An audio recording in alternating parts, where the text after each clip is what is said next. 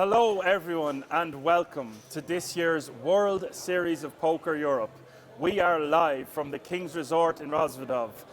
Our first event is going to take place today. It is the No Limit Hold'em Opener. It's a €350 buy-in with a guaranteed prize pool of over €1 million. That's an extra 1,000 in the field, 3,500 entries, a record-breaking field with more than 1,000 entries on last year's event. I am delighted to be here with my main man, Alan Finn. This series this year is going to feature 15 million guaranteed, with 15 bracelets up for grabs, and a main event, a 10k buy-in featuring a 5 million guaranteed. Alan, how are you excited as I am to be in the booth for the week? You have no idea, my man. You have no idea. I hear you've got a surprise for us and the fans. That's an understatement, my man. We've got multiple giveaways this week, guys. Not only today, but as I said, all week. First of all, it's going to be an iPhone 15 Pro, a PlayStation 5, guys, and AirPod Pros, and many more giveaways. For you guys to get involved in this, you firstly need to tune in. But not only tune in, guys, both Dan and I will guide you eventually when the challenge that you need to complete to be involved in this giveaway. Dan, what do you think of that? I think that is awesome. I think so too, There's bro. so much action to take place, and that's what our mantra is here. Action. Action. And I would love to win a PlayStation 5 for Christmas, personally. I wouldn't mind some AirPods. No, sir. That's great. We also have another event, I do believe, that's taking place today, the PLO. Not only today, Dan, but as I said, the PLO 300k 8 max is also on today, guys, and also the mini main event, which is the 2 million guaranteed. And by the way, guys, you can still join, and I think you should, because I think you'd be a little bit silly not to. I don't know about you, but I can't wait to get the action kicked off with you in the booth for the entire week. Can't wait, bro. The fans asked, we have delivered, and I'm excited to get this underway. Likewise.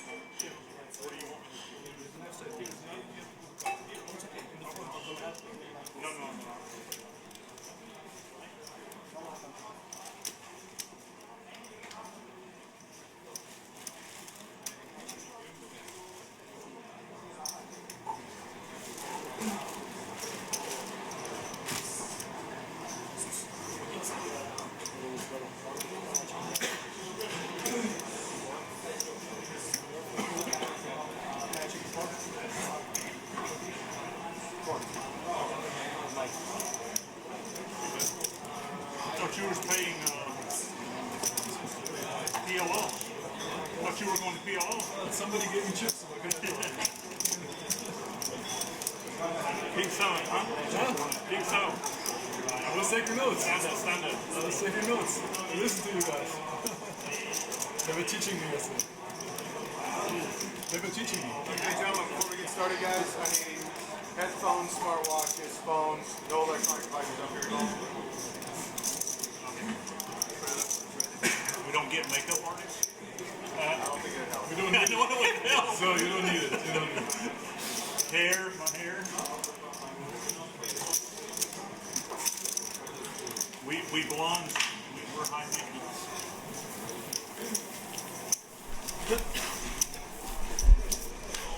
Hello everyone and welcome to the World Series of Poker Europe. We are live from the King's Resort in Rozvadov, and this is the first day of our coverage for the live streams. And this year we'll be playing for 15 bracelets with over 15 million guaranteed, including the 10k main event, which features a 5 million guarantee. I am super excited to be here, not as excited as my co-host. Started at the bottom, now we're here. The fans have asked to have us in the booth together. We have delivered. They've rolled out the red carpet for us. The Irish commentating kings are at King's Resort. How are you feeling, Alan? Absolutely ecstatic, my man. I mean, as I said to you countless times, guys, we arrived here 2 days ago, and I knew I couldn't turn this opportunity down. It felt like a once-in-a-lifetime opportunity, and the guys, I'm obviously here with Dan, and it's just, yeah, very, very excited, mate. Very, very excited. Yeah, my name is Action Man Dan. I've got my co-host Alan Finn, and we are going to be your broadcaster for the duration of this week. We have so much action to get underway. I hope you're as excited as we are wherever you are tuning in from. YouTube, we've got some great new content on there. The Action Army on Twitch, and it's a big one, Alan. You mentioned it in our intro video there, our first intro video together, and we've got a massive giveaway. Indeed, my man, and not only today, but it'll be all week, guys. So basically, we're going to have the likes of an iPhone 15 Pro that we're going to be giving away. Some stuff like PlayStation 5, AirPods Pro, exactly like that. So, as I said, my man, it's going to be an exciting giveaways going forward for the next 7 or 8 days, as I said. Apocalypse is in the house, says our boys are at Kings. We are indeed, Apocalypse. Nice to have you with us and all the other moderators that will be joining us. Yes, sir. I see Safwan Bahari is still in the field, and I believe there's 23 players remaining in the €350 no limit hold'em opener. They are playing for over 100 G's for first place, and once again there are going to be the guts of, I think it's 12 tickets here available, 10k a pop. So it's very important to note that with 23 players remaining, as you can see in the top right hand corner of your screen, from a starting entry field size of 3,503. Ridiculous. That's 1,000 more entries than this time last year. It just shows how much this series is growing, and Kings facilitating it in every way possible. The production team going above and beyond. Look at these new graphics that we are spoiled with, getting to see exactly what position at the table is opening, or whatever the case may be. Bahari with pocket 10s here. Superstar on the circuit. A Kings Resort reg has had many scores throughout this year, and with pocket 10s and just 11 big blinds remaining, we are going to see an all in here. The under the gun coming from the ace jack of clubs. Bahari is all in from the cutoff. And under normal circumstances, I think this would be a call, but because he's raised from under the gun, this is actually a very difficult decision because it's for such a large portion of his stack here, Alan. Yeah, it's definitely close, mate. You know, as I said, under the gun in usual situation like that, the ranges are going to be quite strong here, but Bahrain, very, very standard 3-bet all in here. I think Kak's situation here with Ace Jack, he's maybe going to find the fold down. Would you be kind of thinking along those lines, or is it just too little big blinds itself to pass on this opportunity? It's right on the line here because it is just a tad over 10 bigs, just slightly under 11 total. He's already invested what looks like a min raise, so that's 240k. The problem is he's only playing 2.1 million behind, so if he calls and loses here, he's going to be back down at $1 million. With 23 remaining, 12 10k tickets up for grabs, and the average stack at 3 mil, this might be just a little bit light to call off just such a large portion of our stack.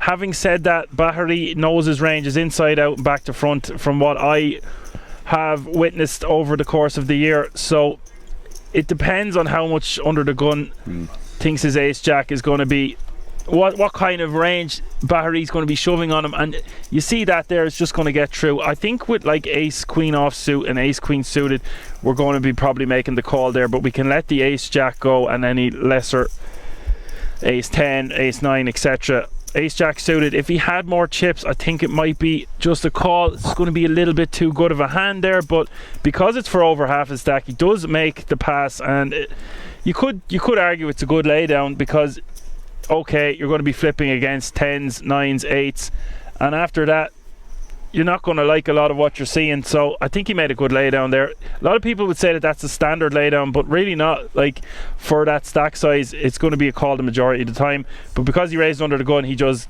get away from it.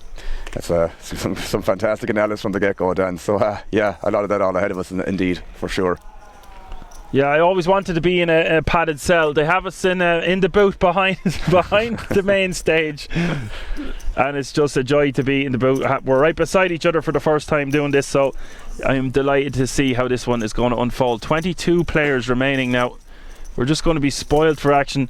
As I said, I'm super excited. Not as excited as Alan there. He's bouncing around the place this morning. Great to see it.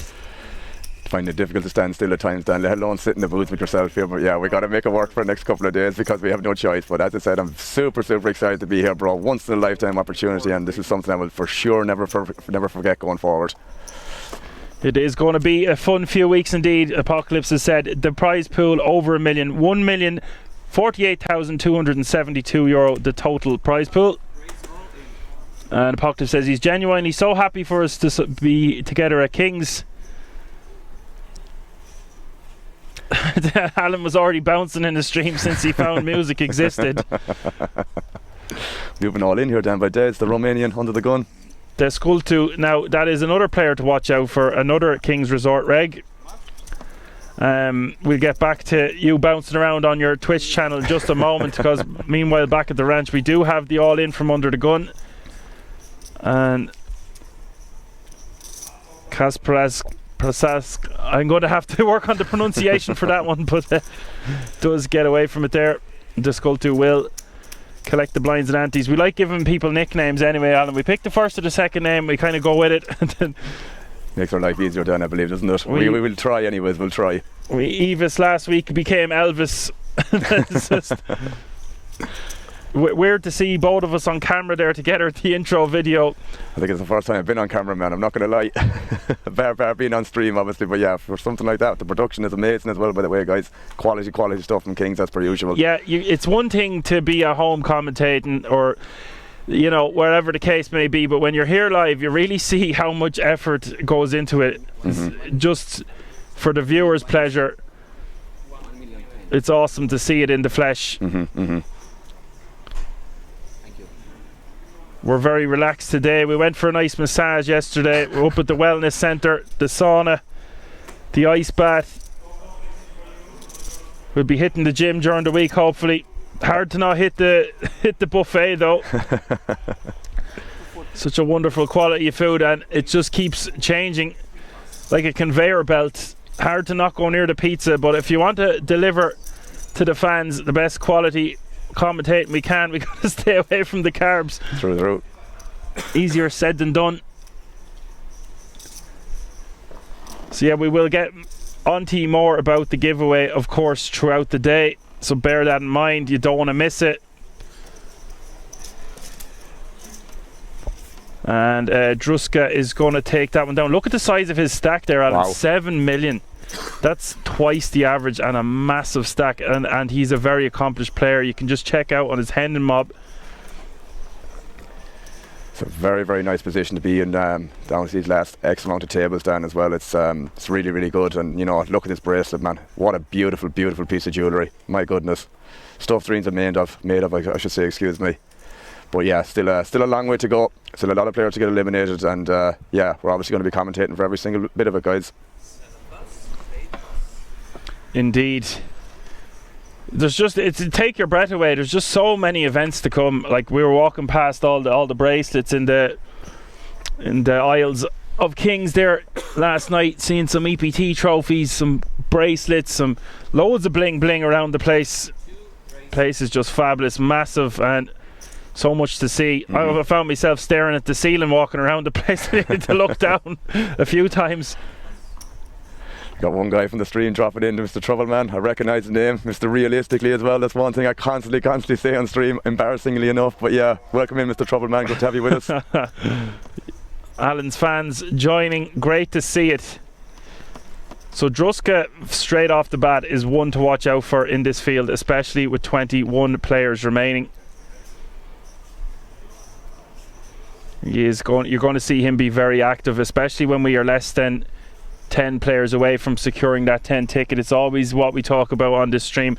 That bubble is just so important. You play for this many days, and the opportunity to get that 10k ticket with a 5 million guarantee and a 10k buy-in is just massive.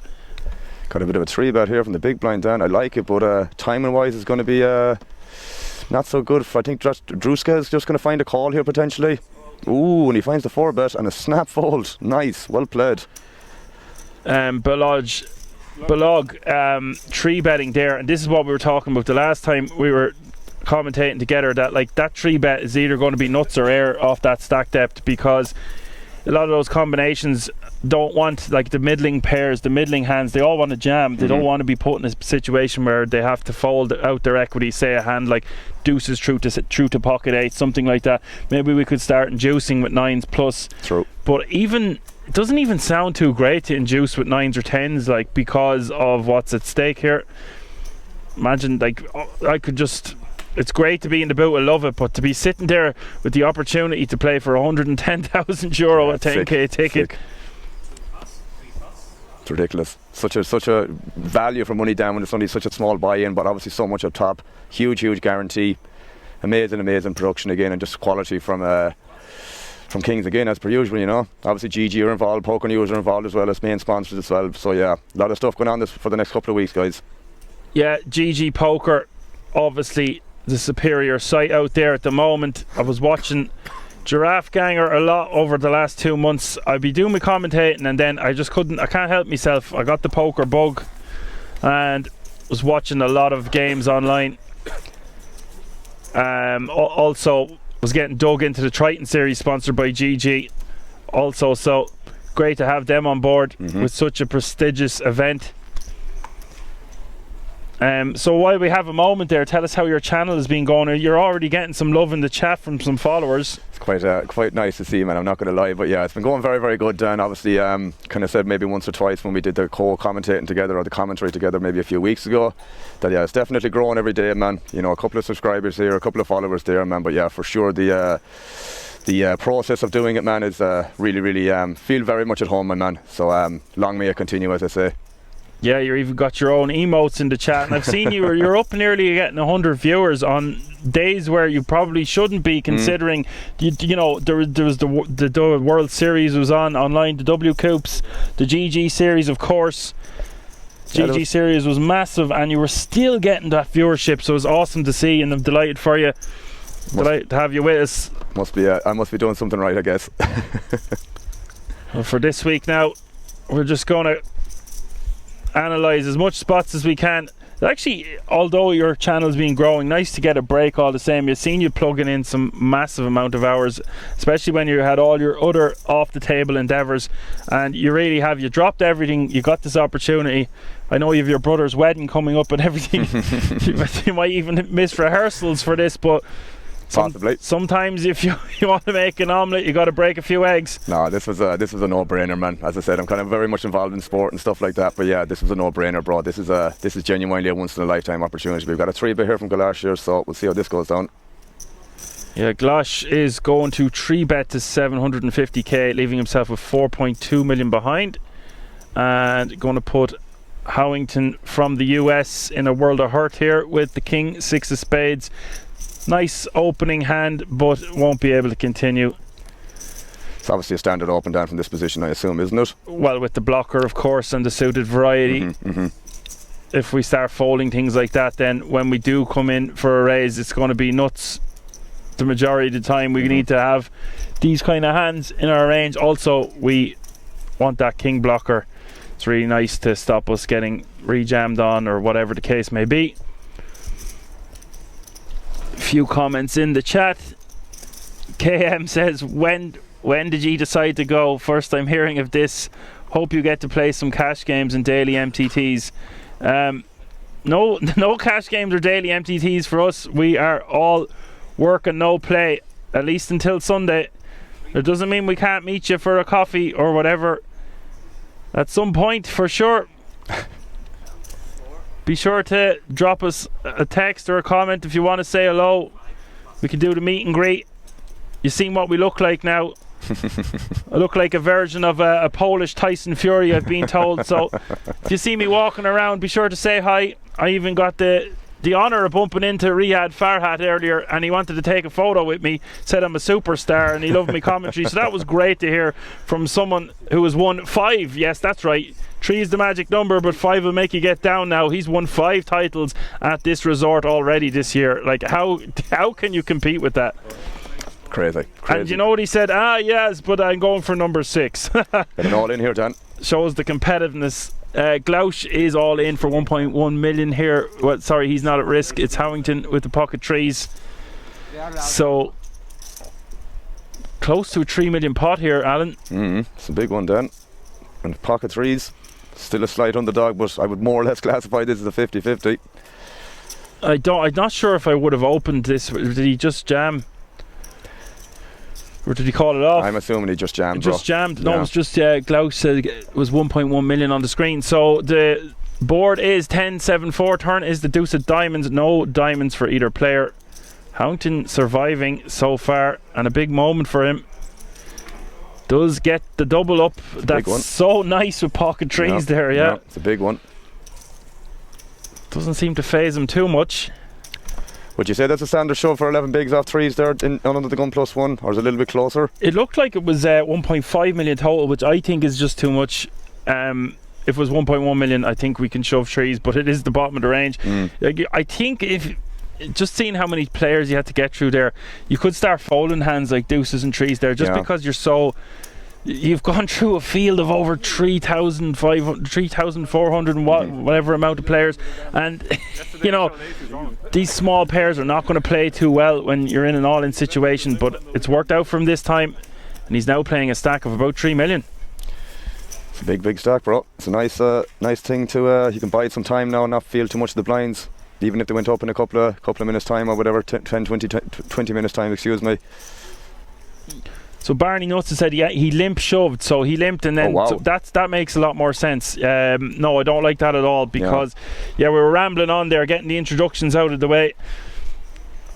It seems, I wouldn't be shoving that much chips from early position with like hands like deuces, trees and fours. I'd probably be just shoving 5s plus.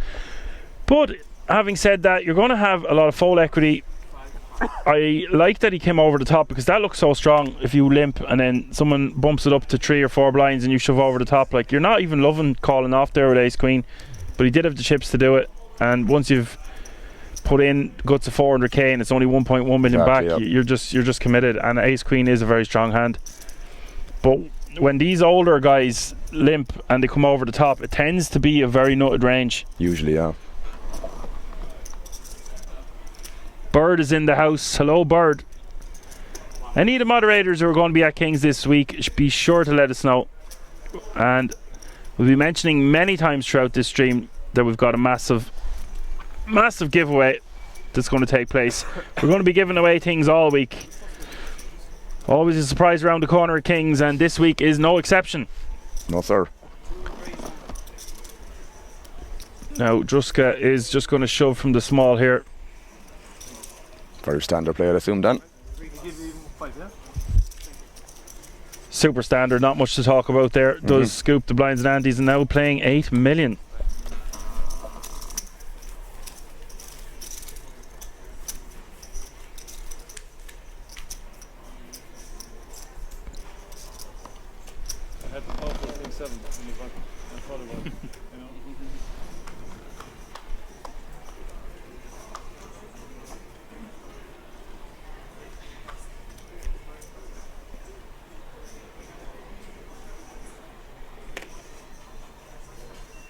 And I'm just getting some additional information. There is a website for the giveaway where you enter the codes, and you've got to win the codes. In order to win the codes, we'll be asking certain questions throughout the day, so you better be paying attention. You don't know what the question could be. If you are the first person to get the question correct, there you will receive the code, and then you will put the code into a website, and that is where you will be entered into the giveaway. The giveaway is from October the 27th till November the 12th. The participants must register their codes on the account they create on www.promo.kings.shop. That's www.promo.kings.shop.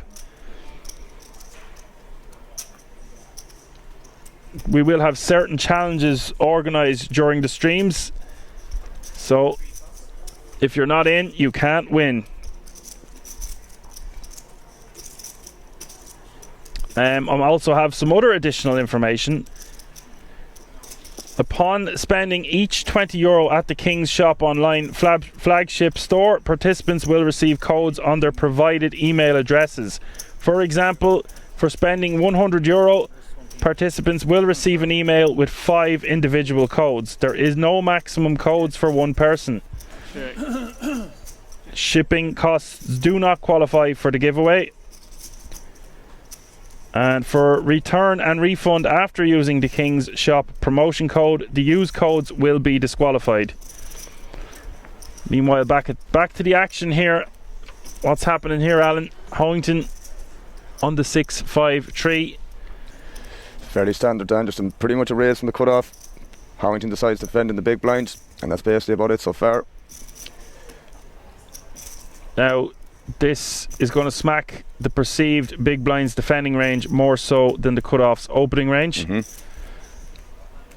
If Vega goes for a c-bet, I don't think he should on this board. Does check back, turn is the 6 of spades.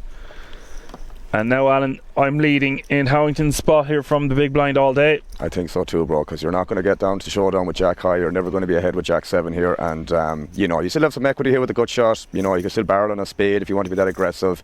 I think Vega should take a stab here now at this point. I think a similar situation with Harrington. Not going to get that much action. Or sorry, you're not going to win that often with Queen high here, if ever. And you can get stuff like King highs to fold. You can get stuff like Ace highs to fold here as well. So, you know, obviously a massive win if that is the case with Queen 9 here. Yeah, I just think you're printing as well. We have so many hands that our opponent can't have. Yeah, is the bottom line. You see Vega coming out for a stab here as well, which is, you know, this is just one of those things where if people double check here on this board, I think it's just you're just going to get a bunch of folds here usually. Is this more of a one and done situation for you from the turn, or would you be setting up another barrel on the river if it is called? It's one of those things. It just really depends how you're kind of constructing your check back range on these boards, because you know there is obviously some over pairs that you're supposed to check back here sometimes to have, you know, to protect your check back range on these boards in particular. But I'm really not a fan of this check call from Harrington. I think this is just basically burning money because, you know, you're just not going to get there, and even if you do get there, you're just not going to get paid often enough. So I would rather just check forward with Jack 7 there. But I do think Vega has to probably take another bet here, man, because similar situation like I mentioned on the turn, you're just not going to win that often with Queen high here, and I think if he checks this back, it might be a bit on the weaker side, which is something I don't like to see most of the time, especially in this particular spot. We could get a 5 to fold here, we can get a 3 to fold here, we might even get an Ace X type hand to fold here. It just doesn't make much sense if we bet the turn to check the river, especially when we can now rep that king. Well, I suppose the only counter argument to that is the only King X to really improve here on the river is going to be King X of spades usually. But the other benefit of this is that you can still value bet a lot of these, like we'll say 8s, 9s, 10s, jacks, queens here, because the king shouldn't really hit the out of position player's range that much, if ever. And I don't like the body language from Vega here, because it's like he's going to check and then so he does actually decide for a bet. I think this is mandatory. Yeah, he can just, his queen high is just not going to be good at showdown enough of the time to not warrant betting turn and river. And I think one important takeaway from that hand is if we're going to check call the turn, why not bet ourselves? Barney Nuts makes a very good point there. He says no point in defending Jack 7 off if you don't lead the turn and the river on this texture. Definitely. Nailed it there, Barney. Nice to have you with us. And I have even more additional information. We are spoiled for these giveaways. Prizes. A total of 35 prizes will be included at the mystery giveaway randomly. All prize winners will be announced on a special live stream on the above mentioned channels on November the 12th, 2023. Prizes include the iPhone 15 Pro 128 gigabyte. Value is just shy of €1,300. Yes, that's right, €1,300. PlayStation 5 and a DualSense wireless controller. That's the equivalent of €600. AirPods Pro, which are nearly €300. We also have a King's Resort hotel voucher for a 5-star room stay for 3 nights. Value €600. Booking of the desired stays is subject to the availability of the hotel. We have a King's Shop voucher, 2 types of vouchers, a €200 value 3-piece and a €40 value with 10 vouchers. And finally, we have a King's Lounge Shisha Day Pass voucher, unlimited smoking. Unlimited smoking, Alan. Unlimited, eh? Yeah. This voucher is valid for 1 working day only, and that day will start from the time that the voucher winner presents it to the staff till the closing of the lounge the same day. The voucher covers only 1 person, thus the winner cannot order shishas for more people. Okay, that is a lot of information there. I'm sure I will have to repeat this several times per day for several days, but that's what it's all about. You've heard it all first. I think it's an amazing opportunity to win those prizes, especially this close to Christmas. You were getting giddy as a schoolgirl with these prizes earlier, Alan. I mean, it's a no-brainer, man. It's a free roll, as I like to always say. If there's an option to get something for free, guys, where you don't have to invest that much, or if anything, I think you'd be silly not to. But yeah, for sure, I was giddy when I was going on about that in the intro video. Couldn't contain myself. Now, I think we have a lot of introductions and the giveaways done, so we're going to get stuck into the poker. Yeah, this was just a raise from Vega and a cold call from the small blind from Howington, Dan, if I do remember correctly what happened pre-flop. You see Vega coming out for a C-bet here. I'm getting the impression with Howington he's probably a little bit of a kind of more active player. Maybe not so much on the aggressive side. Seems to be a lot more passive from my perspective from the first couple of hands here, Dan. I understood 1.2. That's why. Yeah, it seems like he's just happy to be there. He needs to pull the trigger a little bit more from what we've seen. I don't really mind his defend here, or like just completing from the small, from the hijack open. It is a nice hand to do it with, especially when we're facing a late position opener. It's just when we hit certain boards, we're going to have to put those chips to work. I don't mind the bet from Vega, but you could also make an argument for just checking back on this flop. I mean, I suppose the upside of Vega betting this flop, that when the flush turn cards complete, that having the 10 of hearts here is very, very relevant. You know, blocking some value that you can barrel off on with the Jack 10, as if you could rep that, is obviously very, very applicable here too. So for sure, there's obviously some positives for betting the flop here. But yeah, Howington's going to be in a tough spot facing a double barrel here, man. And the thing is, when a flush completes in the turn, bit of a tricky spot, man. He just has to check fold, and again, it is what it is. But yeah, kind of one of those spots when you check call on the flop, see the flush on the turn. It's very difficult with 10-9 to continue, even though you have a good shot. Yeah, it just shows the power of the double barrel there, and I like what you said. Having the 10 of hearts is more of an incentive to bet on the flop. So what you say, with a different combination of ace 10, you might just check it back? I would say so, yeah. Again, obviously you're aware how kind of somewhat GTO I can be at times, man, in terms of, like, you know, certain combos are going to check back more often without, you know, better kind of turn cards to barrel on. But definitely having ace 10 with the 10 of hearts there for sure is going to be a pretty high frequency bet on that flop, I would guess. I am loving these new graphics. They're just awesome. It's such a joy to commentate when we've all this on our screen. It just makes things so much easier. The updated the chip counts there, clearly showing how far in the lead Stefan is at this feature table with 21 players remaining. The average stack is 3.3 million. The blinds have gone up. They are now 80k small blind, 160k is the big blind, with 160k running big blind ante. That's 80, 160, 160. One of your moderators is in the chat. The moderators are crossing over here, Alan. Eddie boy says, sup, Alan. What's up, Eddie, man? How we doing, my man? Cheers for the sup, Alan.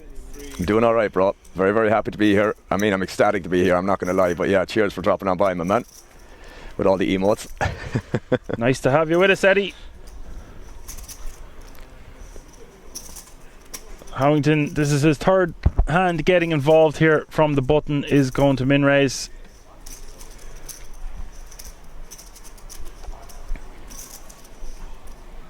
Gotta represent.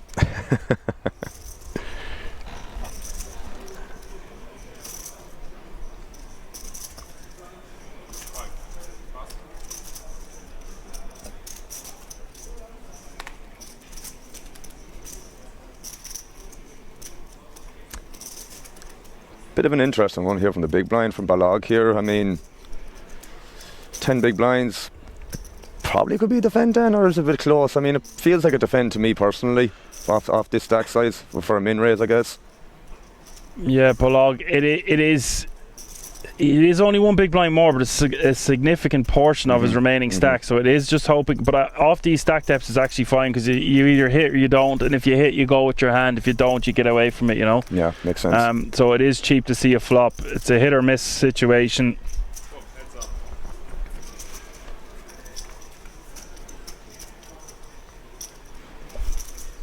That's the hit part. That is the hit part, and when he checks, and if Howington bets, are we just betting, or are we just calling, or are we jamming? Because we are sub 1 million, and you can see the stacked pot ratio is clearly less than 1 to 1. I suppose just, I mean, it feels a little bit Difficult to check jam here, but you know, if Howington, whatever range Howington is going to be open on the button here, he's just obviously going to be c-betting his probably entire range here. So it's probably one of those spots, Dan, as you said, there's enough in the middle here that if you just do check jam and take down the pot, it's a pretty big. Yeah, there we go. Yeah, I I'm just love it. shoving. Yeah, I like it. I think it's a far superior play when we have less than 10 big blinds behind. Agreed. Especially if there's a situation where we're going to get barreled off our hand. If our opponent has a queen, then so be it. We've too much invested. Our plan was if we hit, we go with it. We did hit. He has gone with it, and he's scooped a nice pot. There's obviously some other hands that will call there as well that he's obviously ahead of as well. Stuff like straight draws, you know, some I mean, you could argue some weaker hands potentially, but yeah, I assume the straight draws can maybe just call off against the jam there because again there's so much in the middle. But yeah, I just think when it's a dealer or the button versus the big blind man, it's just going to be a super wide range, probably wider than normal, I guess.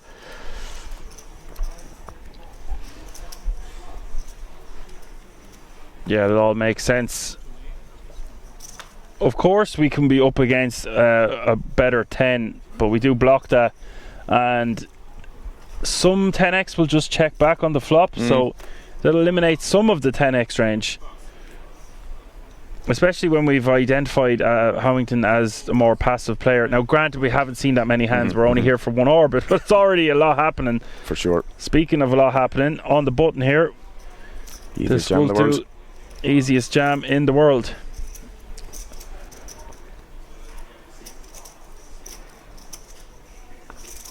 Obviously wanting a caller, Balog, it's going to be a little bit too much for him to call, even though it's only about 4 big blinds, and for Glausch he is going to have to commit. 490k. You have a big shame aces. Nobody expects Queen to have aces when you're so short.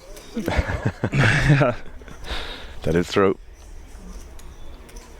They're not invincible though. He just has 83% equity. I say just, it is a lot, but nearly 1 in 5 times they will get cracked.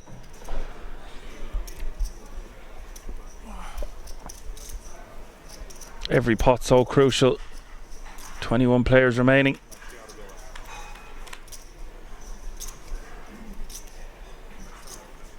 Oof. 10, 8, 7. It's never easy. No, sir.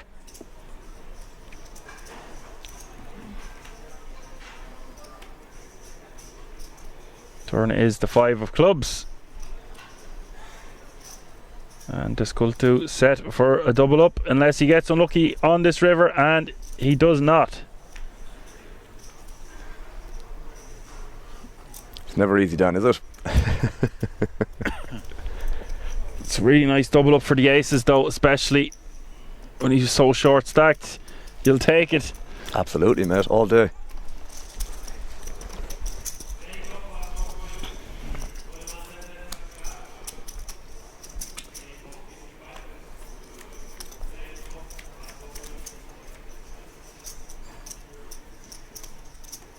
Just important to note, one detail I might have left out from that intro video earlier, there was 57 nationalities represented in this €350 opener. Wow.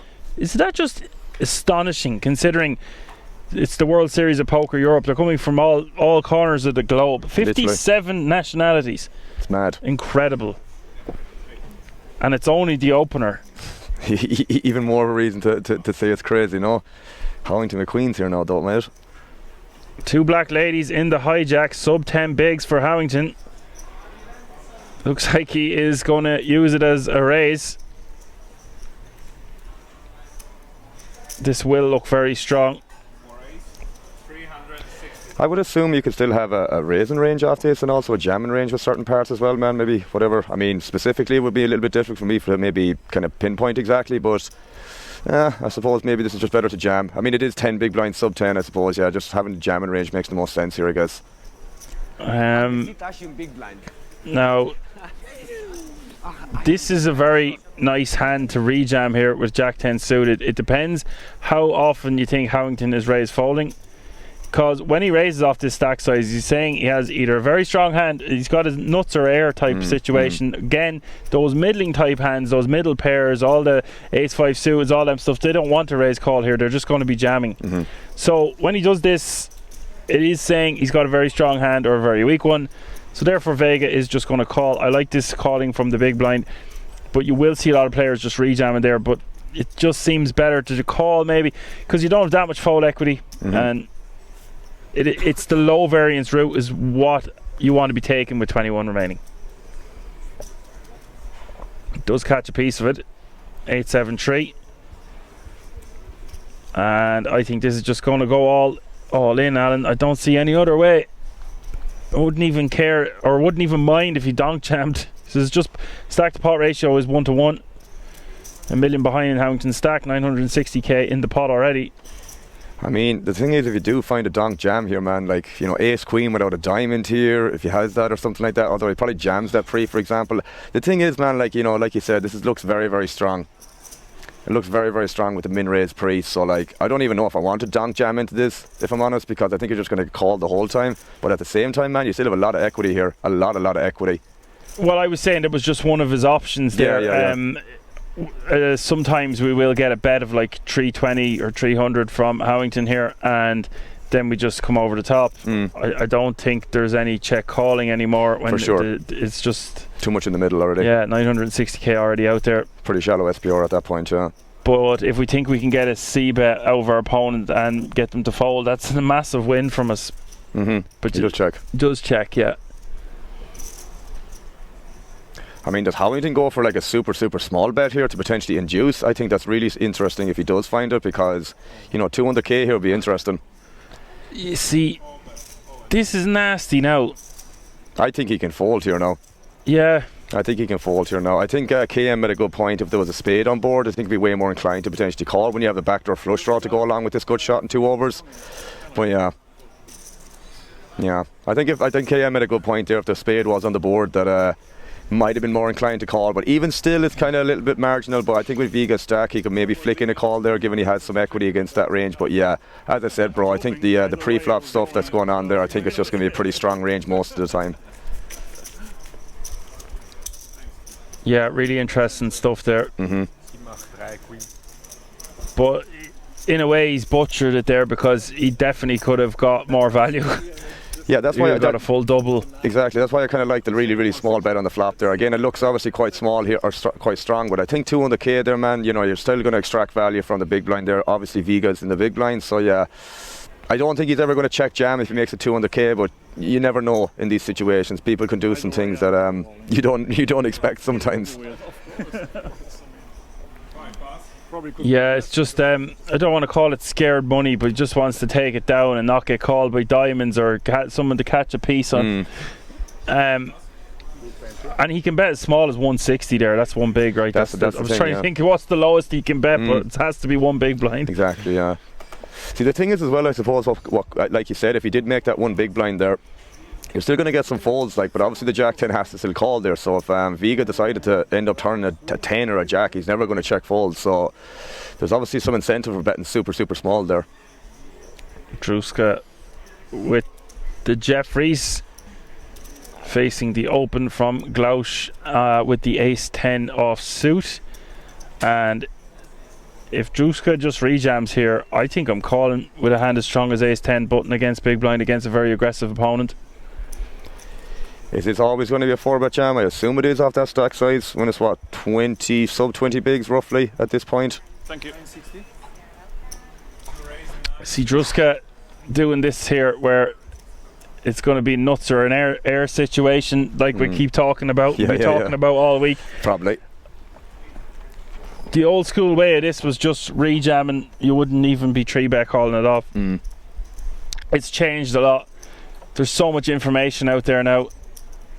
We even heard an interview with Steve O'Dwyer taking down the 25k turbo, saying people used to think there was only one way to play and it was self-explanatory off 10, 15, 15 blinds, anyway, even 20, and there's just, he said it's changed the game completely, playing off this 20 big blinds and less.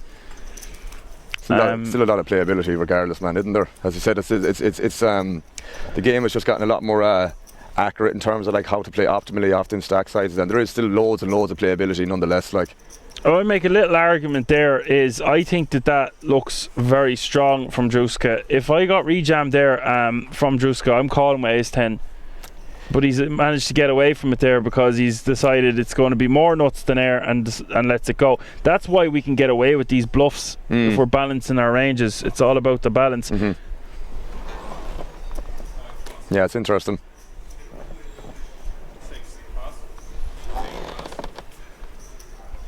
Two more eliminations have occurred. That means 19 players remaining now. It's crazy that there was 3,500 players in this, man. It was just like just mental amount of players. But yeah, it's just fizzled down to these last 19.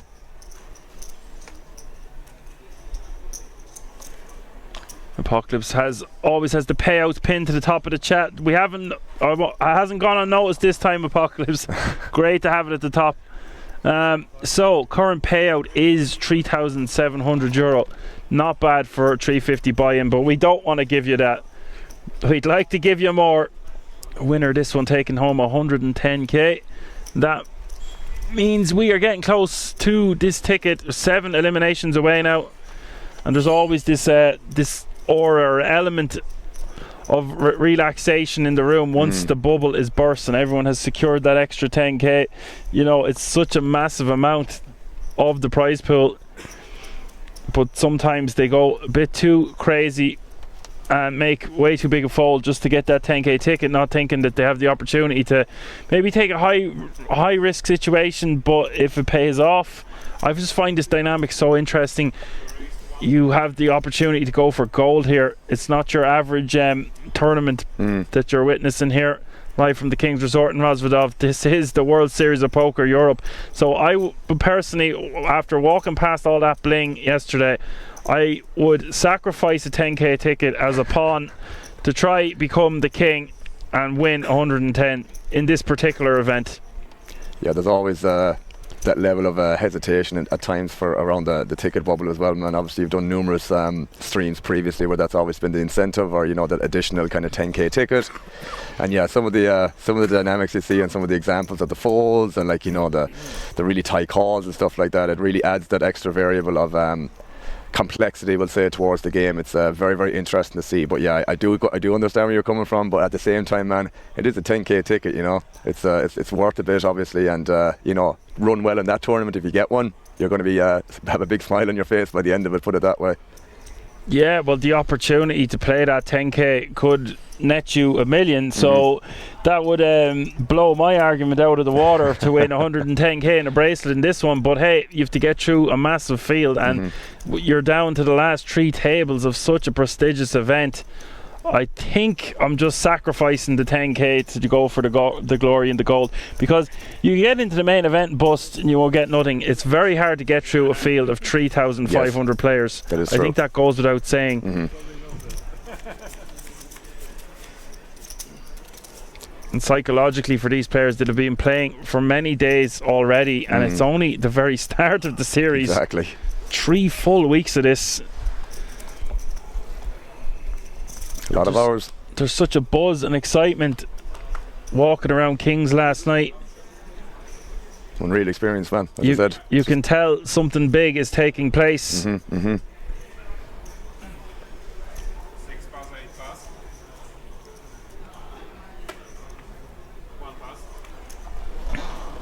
KM asks, will we be there for 3 weeks? No, we are here we'll be commentating for a minimum of 6 days this week.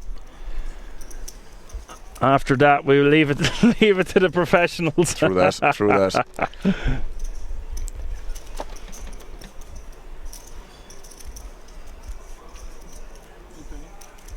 You see Druska here, man. He's just like, he can just go to Pound Town. Yeah. It's his world, and everyone else has to live with it. Live in it for now. And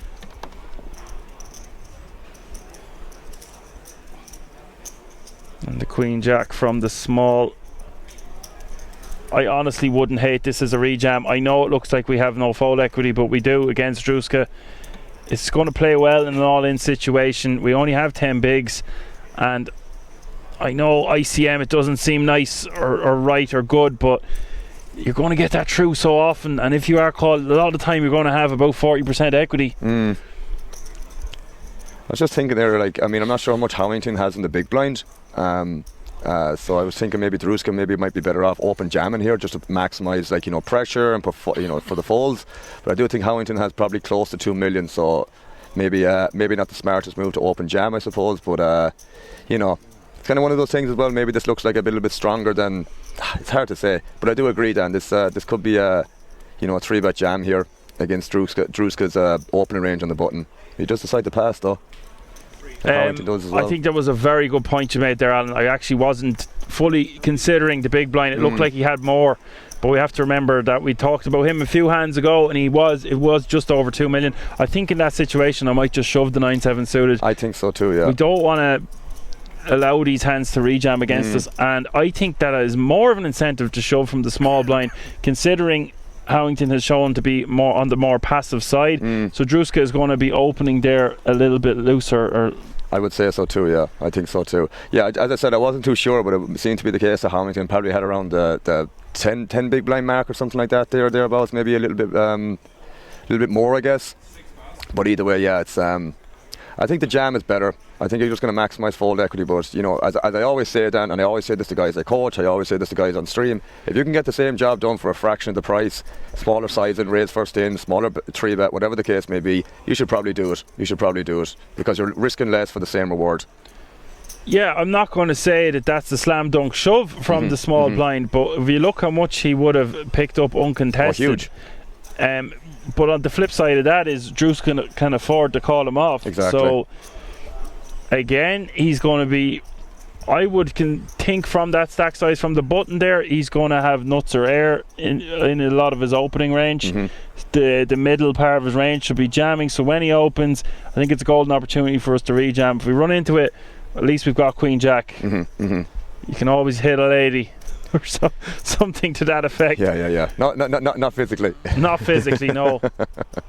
Not yet, or we'd actually be in a real padded cell. Well, I'd rather be in a straight jacket than have a straight job. Fact. Glouch raising to 320 with the Queen 10 at diamonds from early position. 18 players remaining now.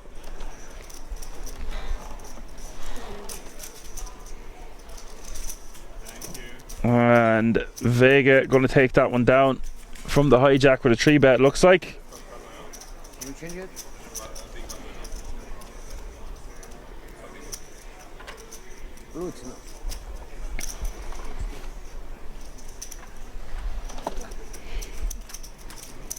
Good luck, guys. Orange too up there.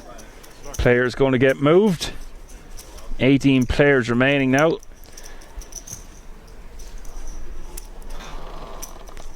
And yeah, we're going to have, there is a page on blooming. Good man KM with 18 remaining. The current payout is €3,700.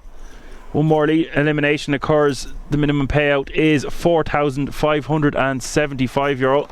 Average stack creeping towards 4 million. Kafiga picking up the kings or Dan as well. It's going And to be the kings are kings for the first time today. Surely won't be the last Dan over the next 6 days that we're going to be here. I can guarantee you that much. Let's see how this pans out for Viga though, nonetheless. 2 pass, 3, 4 pass, 5 pass. I think it's going to be a pretty standard defender for Glouch here. Needs to be careful not to maybe over-invest post-flop as well if he does hit a pair or something like that. Obviously he's in bad shape versus the kings here, but very, very standard call pre-flop, one would imagine. He does flick in the call.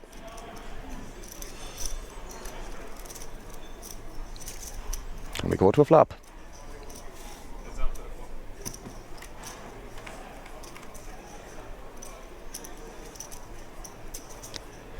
Caught a piece of it, my man. But Viga, obviously, so stereotypical, but poker is poker. But usually when you have kings, a lot of the time an ace comes in the flop, coincidentally, or so people feel. Yeah, the kings are kings, not always getting there. We've seen them lose more times. There is an ace on board, does give Glouch a flush draw. So expect to see some more action on this flop.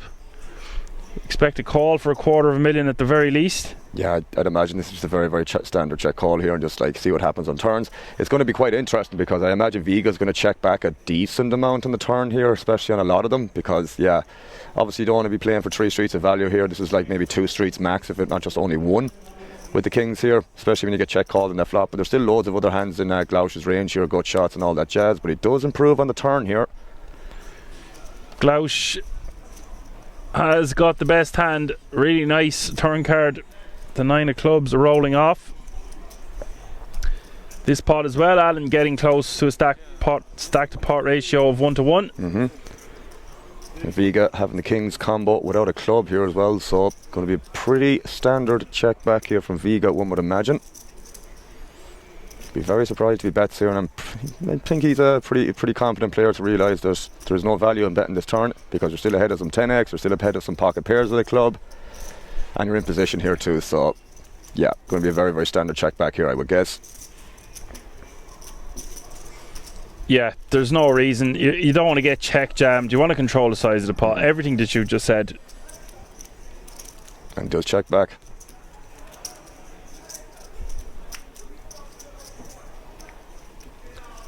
It'll be interesting to see what size Glauch goes for here. Does he try and target ace X and stuff like that? Is there an argument to make a blocker-ish type sizing here that looks like it could be a 10, a weak ace? You know, you see it time and time again, just to maybe get paid here instead of trying to get greedy. It really depends on what your block bet range is going to be here. Like, I mean, the bare minimum I would say is some ace X here as a starting point, I guess. I mean, you could argue doing this with like queen 10 as well. You know, because that queen does improve some hands for Viga as well. But he does go for $1 million bet. Yeah, I mean, it's not going to get a call here from Viga, unfortunately, but that's not always going to happen. You know, Viga's going to have some ace X here. He's even going to have some ace queen, you know, stuff like that, king jack. So for sure I like to size him, but yeah, I take it back about the blockerish type sizing, because when the queen rolls off, we want to get paid if our opponent does have 2 pair. Exactly, and he will have a lot of these as well, Dan. You know, gut shots get there, 2 pairs improve. You know, even pocket queens is a thing on this river as well. So yeah, I mean, even you could argue queen 9 suited here is a thing. So there is a lot of 2 pairs that get there on the river. You know, 2 pair plus, we'll say. And I mean, if he has, maybe he bets that on the turn, if he has like ace jack with the jack of clubs as well, or ace king with the king of clubs is another example.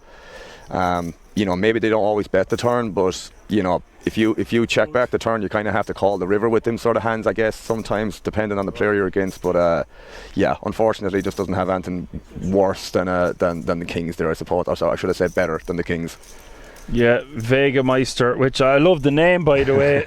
A play on words for Jägermeister. Forced to fold the kings there, nothing he can do.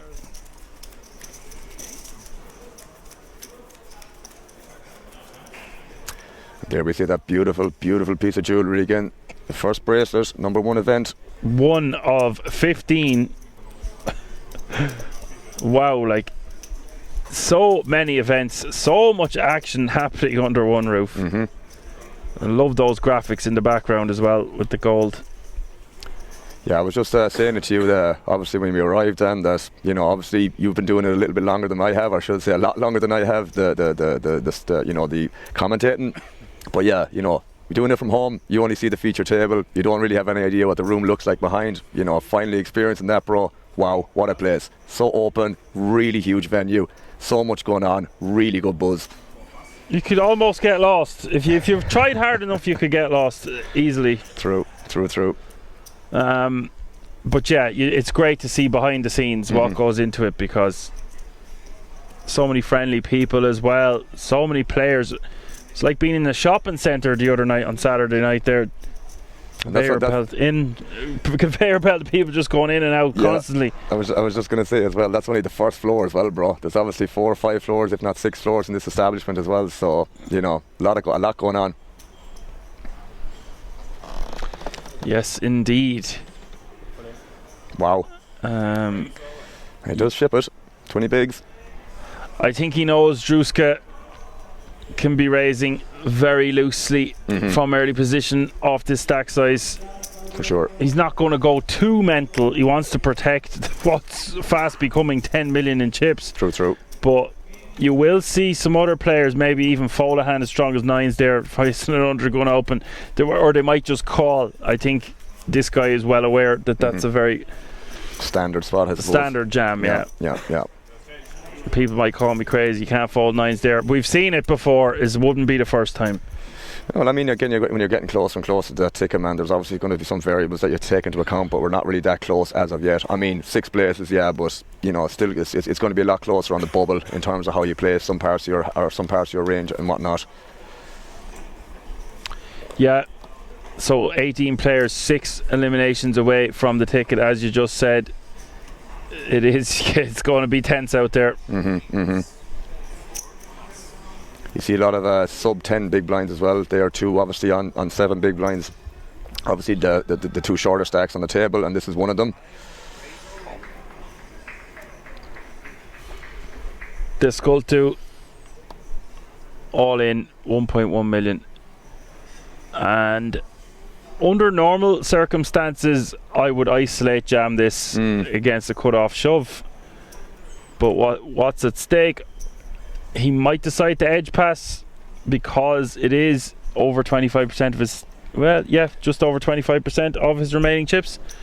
I mean, he has the big stack to worry about behind as well. That's the thing, isn't he? Or he's still in the hand, yeah. So he's still in the big blind. Druska is still in the big blind there. So, like, I mean, if you do re-jam the king queen there, and you do when the big blind wakes up with something, then it's an absolute disaster. So can understand. And I don't think calling is really a thing there, but I could be wrong. Maybe calling looks stronger from the dealer if he did decide to do that. But yeah, you have to be concerned with the Druska in the big blind.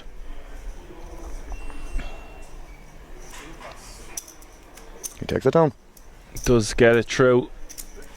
He'd be happy to collect the blinds and antes, which are currently worth 400k. Nice. You can see how big of it, like, he was adding almost 25% of his stack there just by taking down the blinds and antes. It's huge. It's huge. Barney Nutt says you could call and then fold if you got shoved on. I actually think that's a fine option as well. It's just he has almost an average stack there, nearly 4 million. Probably wants to protect it at this late stage, 6 eliminations away. Like, yes, you're going to be ahead of a lot of the shoving range from the cutoff, but there's going to be a lot of flips involved, a lot of 60-40s. I think it's just a good spot to edge pass in that particular situation. Yeah, I personally don't mind it either way, bro. I don't mind like Barney Nutt said, to just go off the call, fold if you get jammed on. But yeah, it's either or in my opinion. Druska putting maximum amount of pressure on the big blind, who has a very callable ace-7. He's not in the worst shape with 10-6 off then, is he? No, this is scary sometimes. It's like, of all the chips, and if I'm called, I'm still going to have the guts of 30% equity at worst. It's not a bad place to be in, I can guarantee you that much. I actually think he should have a bit more equity. There must be some 10s and 6s folded there. Possibly, yeah.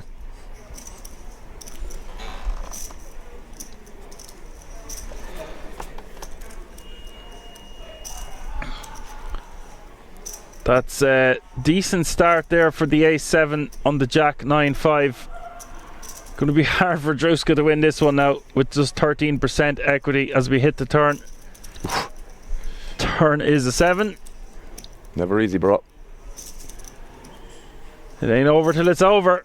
Here's the river. River is a 10. I don't believe it. Wow. Always a surprise around the corner of Kings. The 13% equity getting there. Druska gets richer, bro. He gets richer and richer. He's dominating this field at the moment in terms of the amount of chips he has, and it doesn't seem to be stopping anytime soon. No, he's a good run. A force to be reckoned with. Over the 10 million chip mark now. Eliminates a player. Pay jump has been reached, and 17 players remaining. It looks, he genuinely looks like it's just another day in the office, isn't it? Yeah, he's just part of the furniture at this stage. It's not his first rodeo. No, sir.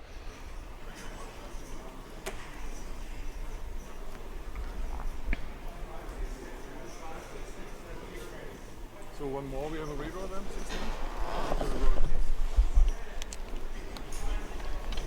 Get away from this guy, yeah.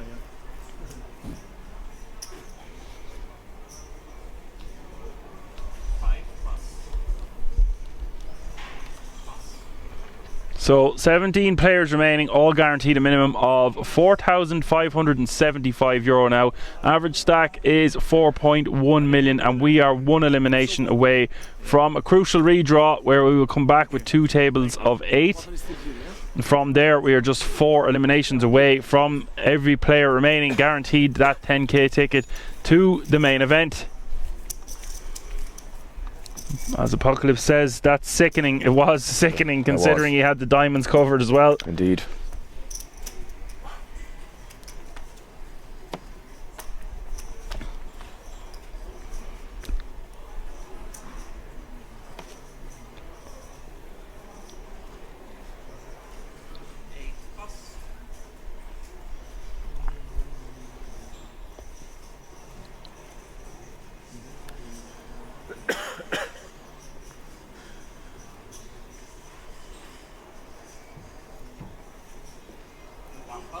Bit surprised that fold there from Viga.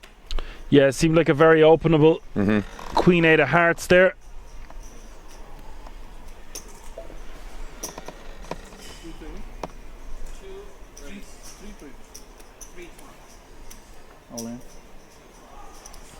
Harrington wasting no time there. No sir. Rejamming in a heartbeat with the pocket 9s from the small blind.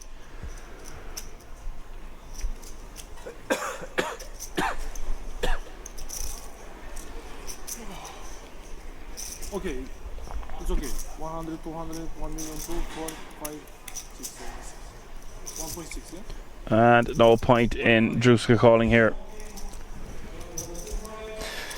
Don't think so either, bro.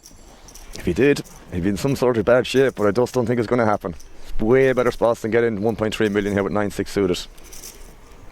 Just, he wants to be peppering them with the jab constantly as well. Just keep applying the pressure. Yeah. Show that he's willing to raise fold off these 10 sub 10 big blind stacks. Then he's just going to have them when he does have. He's just going to snap when he does have it. He's going to risk all these little these min raises, and then like look, he knows what he's doing. He's accumulated chips. 25. And he's just going to continue to pound them. There's no need for him to be calling off. That is true. It's not like there's a bounty on these players' heads as well. It's just no incentive really.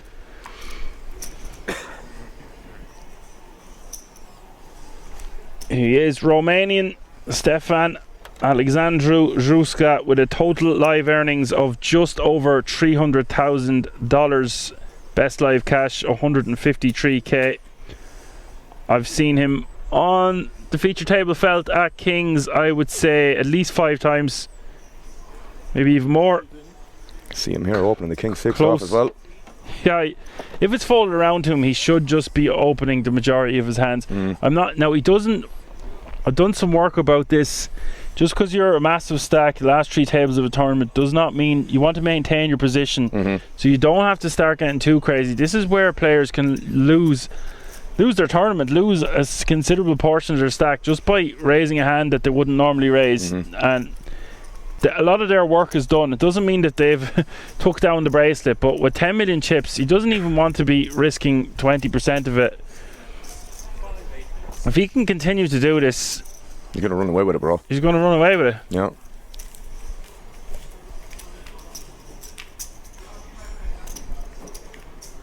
We saw it tight. Well, I mean, you could argue if it was tight or not. There was a King Jack in the small blind there. I'm not sure what the stack say was. I forget what it was. Just beside Harrington there. I'm not sure the player's name. It depends. If it was Druska that opened and it was anywhere close to 20 big blinds, I'm probably rejamming against Druska. Now, I wouldn't say I would be impatient, but like, we are going to rejam lighter against the big stack. We just, you can make a counter argument to that. Well, they can afford to call you, but are they going to call for the reasons I just mentioned? Probably not. So yeah, I want to get a look at the stack size here for the button here. Yeah, it was like 1.1 million, man. So, you know, sub nearly just over 5 big blinds. So I do think we should be rejamming there with the King Jack, but he decided to fold. Klaus here with a pretty interesting spot with the Ace 9 versus Harrington. Okay, I'm saying that when the King Queen was folded there, it was only 6 to 7 bigs, but it actually makes it more of. It's actually, I thought it was closer to 10, so therefore it might actually be just a hand that we want to call and then fold if it's rejammed, or just go with the hand from the button ourselves. But at the same time, we don't want to risk it this close to the ticket. I mean, you still have to keep your head afloat then as well. That's the other thing. Like, you know, there's it's short-handed here at the moment until the seat redraws. So, you know, if somebody doesn't get eliminated in the next 3 or 4 orbits, what are you really waiting for at that stage, you know? Well, we do have all in and call, and this will be the last hand before the break if Glausch can hold. And it is a coin flip situation, 53% equity for the ace-9 of clubs. Pocket 8s have 47% equity. And just shy of 5 million in this pot, so this is a big moment for both of the players involved. Queen 9-6 and Glausch smacking that one. Harrington in a lot of trouble here as we hit the turn.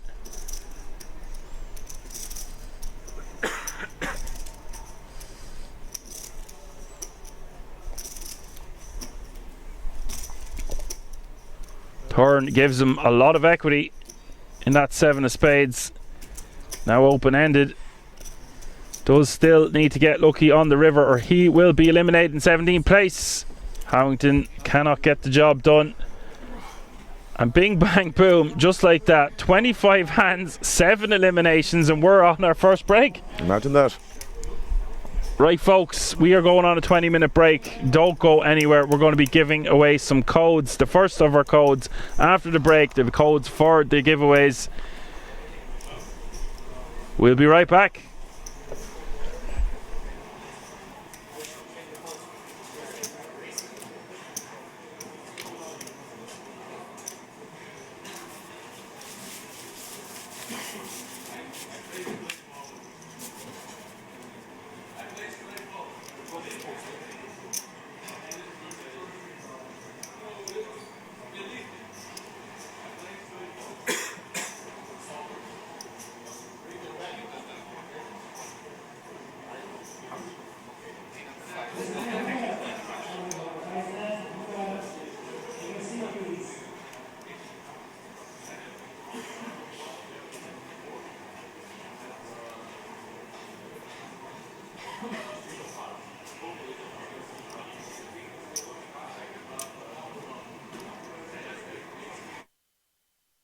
November 12th, where we will announce all the winners.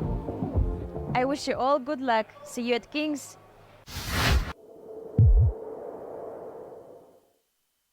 Would you choose WSOP bracelet or a Rolex? Of course, WSOP bracelet. I play 8 final table World Series and don't want bracelet. I have 3rd place, 4th place, 5th place, 7th place, 8th place in Las Vegas. Oh wow, nice. Rolex. AW, you bracelet. I'm bracelet. Rolex. Okay. The bracelet. A bracelet, for sure, yeah. It's the World Series of Poker Europe, where players from all around the world come to win a guaranteed prize of 15 million euros. This amazing tournament starts already on October 25th at the King's Resort. Imagine the excitement of competing with worldwide players for a massive prize. Get ready for an intense showdown. Mark your calendar for October 25th and head to King's Resort for the World Series of Poker Europe. It's your time to shine.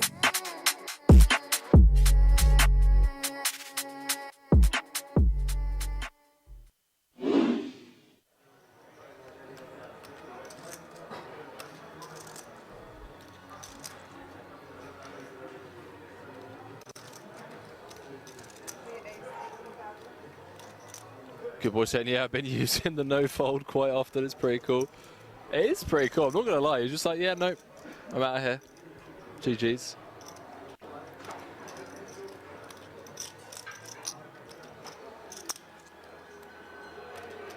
Government just like, we spotted the tanker chat.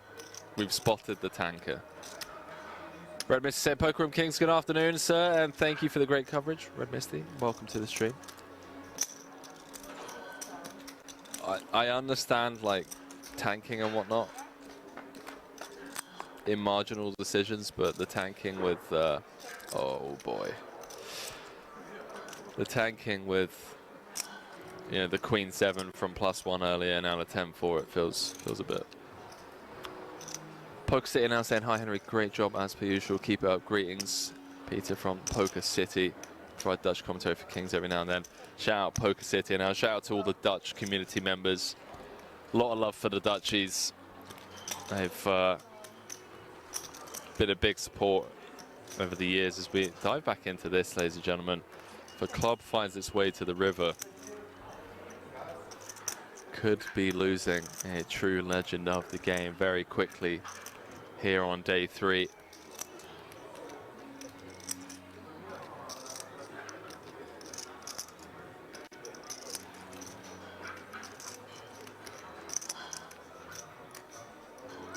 See what Open brings on the turn. 72k in the middle. I'm going to slow down. Comes with B50. Two-tone broad texture.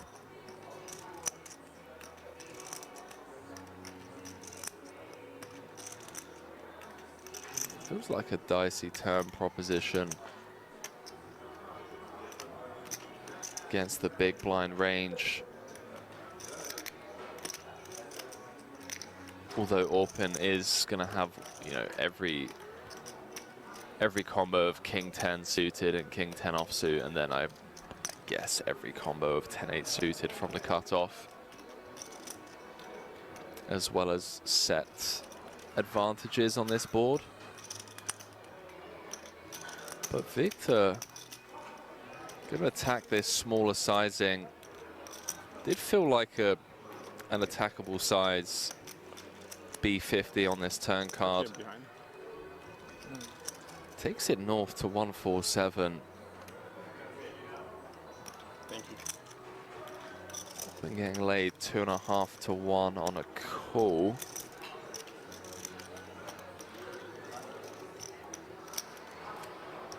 Obviously doesn't know that he has the best hand.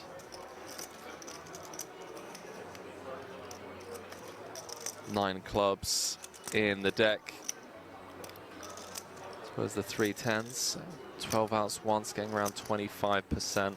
So not really getting the direct odds on a call from a mathematical point of view. That's if he assumes that, you know, his ace and king are no good.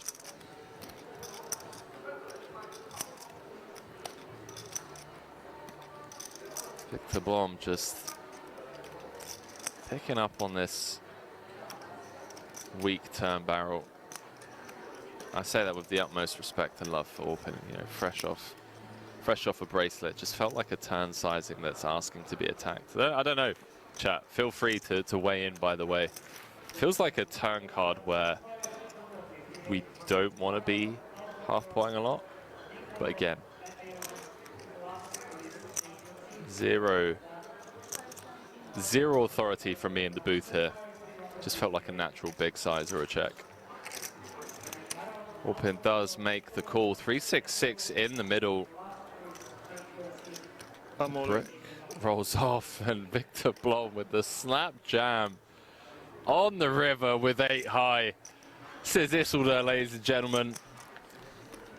The fact that Open has taken this long with this decision here, with just ace high, actually thinking this one through. I mean, this isn't posturing, chat.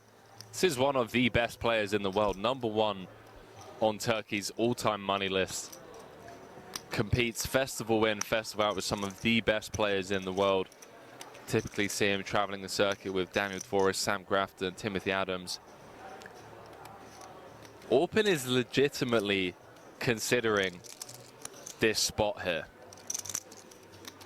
He's thinking of making this call. He's reverse engineering the way that this hand has played out. You've got to think about the range of hands that check raise turn and jam river for value. Blocking king 10, that's obviously one of the immediate good things about this as a bluff catcher.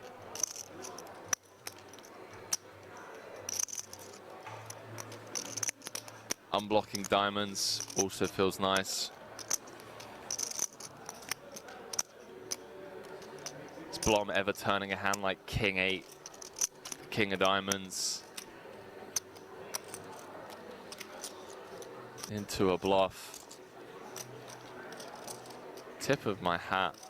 And 5 of diamonds or something. Yeah, see, Orpin's dialed in, bro. 10-5 of diamonds. This isn't TV table time. He doesn't need it. This is Orpin just doing what Orpin does, man. Note the shift in body language from Victor as well. An immediate smirk on his face. The last thing you want to hear from your opponent when you're sat there with 8 high is 10-5 of diamonds or something like the soul read.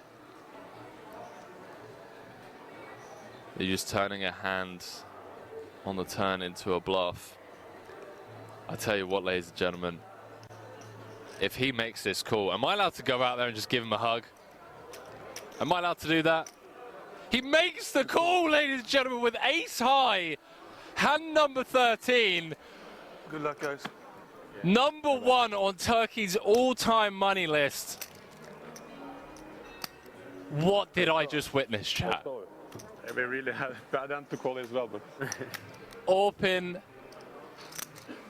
take a bow, my friend.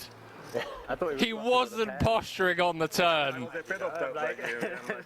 that sounds like some risk there, but Smelt like 10-5 of diamonds, something like that. enough. He makes the call.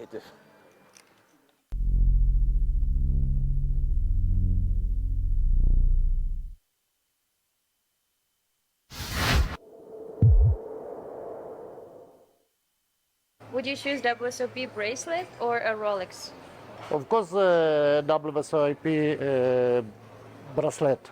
I play 8 final table World Series and don't won bracelet. I have 3rd place, 4th place, 5th place, 7th place, 8th place in Las Vegas. Oh wow, nice. Rolex. AW, your bracelet. I'm bracelet. Rolex. Okay. The bracelet. A bracelet, for sure, yeah.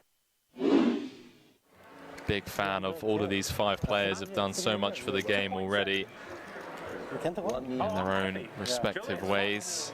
Absolutely. He's not happy. I think Sean Deeb is the main man to go on and challenge Phil Hellmuth's 17 bracelets. Yeah, I've got a bet. Oh, you have? Yeah. What's the bet? Oh, hold that thought. Hold that thought, guys. 1,000% in the 8 game. Daniel comes with call. Okay. Yeah, actually, let me think about it. 2.3 in the middle. Oh, shoot, going. Ace in the window, ace 7-4. Couple of diamonds, saying with the jack of diamonds in hand. Came with the 3.3x pre.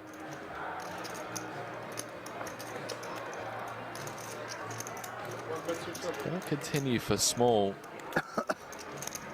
Don't really see Daniel doing much other than just call here. 3.5 in the middle, Pourquoi. Jack of hearts on the turn, would you believe? He has turned a set of jacks, and Daniel Negreanu in rough shape here at this stack to pot ratio. What a sick turn card. Henry celebrating that one like never before. Not celebrating, pal, just sickened at how tournament poker works. Check on the turn. 5 of hearts on the river. Backdoor hearts getting there. Daniel has the ace of hearts though. So I think if we see a bet from Foix, Daniel might well have to pay this one off. Sick turn. Running hearts. especially with the ace of hearts in hand. Negreanu likely to hero here. 2.8. 2.8. 2.8.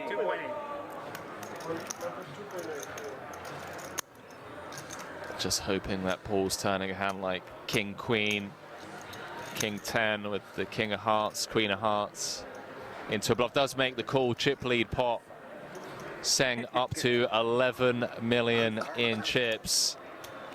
D-Negs down to 15 bigs. Nothing he can do. Blind v blind with that run out. We like that turn just a little bit, right? I was like going to give up. Yeah. I tell you who loved that turn. Sean Deep, ladies and gentlemen. Sean Deep loved that turn. Do apologise, Pourquoi up to second in chips. 36 bigs, 32% of all the chips in play.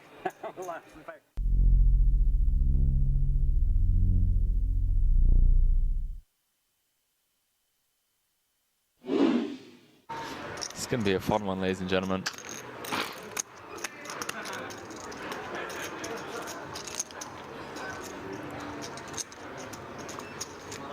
This is logo.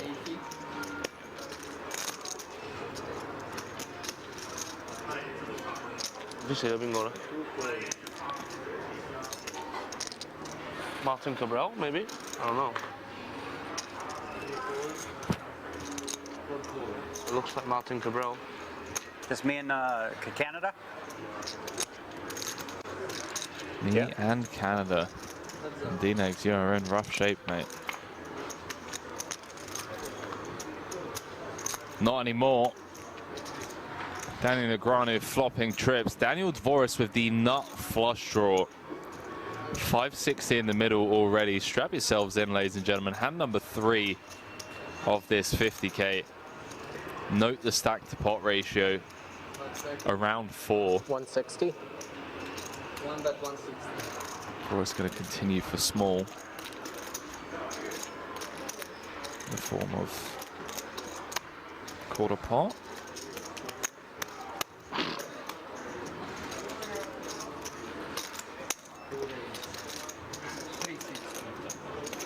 Man, D-Negs just gonna click it.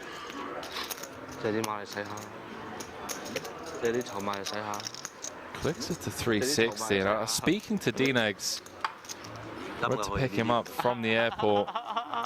He's telling me about some of this new funky stuff he'd been working on, and I gotta admit, I'm a big fan of this. I mean, you could get Dvoris to just pile here. Although Dvoris blocking some of the King Jacks, Jack 10s of the world. That may try and get a sneaky one through. Yeah, Daniel was telling me how he's been coming with, you know, some limps, some like 4.5x, just taking some really unorthodox lines, some quirky stuff. And look at this. Daniel Negreanu has leveled Dvoris into 3-betting on the flop to 800k. Oopsie doopsie. Oopsie doopsie. I might be fucked here, but I'm not. 5 seconds. All in. All in. Yeah, fuck it. I mean, if you got it, you got it. Just what are you gonna do, right? At this point, you got to play to win. All of it. How much is it? Can you get a count? Let's see. Okay, we got Announces all in. that he asked, right? Because then he's probably doesn't have a queen. 1.1. Daniel fading the snap call. 1.6. Absolutely loving this. No, you can't. You have to pause the clock. Yeah, he gets while it you're at counting. 20. So that's 1.6, 1.9. This is more than I thought. Okay, 2 million. He could effectively increase the stack by over 50% without seeing a turn or river.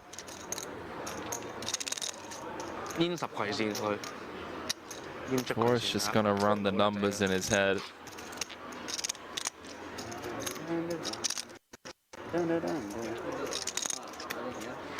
Chat, I do apologize. I'm so confused. I didn't hear call announced or anything. Cards are on their backs. The dealer didn't say call. I'm trying to calm myself because I have PTSD being all in. This is a chip pot. Stress disorder. Ace on the turn. Changes nothing, although Dvoris does pick up an additional 2 outs. Ace or a spade needed for Daniel Dvoris. And there it is, 6 of spades, corner Nobody pocket. would believe me, I promise you. Nobody would believe me of how, like, I could feel that one. I could feel it. 6 of spades, corner pocket, and we're gonna lose Daniel Negreanu. Oh, you don't need a fold, yeah. You got me covered, right? Okay. Daniel Negreanu gonna bow out. No, no. If anyone knew, I swear. Like, I guess you guys see it. I'm always on TV when it keeps happening. Oh, boy. Yeah, you almost have it. That's every fucking 3 days. Wow. Fuck. As I said, we have PTSD with you, Daniel. If you never go all in, I don't think I'd ever be busted. That is how it works.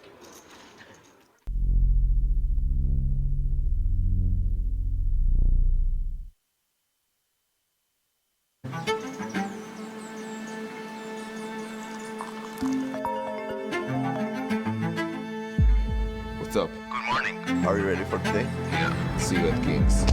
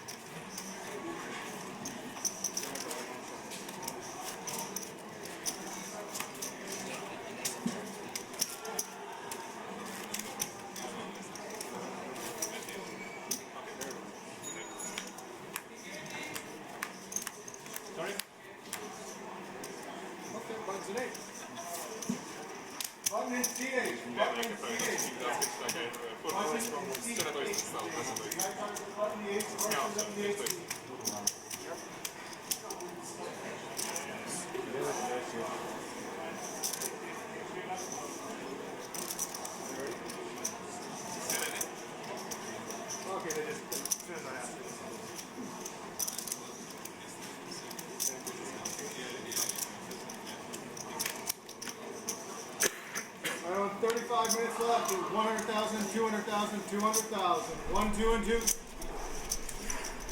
Alrighty, you've heard the man. 100, 200, 200.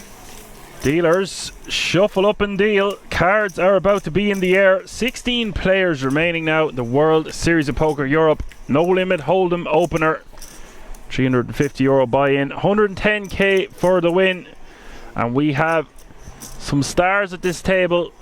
Safwan with some work to do with 5 bigs, but Emil Bees, who is a King's Resort legend, is in the house. He is one to watch out for here, with just 2 tables remaining, 4 eliminations away from the 10k ticket to the World Series of Poker main event. The European version, of course.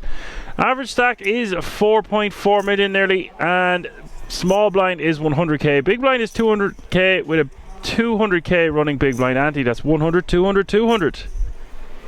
Here we go.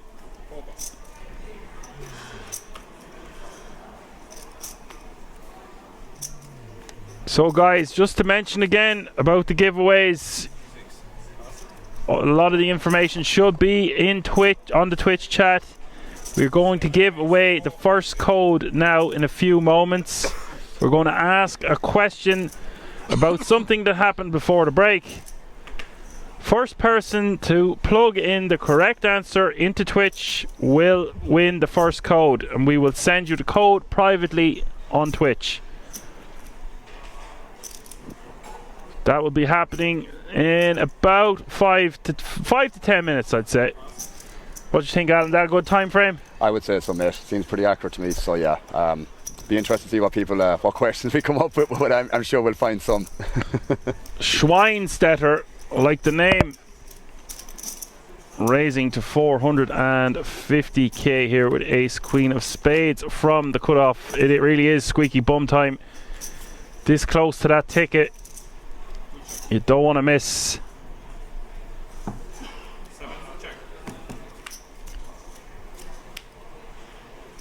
An emphatic check. That guy right there is also a very accomplished poker player, playing under the name Pasma for now.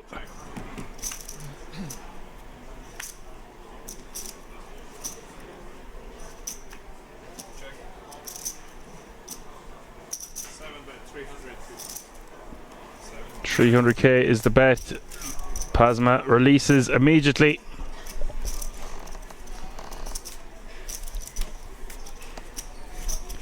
Apocalypse has a suggestion.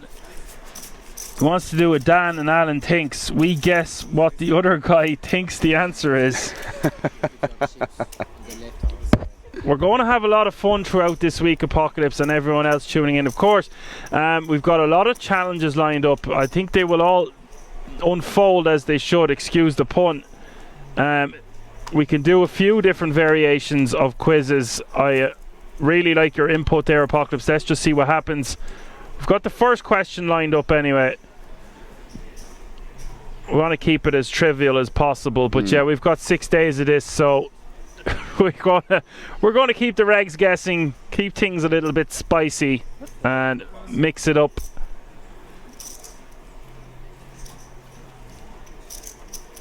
What's going through these players' heads this close to such a massive final table?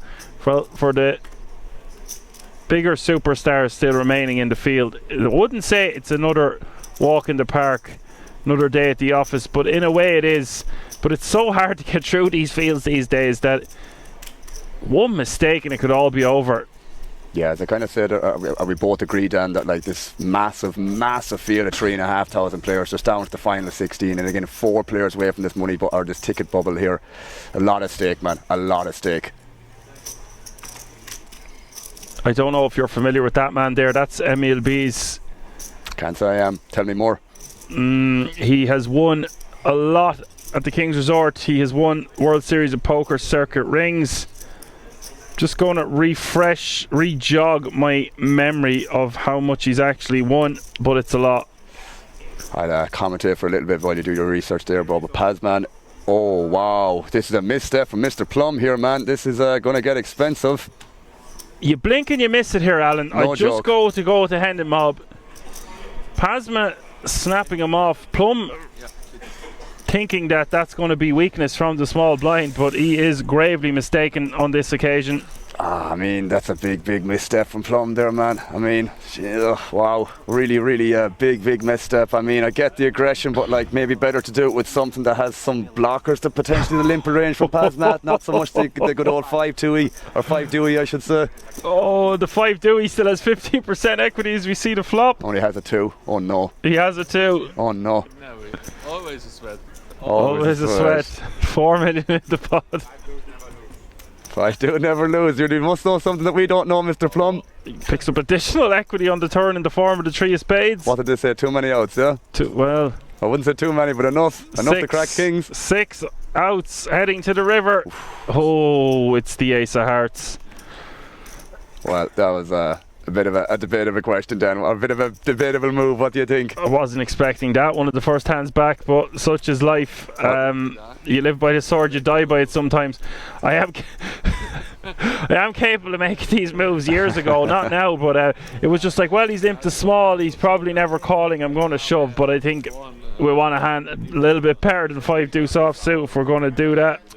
Maybe, when I kind of see something like that, maybe, you know, the small blind limp from that player there, it's like one of those things that maybe he had some history with Plum, that maybe he knows that he's going to be overly aggressive in some sort of spots like that, or maybe just overly aggressive in general.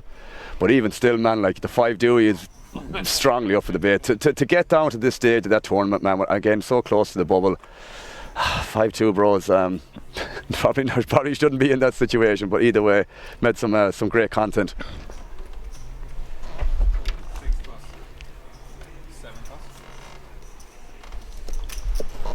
Yeah, it does make for some entertainment for sure. No doubt.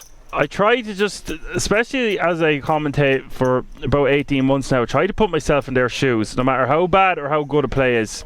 It's very easy to just see superstars making amazing plays hand after hand, but I'm trying to, I sympathise with it, because it's like, I don't think I'm getting called here, maybe 10% of the time. Yeah. And then he just shoves, trying to take down the blinds and antes. And you nailed it, what you said there, Alan. You get through a field of this many players, to blow up like that with the 5 deuce, it just... Yeah.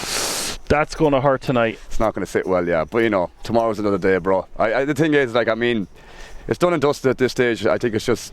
I'm not going to say you're going to forget about that too easily, but yeah, you're for sure going to... you're better off just... Like, there's so many more events going on, man. Just better off brushing it under the carpet. But yeah, at this stage of the tournament, man, after so many days of play, yeah, not ideal to get bust or go bust on that in that situation, I guess. Barry is going to defend with the Jack 6 of clubs. He's only got less than 3 big blinds behind, 2.5. Just less than 2.5. He was considering some form of a stop and go, it looks like. And he doesn't look happy. He's not a happy camper.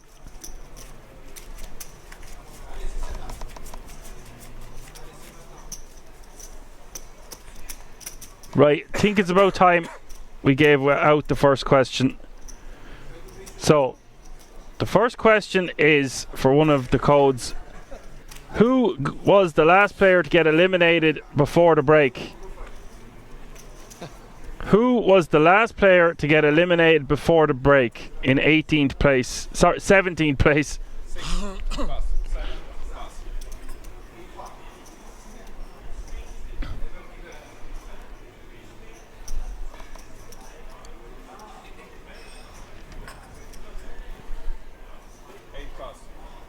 All vote now. First person to put the correct answer into Twitch will win the first code. It's because of the feature table, or?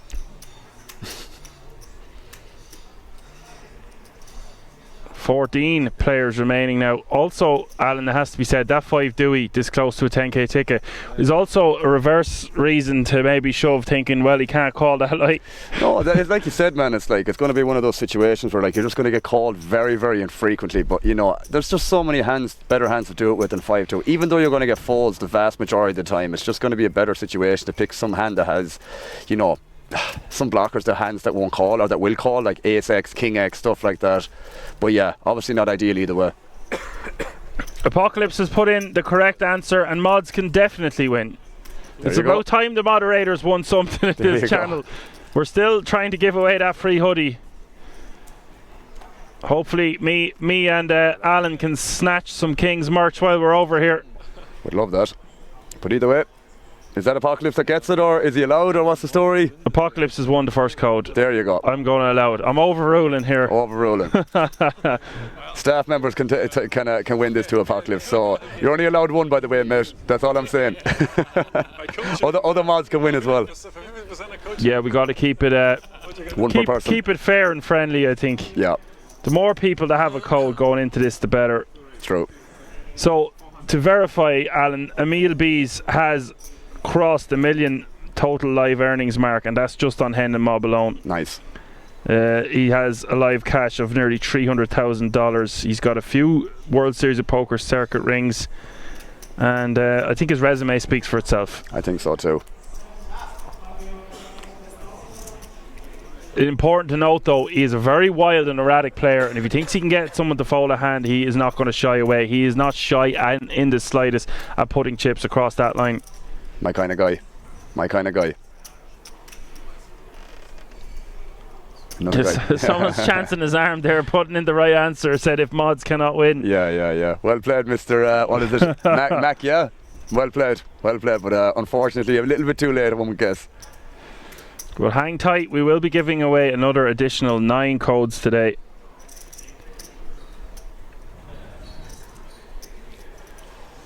I see Gabriel saying hello to myself. Hello, Gabriel, my man. How are you doing, sir? All right. One of the players that I've become to know in the micro stakes and metagame, which is the company I work for. Yeah, big shout out to them.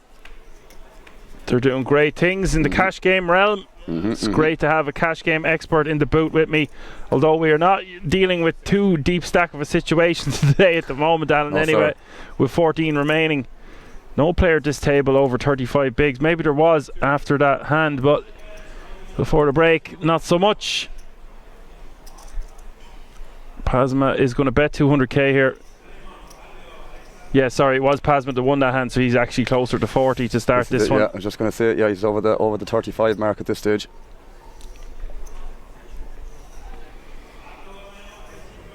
Vega missing this one. Pretty standard check fold here, I guess.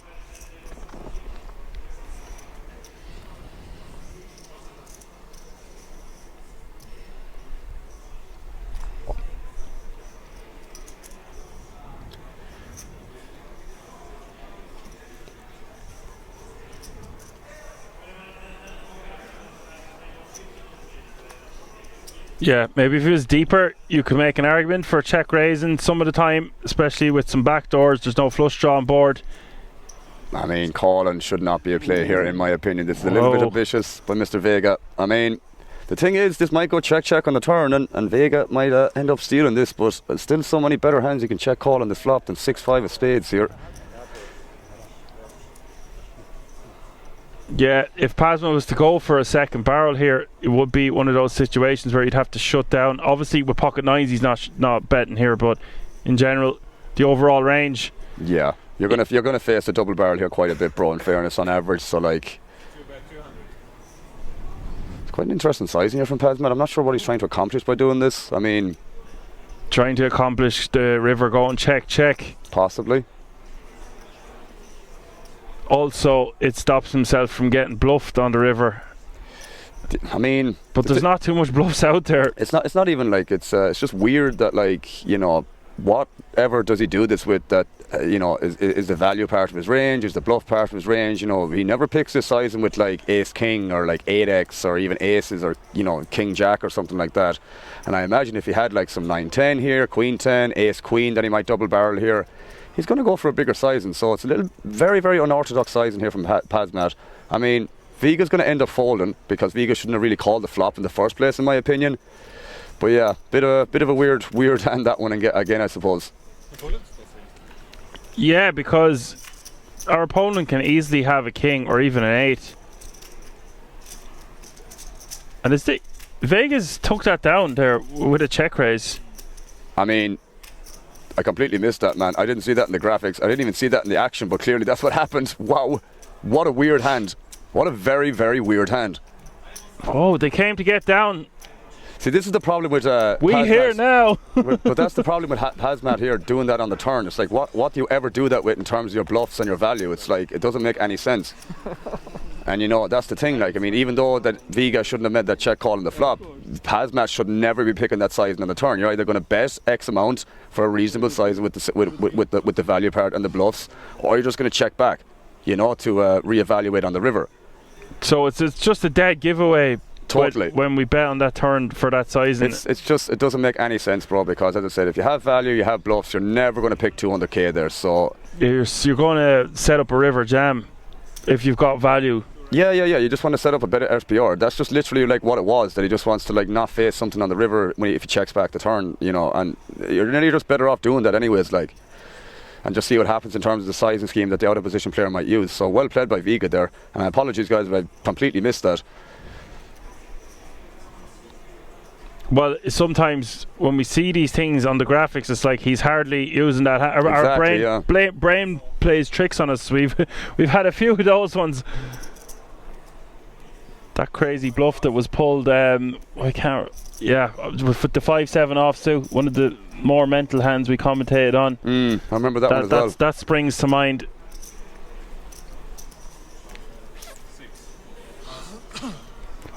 So with 14 players remaining, we do have 2 tables of 7. That means we're not quite on the stone bubble for this 10k ticket, but just 2 eliminations away, as good as.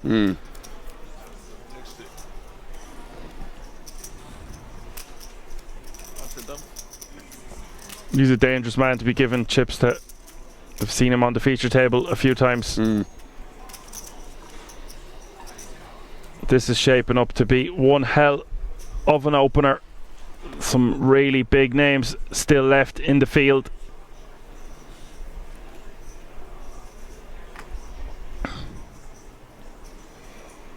B's hampered with what he... Look at all his bling there, Alan. 2 World Series of Poker bracelets.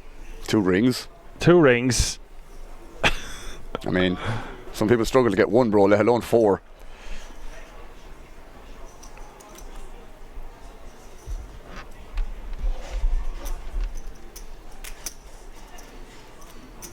Folded all the way round to Bahari. You've got to feel sorry for this guy. He's only got 2 big blinds.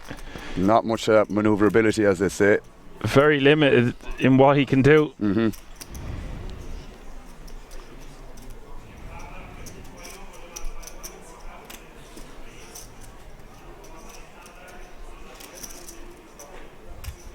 Instead, it's folded around to the button. Vegameister with the Jeffries. Just shy of 22 big blinds to start the hand. 425. 6 raise 425.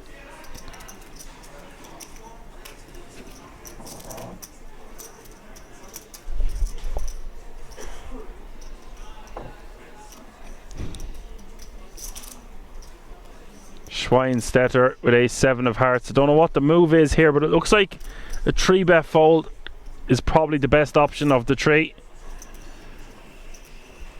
in terms of raising, jamming,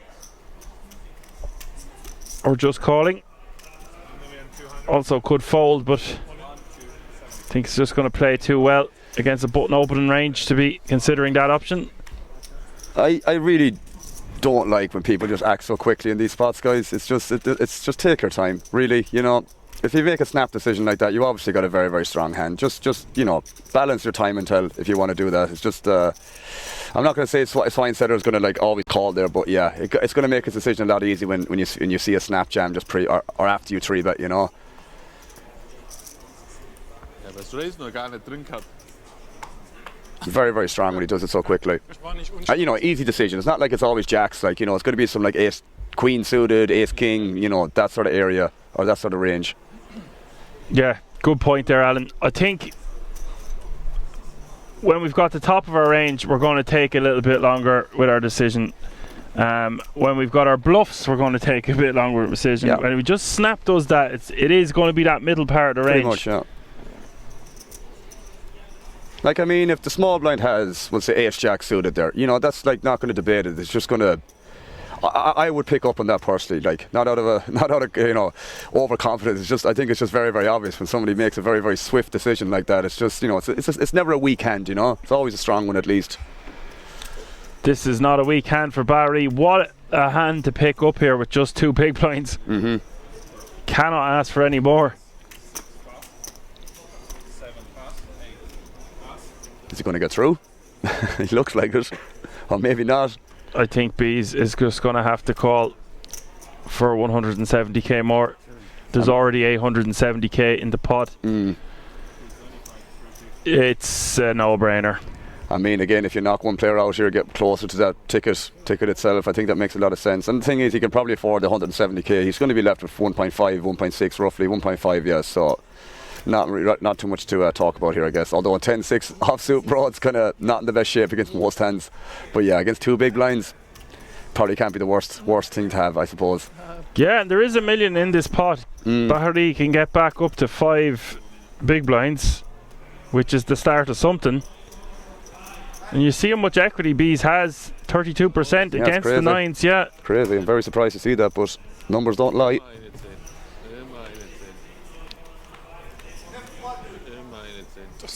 Oh, 10 in the window, followed by a 9. Wow, set for Bahari.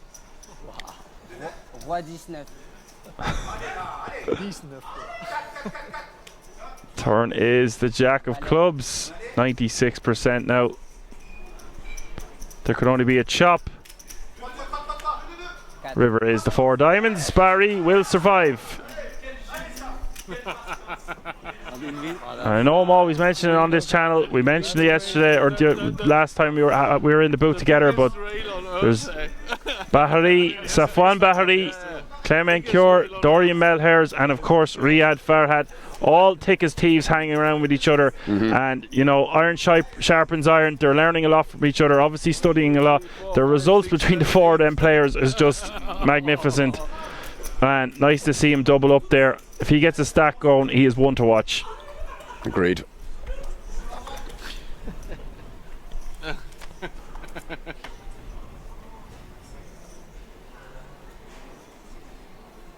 Average stack now over 5 million, which is good for 25 big blinds at the moment. And I think he's going to be forced to shove this one, even though he won't like it. No, it's not nice after getting the double off to do the same thing again, flick it in the middle.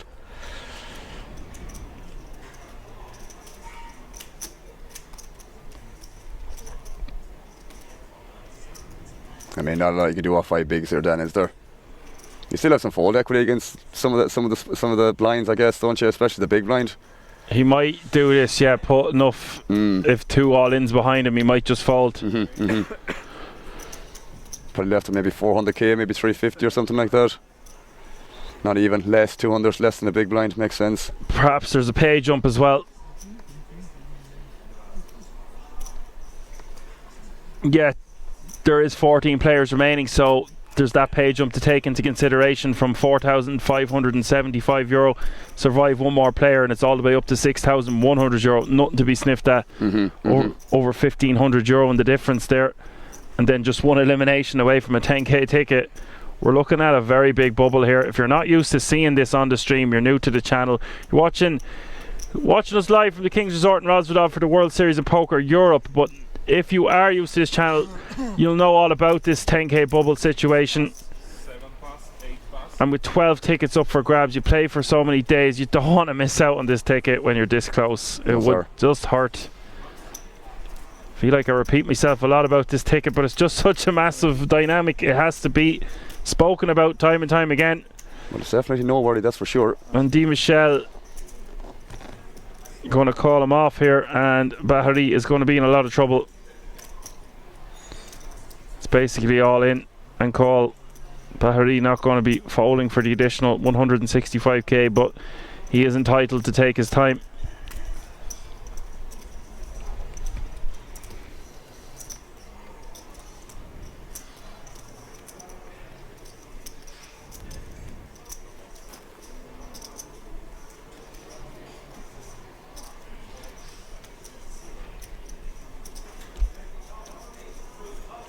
I mean, I assume you still just like have to flick this in, man, even though it's a really, really bad board in general.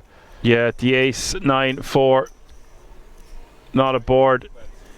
The deuces are going to be performing too well on. Bahari knows this could be curtains for a €1,500 pay jump.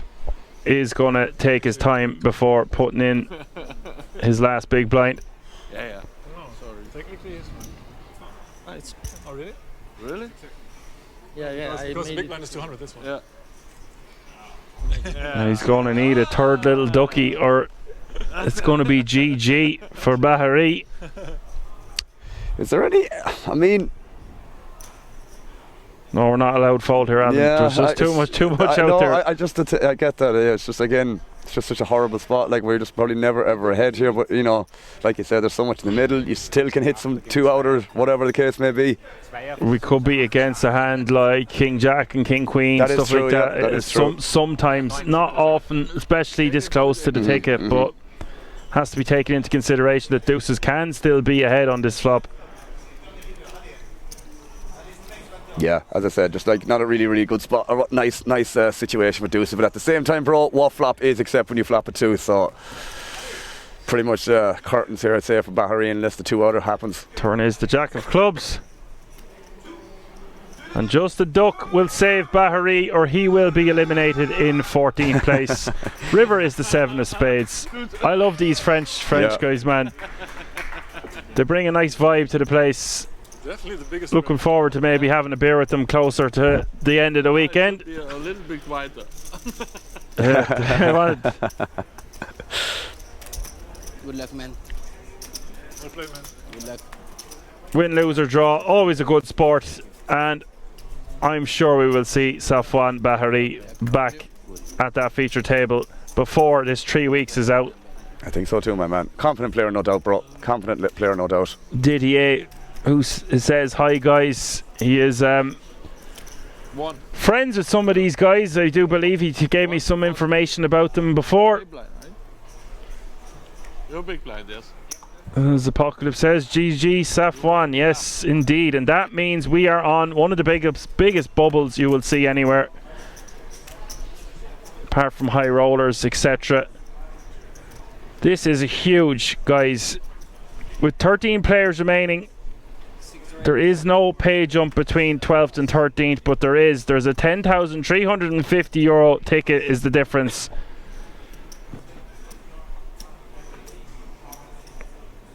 Good luck to all involved. Protect yourself at all times. If you want to touch gloves now. Vega Meister, lovely, sexy ace king of hearts, min raising from under the gun.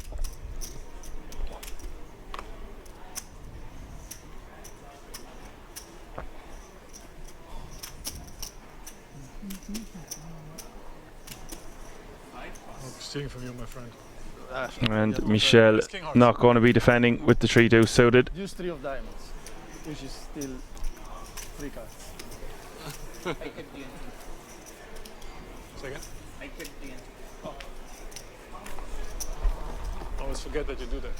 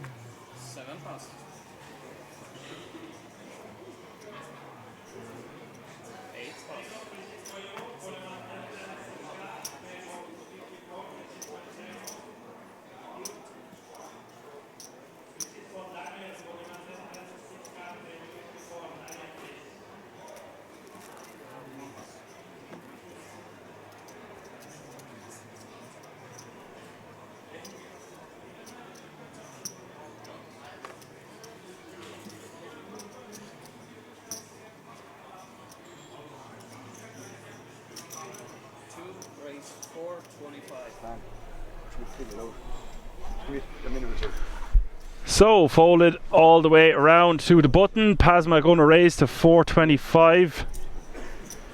Vega with the option to defend here for 225 additional with just 4-5 of spades. Ja, nur noch 150 Sehr, sehr, big. I focus on stage for other Nina.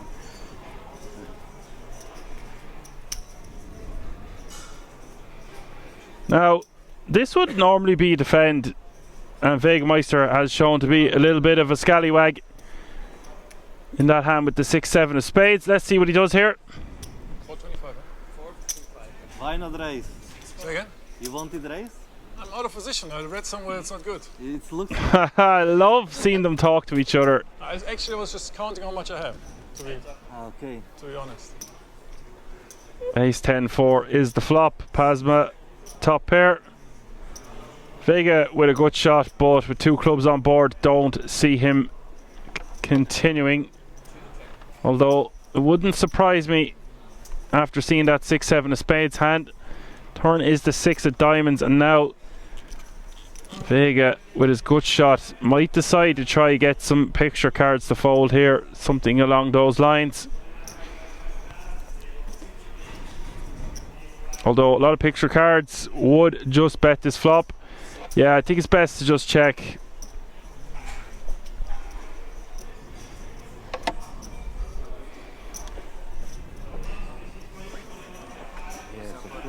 Hey, how are you? Yes, how are you?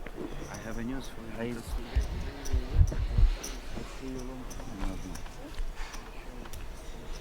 Pasme is going to bet 450k here.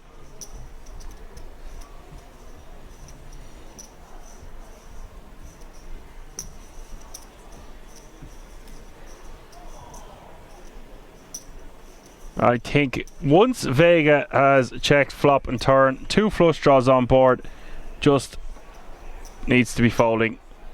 Yeah, strongly agree, bro. Strongly agree.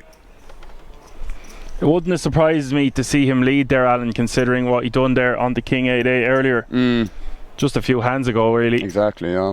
That is true. And they were talking to each other pre-flop. Oh, I told you I wouldn't. Okay, I didn't say raise, but I thought I said it wouldn't surprise me if he does some form of a continue. I wasn't expecting to see a raise to 1.7 million. Talk about putting the pressure on Pasma here. This is a horrible spot to be in for Pasma. You can see it on his face. The only thing I'd say about this, mate, is because there's a lot of draws out there, which you obviously unblock every single one of them, clubs and diamonds. You know, there's a lot of 4 or 5 of clubs, 4 or 5 of diamonds, 7, 8 of diamonds, 8, 9 of diamonds, clubs, etc. There's a lot going on here. King, Queen of diamonds, etc, etc. So, you know, having position here. The thing is with this 4 or 5 of spades, man, on a non-flush completing river, this is one of the best combos to always bluff unblocking the folds. It's very, very important. Now, the thing is, you can improve here, but I don't think 5x has that much showdown value here unless you decide to check call here against missed draws, which is also a thing as well, which would be unbelievably sick if he finds it. It's important to note that the flop went check. Yeah, I'm aware. There's no worries. So either way, it's still a really nice spot to shove in Vegemeister's shoes. Well, the thing is, as I said, man, you know, you improved on the river technically, but 4-3 got there as well if you have that from the big blind, and he does check. This is okay, just checks back. I mean, I don't mind that. The thing is, it's one of those things where if you do face a bet in the river here, it's going to be quite a polarizing spot in terms of what Pasmat is going to be value betting in the river, because if he's checking back all these ace-x, especially the weaker kickers, then what he's going to be betting on the river there is going to be, you know, strong ace-x, 2 pairs, and just some missed draws, man. So it's, as I say, quite an interesting spot there to find a check raise, but yeah, I mean, I would have liked to seen, I don't know, a 7 of diamonds, not a 7 of diamonds, a 7 of clubs or something like that on the river to see would he follow through on the river with a bluff. Would have been really, really nice. Like the clubs bricking, the diamonds bricking. Yeah, pretty much. Nice pickup all the same there for Pasma. I don't know about him checking back on the flop. Obviously we're controlling the size of the pot, and he knows the big blind is capable of check raising. So interesting hand by both players there. I like that he continued on the turn. I don't know what he does if he gets piled on the river. See, this is what I was on about, man. Like the thing is on them 2-tone textures, Dan, like, you know, even them top pair kind of weak kickers, they're definitely not going to be bet that often. They will be bet some of the time, but like the ace-4 is a good example of, like, nice to have that in your check back range that you're able to defend against, like, you know, probes on the turn, i.e., you know, facing a bet from the out of position, and also if they bet the river as well, it's just nice to have them that you protect that range. But you know, facing the check raise, as I said, it would have been really, really interesting to face if he did follow through on the river in terms of like on the non-flush completing rivers itself. But yeah, still, he's an interesting player. He's an interesting player, Pazbat, and also a Vega, I should say. Yeah, Vega Meister definitely making things spicy at this feature table. For sure. It's Pazma now crossing 10 million. 50 bigs, bro. Didier saying, being there last week, looking at the stream makes me want to get into my car and go back. Didier, you weren't on the stream when I said I actually bumped into Riyadh Farhad earlier, and he wanted to take a photo with me. He said I'm a superstar and he loved my commentary. It was great to hear from personally one of my favourite players to commentate on at the King's Resort. Maybe one of the reasons being he's won 5 titles this year and he's always popping up on the stream, so great to hear from him. I know that you're friendly with that crew, so maybe we'll see you back here before it's all said and done. Who knows? Never too far away from Kings. No sir. Fall around here to Swine Setter here. Probably just going to throw it in the muck there with a 9-5 off. Not a lot going on there. Just as well, because Glausch would have definitely defended at least, if not got a little bit more trickier in finding a 3-bet if he did find an open. But nevertheless, just takes up the blinds and antes. Move on to the next hand. Yeah, there's a lot of nerves out there at the moment. Well, naturally enough. Exactly, in this exact situation. I mean, again, there's so much money up top, man, being 110k, and not only that, we're literally on the ticket bubble too. So a lot of stuff to take into account, guys. A lot of money up top, a lot of decisions that are going to be very, very important. Whether you preserve your stack or not, got to be careful. Got to be very, very sure every decision you make is going to be the highest EV decision. But I've no doubt that these players are more than capable of doing that. Especially they've outlasted 3,500 players, guys. Just shy, or just over, I should say, 3,500 players. Ridiculous field. A lot of days of play. But we have Swine Setter on the button, opening the 7s. Wow, we got an all in here. The Ace-2 versus the 7s. This could be it, Dan. We could be on the bubble of the ticket here. It could be bursting. This could be bing bang boom, and just like that the bubble bursts unless Bees can get lucky. He's got 33% equity, can't find a much better spot here with 6 bigs. I think he was forced all in here. Actually the blinds had just gone up, so it was less than 5 bigs total. Also having your big blind invested and your big blind ante. Exactly. There are some arguments you could make for folding here on the exact bubble, but that is not the cloth that Emil Bees is cut from. 10-6-5 is the flop, and nothing in it for Bees, and he's going to need help on the Turner River, or the fan favourite at King's Resort will be eliminated. Turn is the Jack of Spades, now down to 1 card and 3 outs. It's not the first time we've seen an ace in the river, Dan, when we've done comms together. Well, wouldn't be the last time. We'll see what happens. Oh my God, he hits it!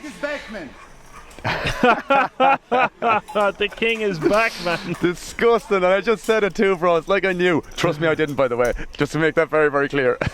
Always a surprise around the corner for the king. Man, this is stuff I'm not going to say you'd see online, but it's just in this situation where it's just like on the bubble of the ticket. It's just always these sort of things that like always happen. It just makes great, great content. That was disgusting.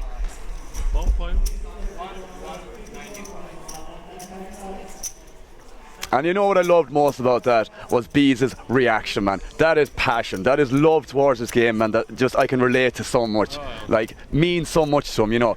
The ticket is obviously worth a lot, man, but I'm sure he's thinking about that and, you know, taking this down as well. Big river. Big river. Absolute scenes here at the King's Resort with 13 players remaining. 1 card away from elimination, and all, it has to be said, all the other players not too happy to see that ace. No, sir. I mean, a 3-outer, bro. 3-outer. The villain has doubled up.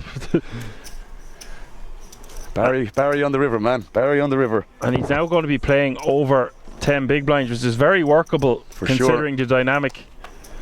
And just couldn't write it.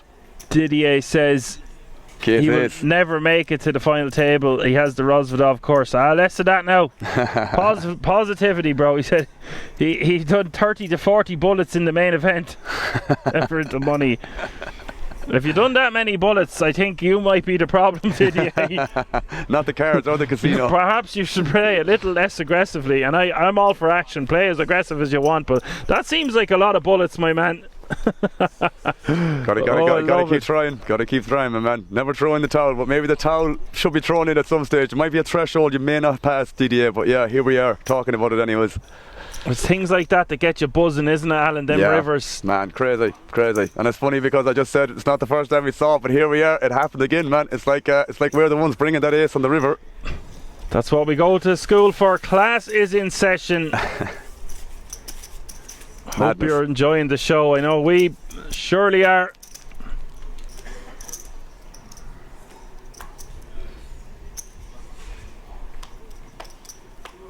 Yeah, as I said, man, just even that reaction from Bees was just amazing. That's what I love seeing. Like, you know, a lot of guys wouldn't really bat an eyelid, and that's fine as well. But when you really see that really raw emotion of like how much it means to them, because man, that's a 10k, you know, pay jump technically. Obviously, it's a ticket, but it's still 10k worth of money. It's a buy into a prestigious event. It's amazing to see that passion. It means so much to them. Yeah, it doesn't matter if. It doesn't matter if you're up over $1 million. Exactly. It's about being in the moment and enjoying the experience time and time again. Every time you sit down to play poker, obviously it can hurt when you're on a downswing, and obviously it's so easy when you're on an upswing. But you still have to enjoy it, especially when you hit a river like that. It's worth a lot of money. Indeed, man. Indeed.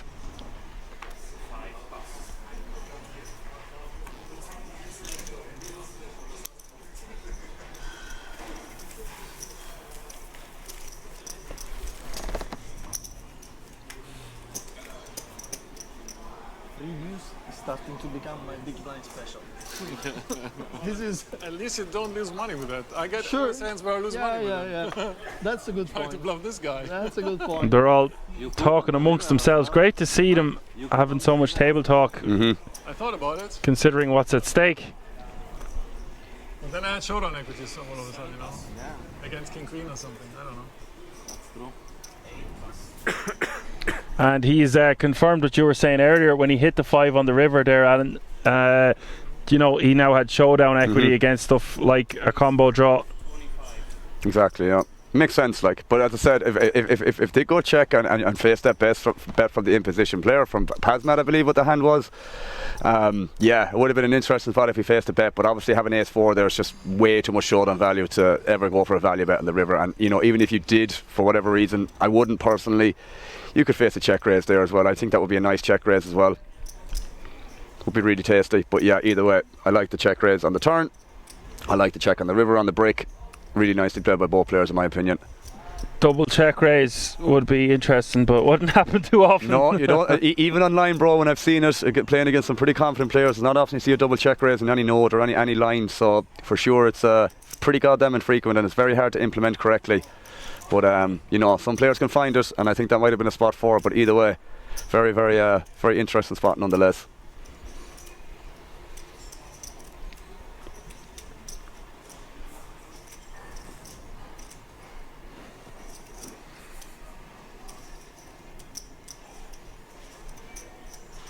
So Pazmat raising to 525.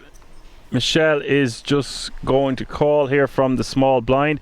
Under normal circumstances, this would be a nicer hand to rejam all in, especially when it's the big stack raising from the button. But given the dynamic, what's at stake, 13 remaining, just decides to call, and I'm all for it. Yeah, I agree, bro. Less variance route here, take a bubble, sector, etc. Self-explanatory, I believe. Bit surprised at the fold there with the Queen 5 though. I think that's more than good enough to flick in a call there for the min open, more or less. A little bit slightly over 2.1, I guess. It wasn't suited though, was it? I think it was Queen 5 of diamonds. Oh, sorry, if it was suited, yeah, sorry, flick it in. The offsuit variety can go in the bin. Yeah, I mean, apologies if I got that wrong, guys, but I thought it was Queen 5 suited, but either way, I think that's going to be appeal. Queen 5 off, I agree, Dan. It's definitely going to be a fold, but I'm nearly sure I saw 2 diamonds in his hand, but surprised to see the folds either way. Ace King King is the flop. Pazma going to do a pot controlling check. I'm again very surprised to see that, Dan, because this is an extremely good board for Pazmat. Extremely good board. You could just bet one big blind here and just get so many folds. Yeah, and Michel, you know, never going to have kings, aces, ace king. Well, I don't want to say never, but really unlikely, especially with a 10k ticket bubble.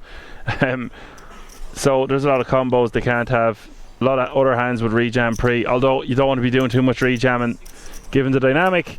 I mean, the only thing I'll add to that, Dan, is like he might have some suited king X there, like maybe king 10 suited, which is a possibility. But a lot of the time, he might have some weaker ace X, like suited ace X, that he's going to cold call as well. That like ace queen is, you know, miles ahead of basically. Like he's going to have some maybe ace 9 suited, ace 8 suited. Makes sense to cold call in that situation because again, it's on the bubble of the ticket.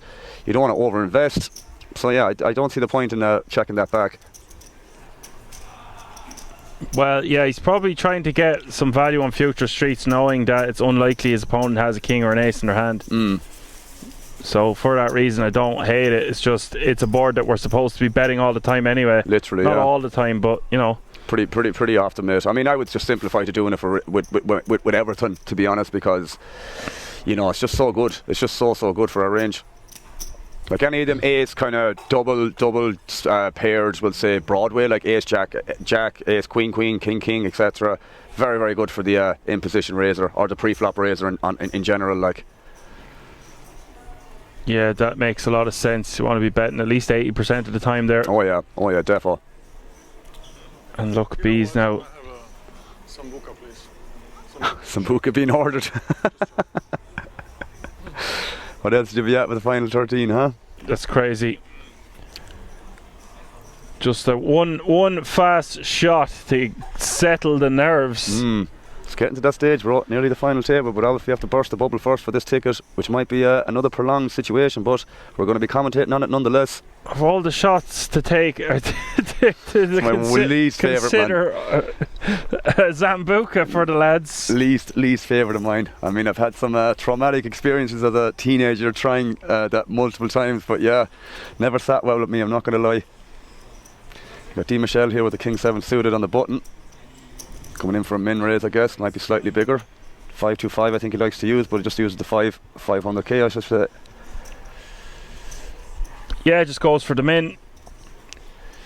I'm curious, was this ace 9 be a good 3-bet hand here, given you block the value and all that jazz? And like it's, you know, the suited one is probably better to call, I guess, because the playability post flop. But you know, these offsuit ones can probably just get a lot of folds again, especially against the dealer or the button raise first in range in this situation. He's got a jam though. Yeah, that's the thing at this stack size. Sub 15 bigs. With that 10k bubble, he might decide to edge pass here, and I wouldn't blame him.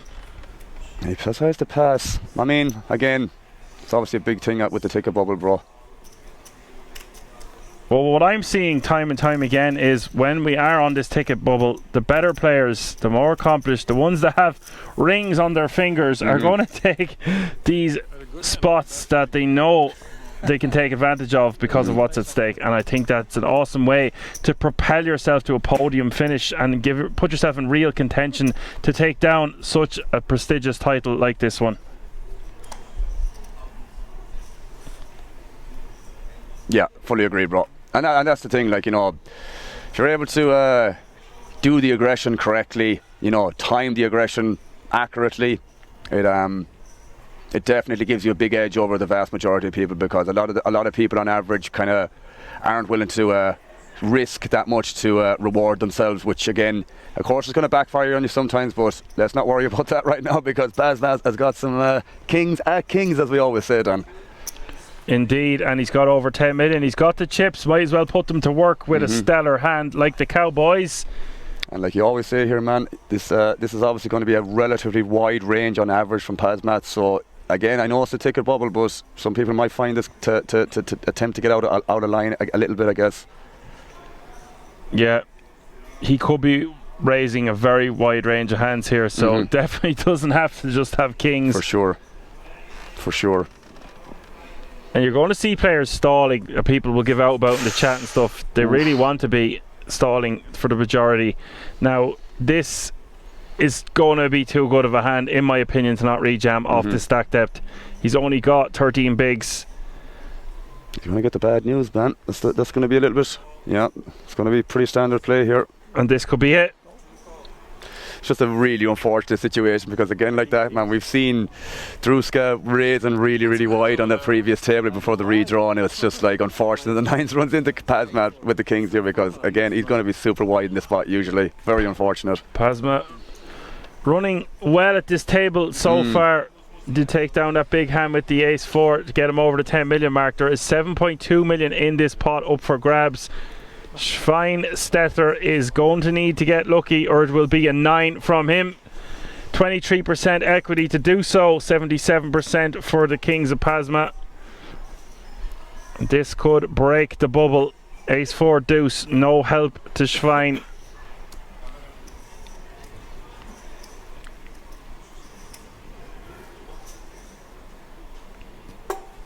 Two cards to come, just 2 outs in the deck. Turn is the 8 of spades. Close. No player with a spade, doesn't do anything.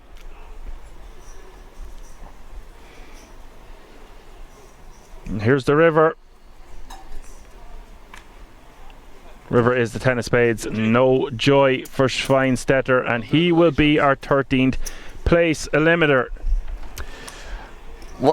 Poker is so cruel in that regard, man, because I was thinking about that hand. Obviously, Schweinstetter got it in against Bise with the 7s versus ace-2, and obviously Bise got there on the river, and now Schweinstetter is the guy who's getting the bubble of the ticket here. So it's just such a cruel game, man. You know, just unfortunate that 9s ran into the kings there, but we both know super standard play, super standard play.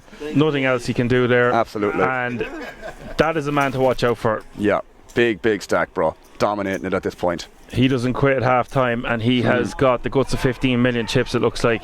Easy game. Easy game indeed when you get the kings like that, bro.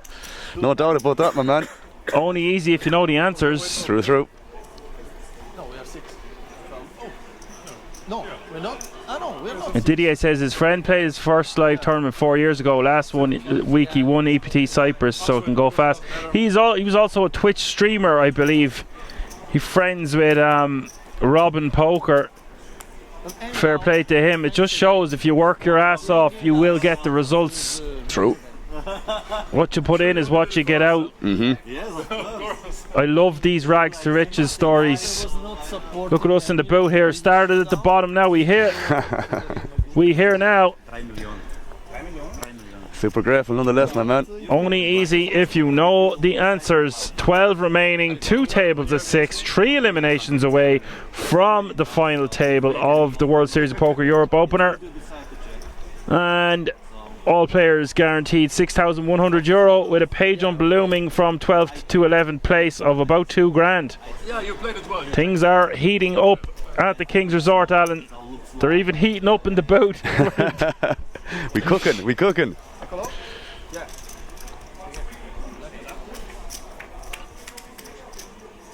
Oh, I never played the main event. That's fun. And I love watching the bubble, don't get me wrong. Love discussing the dynamics because it's not something you or anyone is that familiar with over the last decade or so with that many tickets being awarded in these prize pools.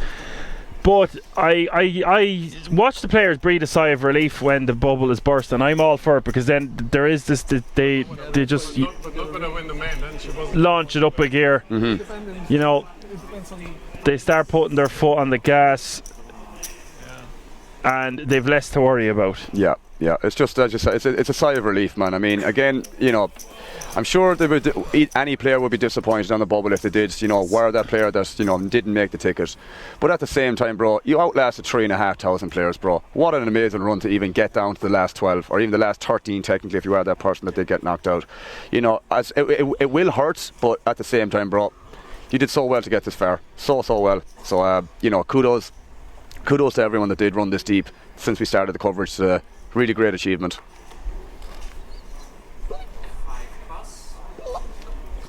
Yeah, it's been really exciting, and we've played less than 50 hands so far. Crazy. So the amount of eliminations then. Yeah. Madness. There's times we've done these commentary and we're you know, there might be an hour to 2 hours, if not 3 hours, and there might be a hand, like you could count with one hand the amount of eliminations, let alone the amount that's happened in under 50 hands today. Well, yeah, we started with 23. Something like that, yeah. 11 eliminations and less than 50 hands. That's quite a lot of players to be eliminated so far. It's going to be a fun final table. True that. A few big names still left in the field, as I aforementioned.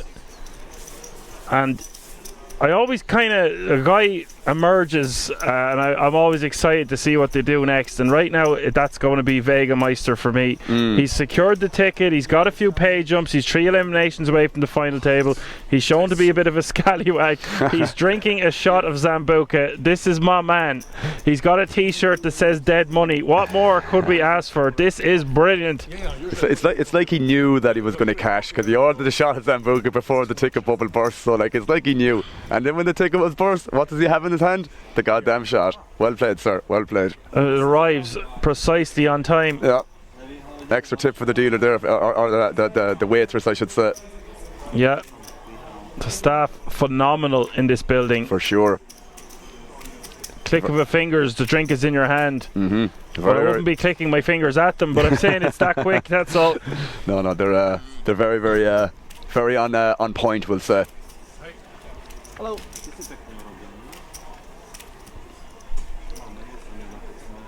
Didier says aggression plus chips equals key. 100%, man. Couldn't agree more. Could not agree more, my man. I feel very, very similar about that. That's a good equation there. I might plug that into a calculator now, see what answer it gives me. Equals money. Equals a lot of money over time. A lot of EV. And with 12 players remaining, I am going to ask the next question. So this will be the second code that will be given away today. If you're lucky enough to win a code, it will be privately messaged to you.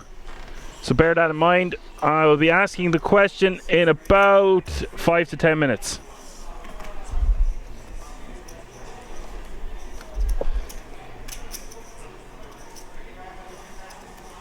Average stack getting close to 6 million now. 250k is still the big blind.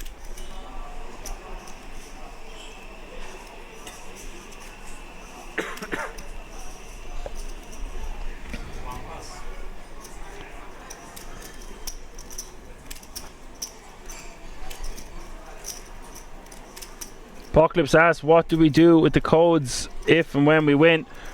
What I will do, Apocalypse, is I will send on some information at the next break, and you can type it into the chat box and you'll have a better idea from there. It has the website and a few other additional pieces of info that is important towards the raffle.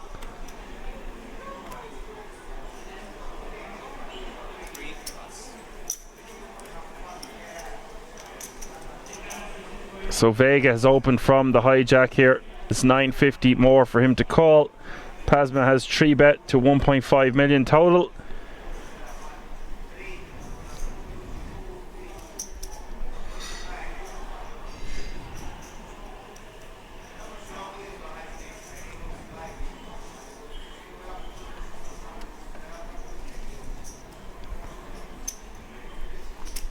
Vega unlikely to be going with his hand here.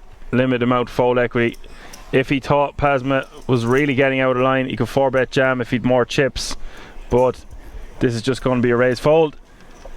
He is going to take his time because, as I mentioned, there is a 2k pay jump is the difference between 12th and 11th place.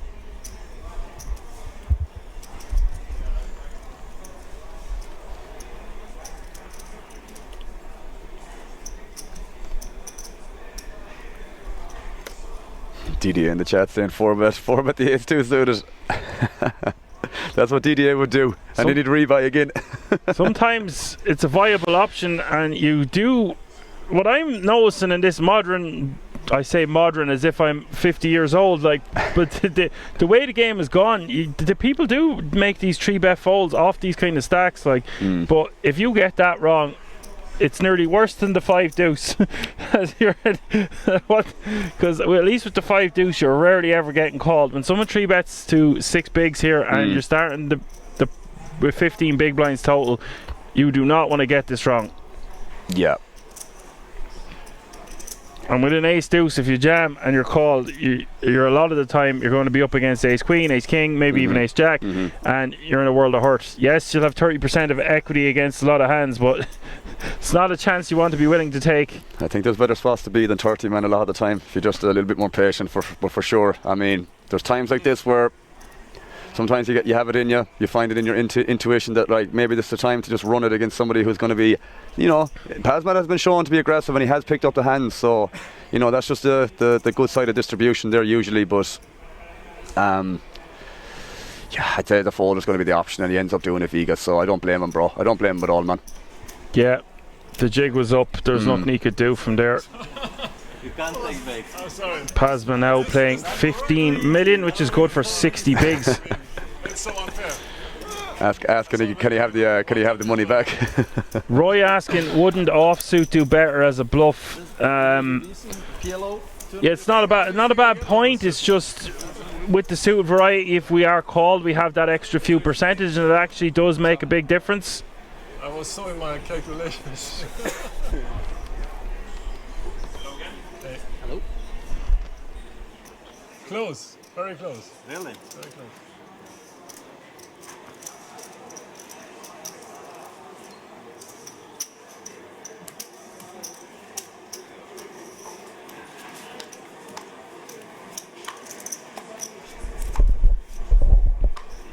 Didier saying you block ace queen and ace king, that's the important thing, but look where it got him. I'm not saying you can't pull the trigger there as a 4-bet. You want to be a little bit deeper. You don't have that much fold equity. It is going to be less than 10 bigs.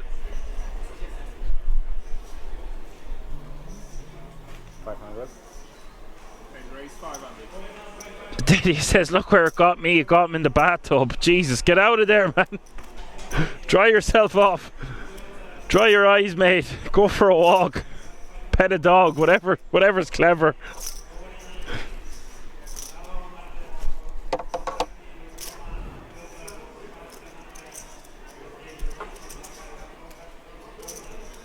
And Glausch is going to raise to 500k from the hijack.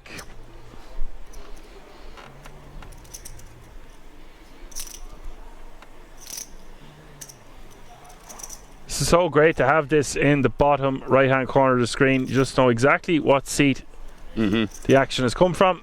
Oh, look at this. The rich are about to get richer. Pazman now with aces. Come on, this is not right, Dan. This is getting out of line here now. This is ridiculous. I'd be inquiring about this at this stage, to be honest. This is wrong. Kings, aces, holding in flips and stuff like that. Come on now. Getting 3-bets through. I mean, he's not going to get value this time other than 500k. Doesn't need to go too big here. I even think full 3x is a little bit too much. I'd say what, maybe 1.2, 1.3 max, I'd say, if even. 1.2 I probably wouldn't go any bigger than that, to be honest. If that's your 3-bet size, if you're doing it all day or all tournament, then so be it. But I think I still think you can throw caution to the wind there. You want to get action. Just make it 1.2, 1.3, yeah. Yeah. I mean, again, when you're in a position like that, man, it's like you don't need to make it I mean, maybe you could argue that this would be a better size than the out of position 4 or 3-bet, but again, maybe I'd make this like 1.8 to 2 million if I was out of position. I think that would be somewhat accurate. But yeah, I think when you're in position, man, given the player is going to be out of position to call, you know, it's going to be difficult to play, so therefore your sizing doesn't have to be this big. But yeah, they're not exactly that shallow either, Dan, in fairness, so it's close. I mean, it's probably not the worst sizing in my opinion, but definitely wouldn't go any bigger than 1.5, definitely. It's fine, it's just from the button, although we're not only are we in position, we're on the button, so we just have the small and the big to worry about. It's just, you can just throw it in for a big blind less. I think it's just yeah, that's fair. I can get behind that as well. He says he ended up in the bathtub. Feels like a fish in the water. No, I don't think the sharks in the water can fit in the bathtub, so you're going to be a little fishy swimming around there, buddy.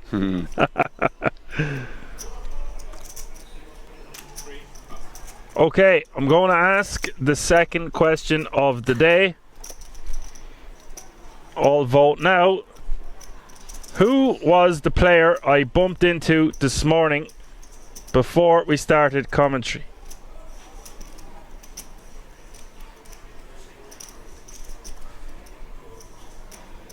Who was the player I bumped into this morning before we started in the commentary booth? All vote now.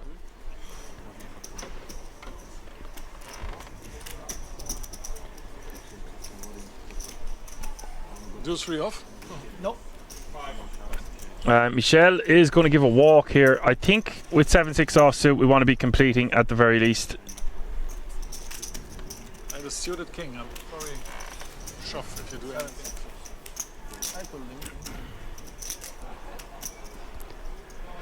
What do you think? If they don't get it, are you going to give them a hint in future, or we let them leave them in silence? Yeah, Apocalypse is going to help me with the questions because we're on the comms. We're working over here. He says, yeah. I've mentioned it I think 3 times today.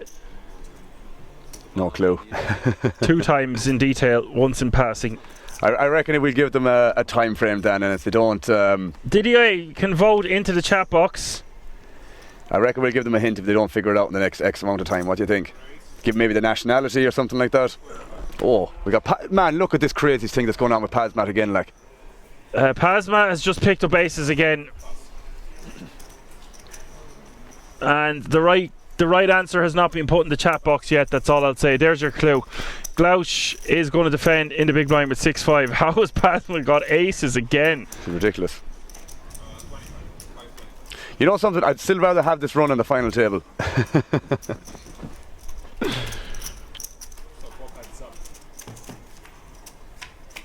I don't believe this. 6-9 jack. Sorry, Alan, what did you say there? You'd rather have this out at the final table? Yeah, I'd rather have the run on the final table. Oh, the run on the final, yeah, of course, yeah. Yeah. But either way, bro, it's like ridiculous amount of aces and kings, and you know, 3 bets working and just stuff working out. Like it's just like flawless.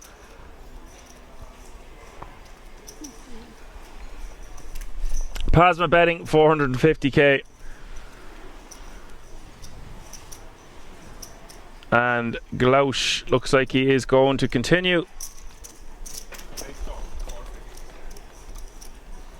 I believe we have a winner. First person to say Riyadh wins. I think that is Sargeman. I was thinking that Didier would have guessed it, considering we were just talking about him. Sorry that you're having more bad luck today, Didier, but you've missed out on this one. I'll get back to the chat in just a moment. This action heating up as we hit the river. 2.3 million in the pot. Pazma with the check mark. And not much to talk about here. Glausch not going to like this run out.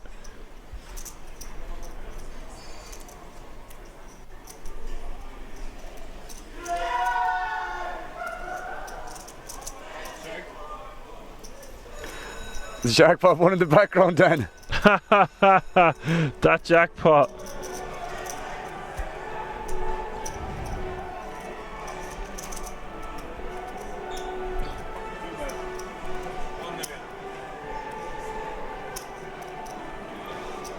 Plasma is going to go for it here with a bet of 1 million.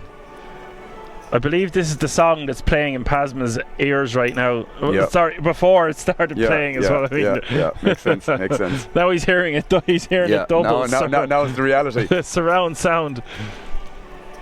Must be very funny to be in this spot when this is just banging or just going in the background, like just trying to keep a composed face and just like somebody's at to win in the jackpot. No.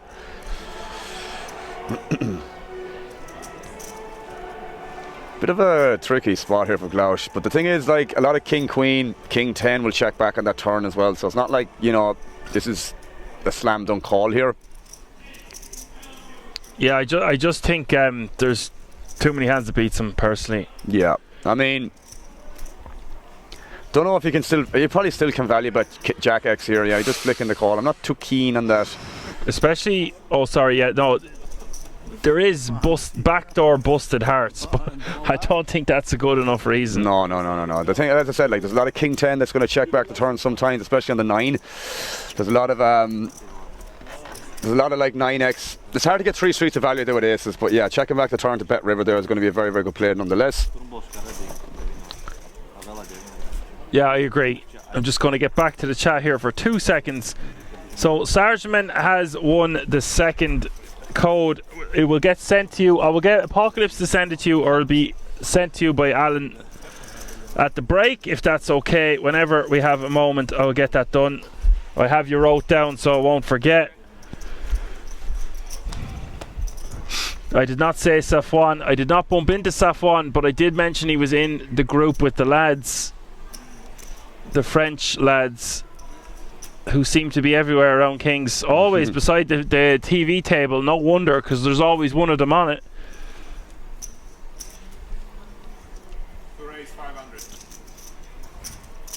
Very badass. What does the code do? It's for a giveaway.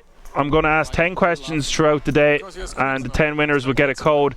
I'll put in additional information about this giveaway into the chat at the next break, so bear with us. But there is still another 8 questions to come, so make sure you stay tuned in. It's a massive raffle, huge giveaway. Alan's going to give you a little bit more information, because that's what he was talking about at the start of the day. Literally. Yeah, it's obviously loads of prizes to be won, guys. You know, basically the biggest one, as far as I remember, is the iPhone 15 Pro. Secondly, there's probably going to be a PlayStation 5. I say probably there will be a PlayStation 5 giveaway, and then there'll be AirPod Pros as well, and many more gifts on top of that.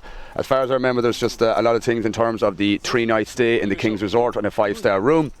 Loads and loads of things, guys. As far as I know, what's going to happen is you're going to be given a code, which will be given a mystery ticket, and that ticket is worth X for whatever prize, as far as I know.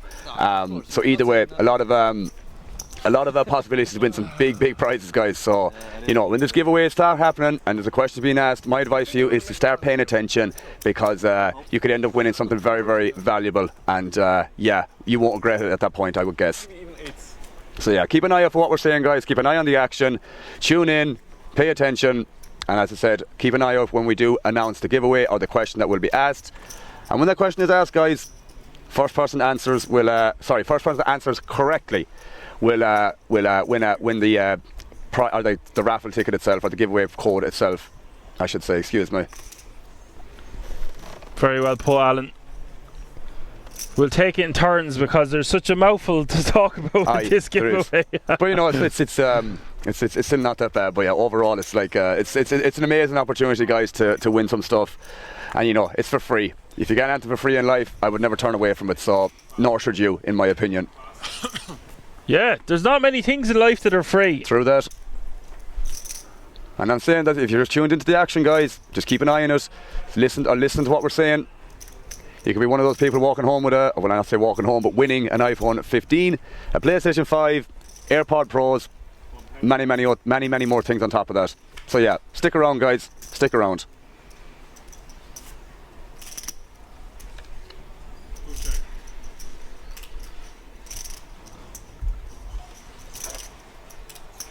So, picking up the action here, Pasma with the King 4.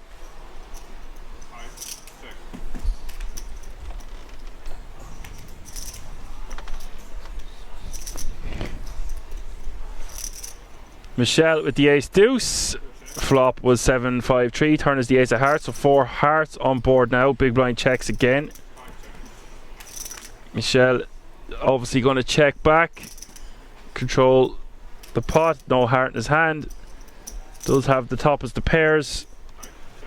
And Pasma going to check a third time.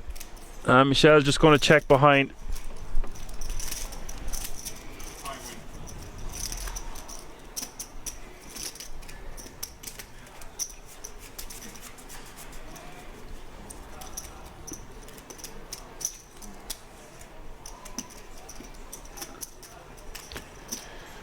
Be interesting to see when Pasmat does reach this final table. I would assume he's going to be one of the people that reach this final table, and how he does operate when he does, because he's going to go in with a commanding chip lead.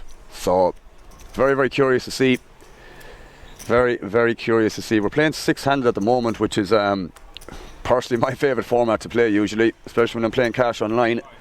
So it's one of those things, guys. The blinds are coming around a lot more quicker, so you've got to be fighting for more pots.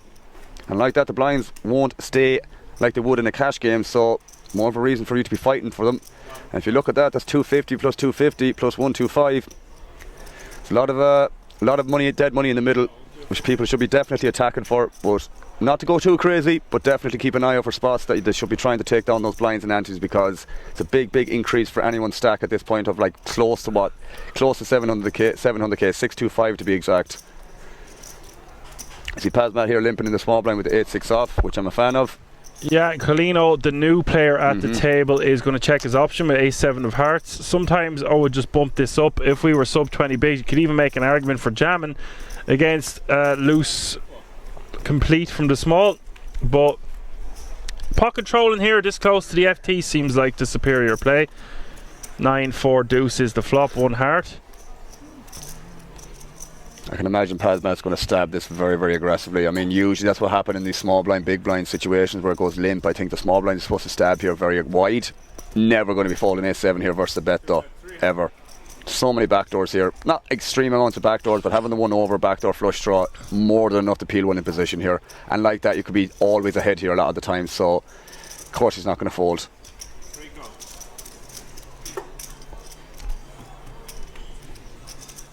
Yeah, so he is going to call with all those backdoors. Turn is going to come the king of spades. Is this a card you want to double barrel here? I was honestly just thinking about it, Dan. Yeah, it's a bit of an interesting one because, like, again, the small blind's range is going to be relatively uncapped here if he's playing that limping strategy that some people will do in the small blind tier, limping with a lot of premiums, a lot of air hands, etc. So like that, it's not impossible that Pazmat is going to have some king jack suited here, you know, king queen suited. You might limp at a frequency, or you know, sometimes I actually wouldn't mind a bet here, but at the same time, when Colino decides to call this flop, I assume he's going to have some sort of draw, maybe 1 pair hand at least. But yeah, it's whatever. I would definitely be betting this river though from Pazmat's perspective now. What are we hoping to get to fold here by betting on the river? Once we bet flop, check turn, now betting river? Well, it's kind of one of those hands then, you just have very little showdown value. Not going to win the pot with 8 high. I don't mind to give up, but I'm just one of those players, man, that I hate checking down a hand when somebody checks back the turn, man. I think they're just like going to overfold river more times than they're going to call. But yeah, it is what it is. It really doesn't matter. It's such a small pot that maybe just getting really out of line or going AWOL in this situation is just grossly unnecessary, I would say. Yeah, we don't know what information these players have on each other. He might have they might have played multiple tournaments with each other before, and when he's in position, he might know if he stabs once, this guy is going to get sticky on the turn. Yeah, I would have thought, I wouldn't say a mandatory bet on the turn there, but you're going to get a 4 and a deuce to fold a lot of the time. I think that's very important. Yeah, and it may not fold, but it'll definitely make its decision harder. And I think Glosh is a competent player that he might have found a call on the turn if he did. Well, maybe not so much with the ace high. That's probably going to have to fold on the turn. But like you said, the 4x, the 2x, they're going to be a lot more of a difficult spot, especially if they don't have outs to improve. But usually if they have an extra pair, like, you know, 4x and then 2x, they obviously have extra outs to improve, so probably wouldn't have caught or folded on the turn. Yeah, it just seems when we've all them chips, I would be firing a second barrel there more so than checking. He's a very experienced player. He's very good. He just probably doesn't need to risk it. Yeah, I do think if there was more in the pot, it might be worth fighting for more. But at the same time, bro, there's obviously the dead money pre-flop, and then, you know, the bet on the flop. It's not like there's nothing in the middle. Like, I think at that point, maybe the blinds went up last hand or the hand before. So there would have been close to $1 million in the pot technically, if that is, you know, if it did go up last hand, you know. So he does flick it in here, Colino. Could be a big one, Dan. This is going to be a big one. Bees shoving for 5 bigs with the pocket 4s. Colino with the king jack. It's a fair fight, Alan. I would say so. But it's closer to a 60-40 in Emil's favour.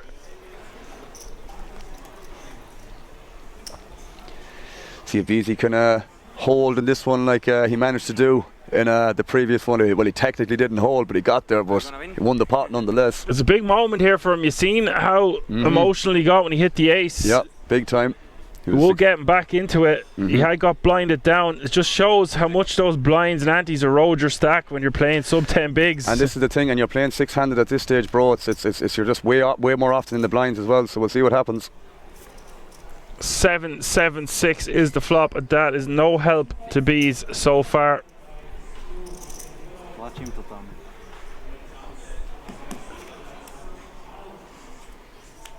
Turn doesn't provide any help either. It's a lady, the Queen of Diamonds. See Pazmat just standing in front of Bees there. And it looks like he's set for a double up unless he gets unlucky on the river, and he does not. Well Massive double up there in the grand scheme of things. Won't affect Kalino too much, but you'd rather win that pot than lose it. 100%.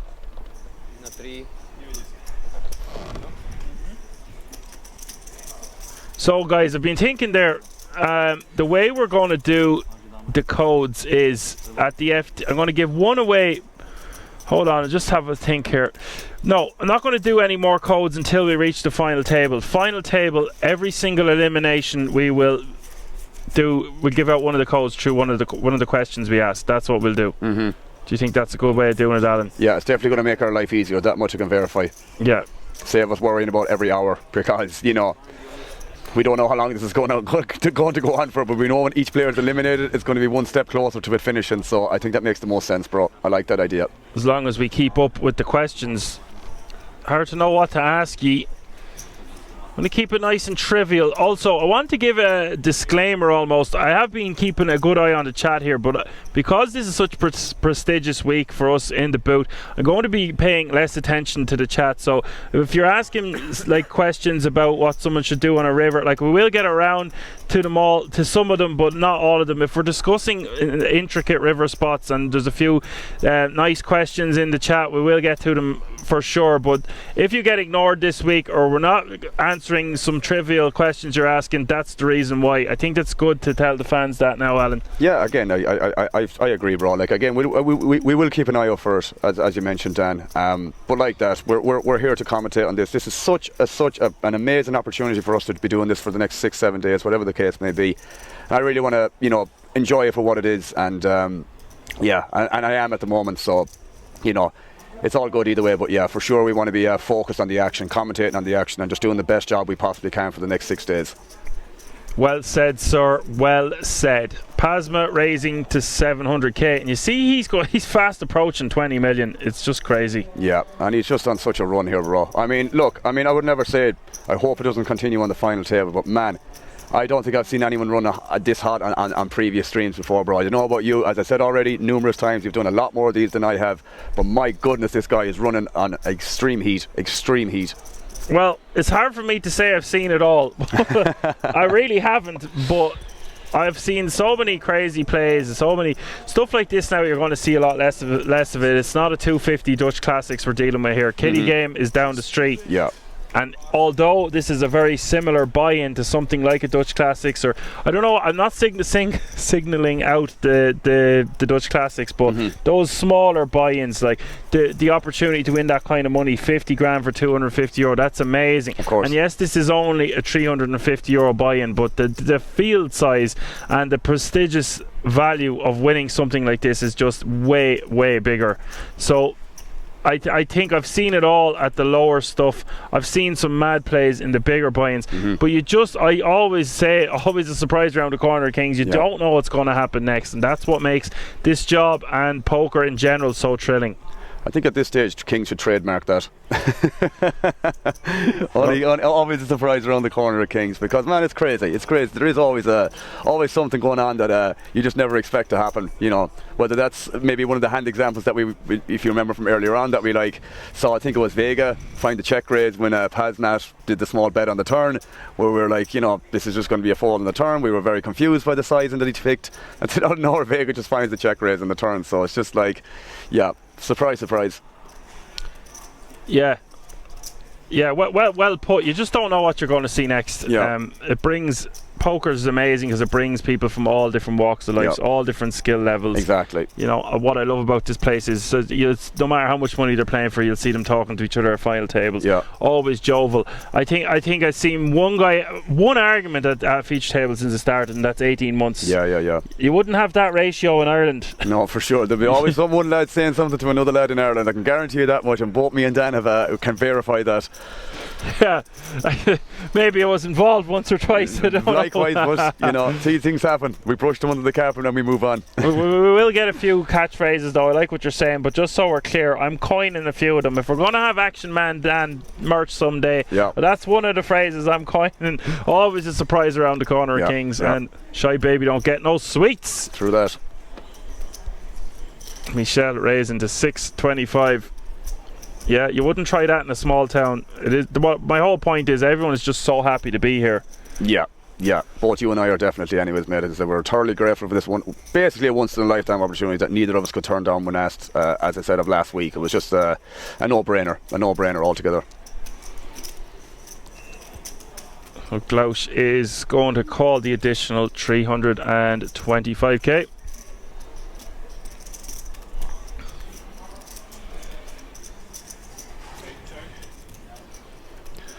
Di Michel's cards are unknown, Dan. This could get interesting if we see some aggression from the man himself. Ghost Malone here, playing in the dark.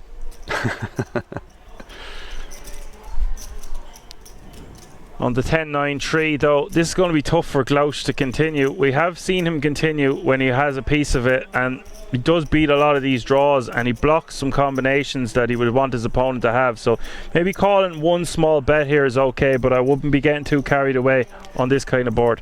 Yeah, I mean, you just have very little backdoors as well. You know, if the 10 was a diamond or something like that, you'd be way more happy with the call here. But yeah, you kind of still have to call versus a small bet, but versus big bets, I'd probably be folding the flop already, bro. I think it's just one of those hands that's just like going to play so poorly on turns that, you know, you can probably just get away from it on the flop. But as I said, only versus a big bet. Versus the small sizing that Di Michel used on the flop, never going to be folding there.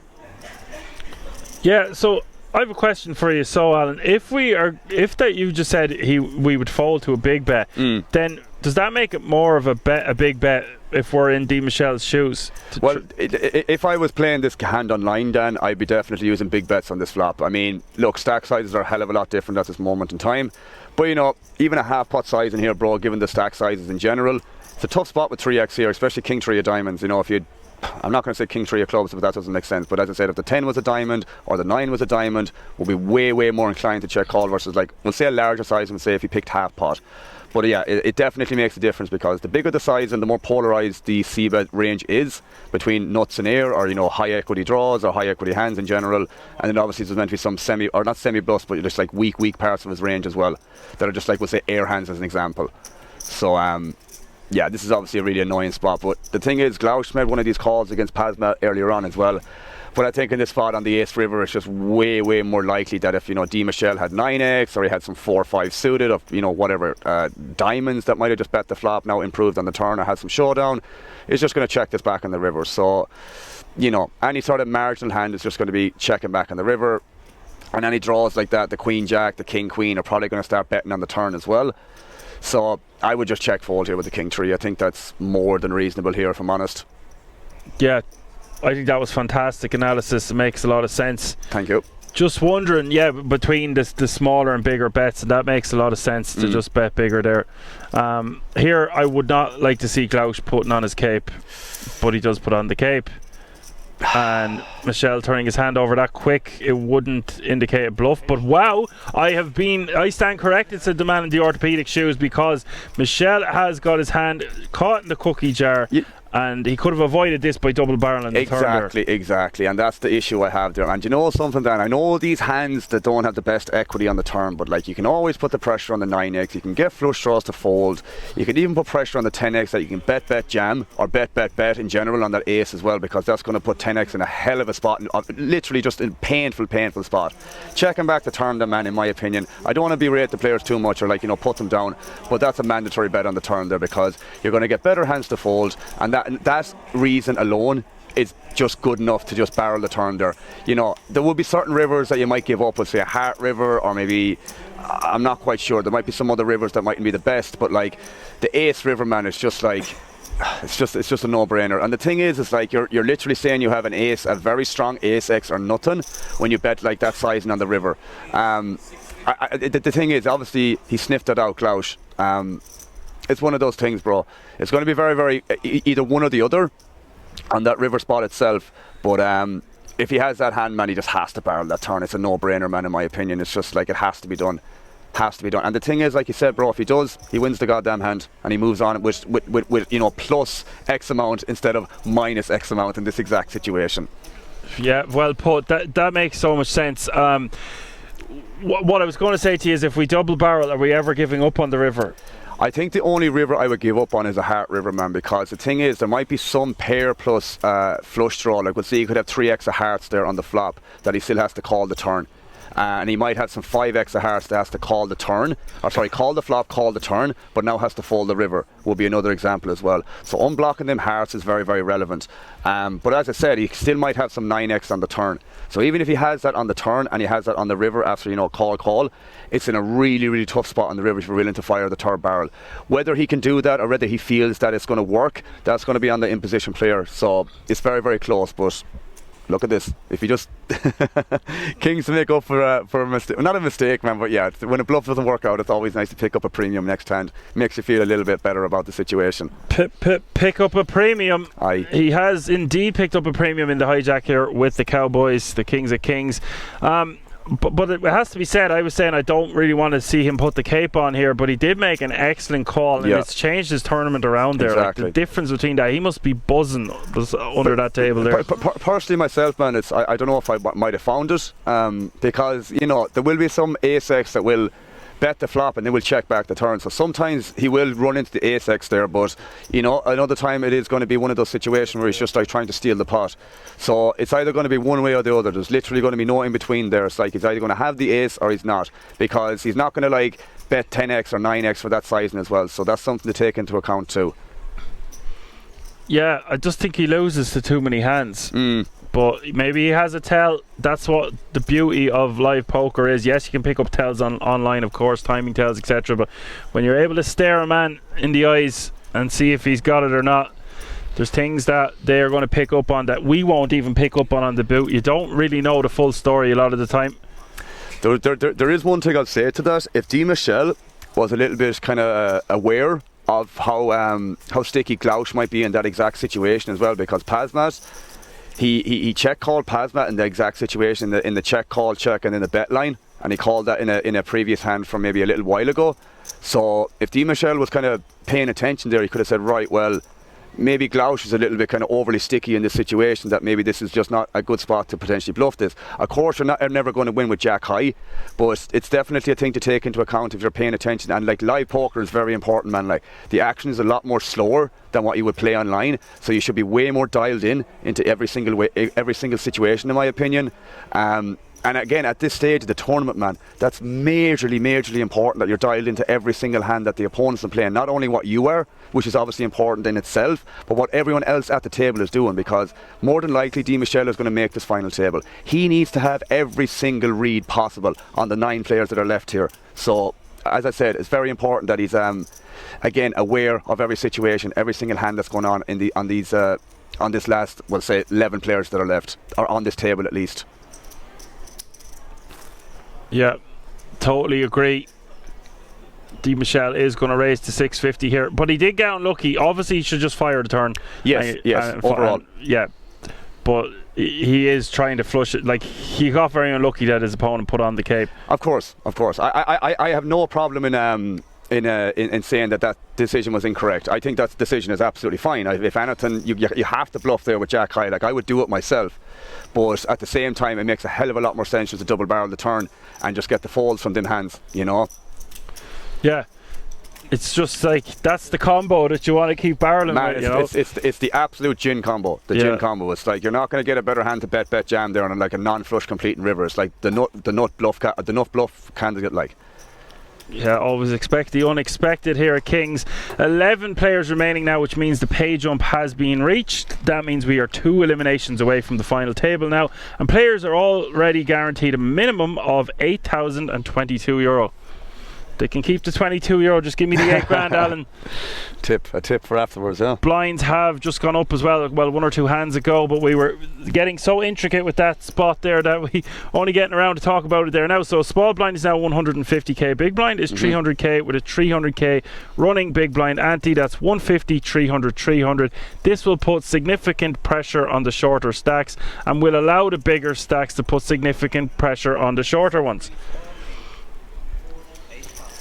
It's all about the bigger stacks just bullying at this stage with 2 eliminations to go to the final table. This is not, I wouldn't try this at home. Yeah, this is too big of a jam. This is too many Sambuca shots, bro, I think. Might get through, man. It's not getting through Pazmat, that's for sure. That much we can verify. Look at them eyes. Dangerous. Jesus. 18 million, man. What? 3, 6, 9, 12. The guts of what? 40, 50 big blinds, give or take. The focus in that expression. There's a man who's come to win this bracelet. I'm very surprised to see that, man. I don't understand this. Like, you know, you're sub 10. You've got loads of playability. It's unnecessary. As I said, I don't want to sound like a lad, but like probably too many Sambuca shots, bro. I don't need to pull up the charts for that one, No, sir, mate. No, sir. It doesn't fall into the category of all in for chips. Never mind when there's this much ICM pressure. Queen 9-7, no player with a heart. This is not looking good for Vega Meister. Yeah, diamonds obviously dominated as well. Turn is the 3 of clubs. And down to 6 outs as we hit the river. Looks like Pasma is going to have at least 20 million chips here, or in or around anyway. River is a lady. Vega Meister, it's sad to see, isn't it? I was enjoying watching him play. He'd done a few quirky things that paid off. Yeah. It's just, I'm not speechless on this one. He's just come so far to throw it away there. Yes, of course, he's going to take down the blinds and antes the majority of the time, but that is not a good risk to reward. Even yesterday, you were talking to me about when we should be taking maximum risk against maximum, the low variance route over the higher variance route. That was not a spot to be taking a high variance jam, even if it was suited. Yeah, I strongly agree, Bowen. Like, and it's just one of those things as well. It's just like, this is ridiculous, man. Going on to the final table, man. Like, I mean, it's going to be difficult. It's always hard to say how long these streams will last, how long these final tables, feature tables, etc., whatever the coverage on average. But dude, when this guy is going to arrive on this final table, man, you know, it's going to be a just extremely dominant stack size to have at that point, which is obviously massive amounts of EV in terms of ICM and stuff like that. It's just a crazy situation to be in. You know, 110k up top, guaranteed a 10k ticket. It's just like, again, he's picking up ace queen here, man. What the hell is going on in these cards, man?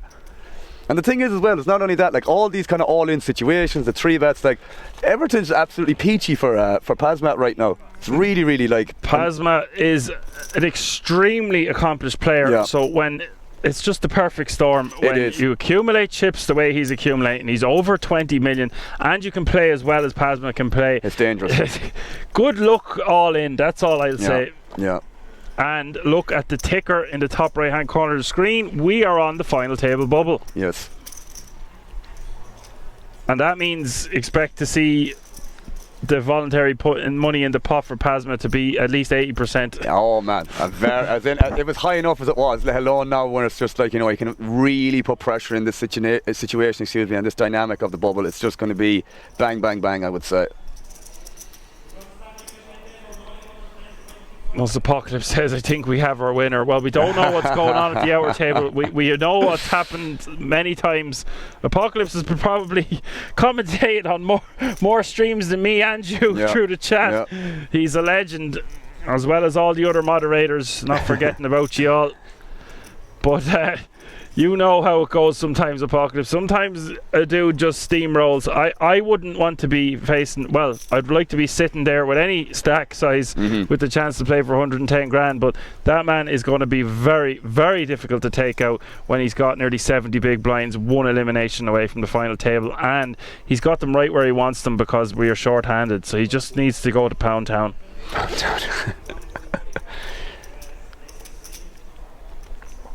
Just like the absolute dream spot though, Dan, isn't it? And he finds the check raise grouse here. I really like this. Maybe a better combo in general to do it with, but you know, blocking King Jack here, blocking Jack 10 suited is obviously very relevant here with the offsuit combos, especially with the Jack of Diamonds out there. Makes a lot of sense. I mean, you can definitely have these hands itself, but yeah, he does find the peel here, which is, yeah, I mean, it's probably fine. 2 overs, backdoor straight draw. It's probably going to be a standard call. Depends on the check raise size, you know. That's the only thing you need to take into account here. Klaus has shown that he's not afraid. Yeah, and the thing is, when you're actually not afraid to do it against the chip leader, it shows definitely another type of character you're dealing with. You know, I'm not going to say ball to steal, but it's definitely up there. He's glanced down at his chips. That's usually an indicator that he's going to bet. I think maybe 1.2 to 1.3 is a good size in here.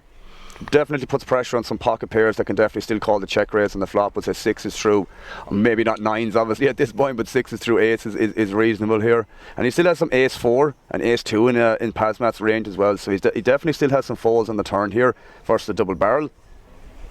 Yeah, and when he bets somewhere around 1.5 million, he's perceiving that he's setting up a river jam. I would say so, yeah. I think if he had like a 10 of diamonds here or a king of diamonds, see, like, this is the problem with doing with these offsuit combos, that when, you know, maybe the turn card is not going to ever pick you up that much equity, but at the same time, obviously Pazmat's going to be betting this flop relatively wide. So I understand the check raise from Glausch.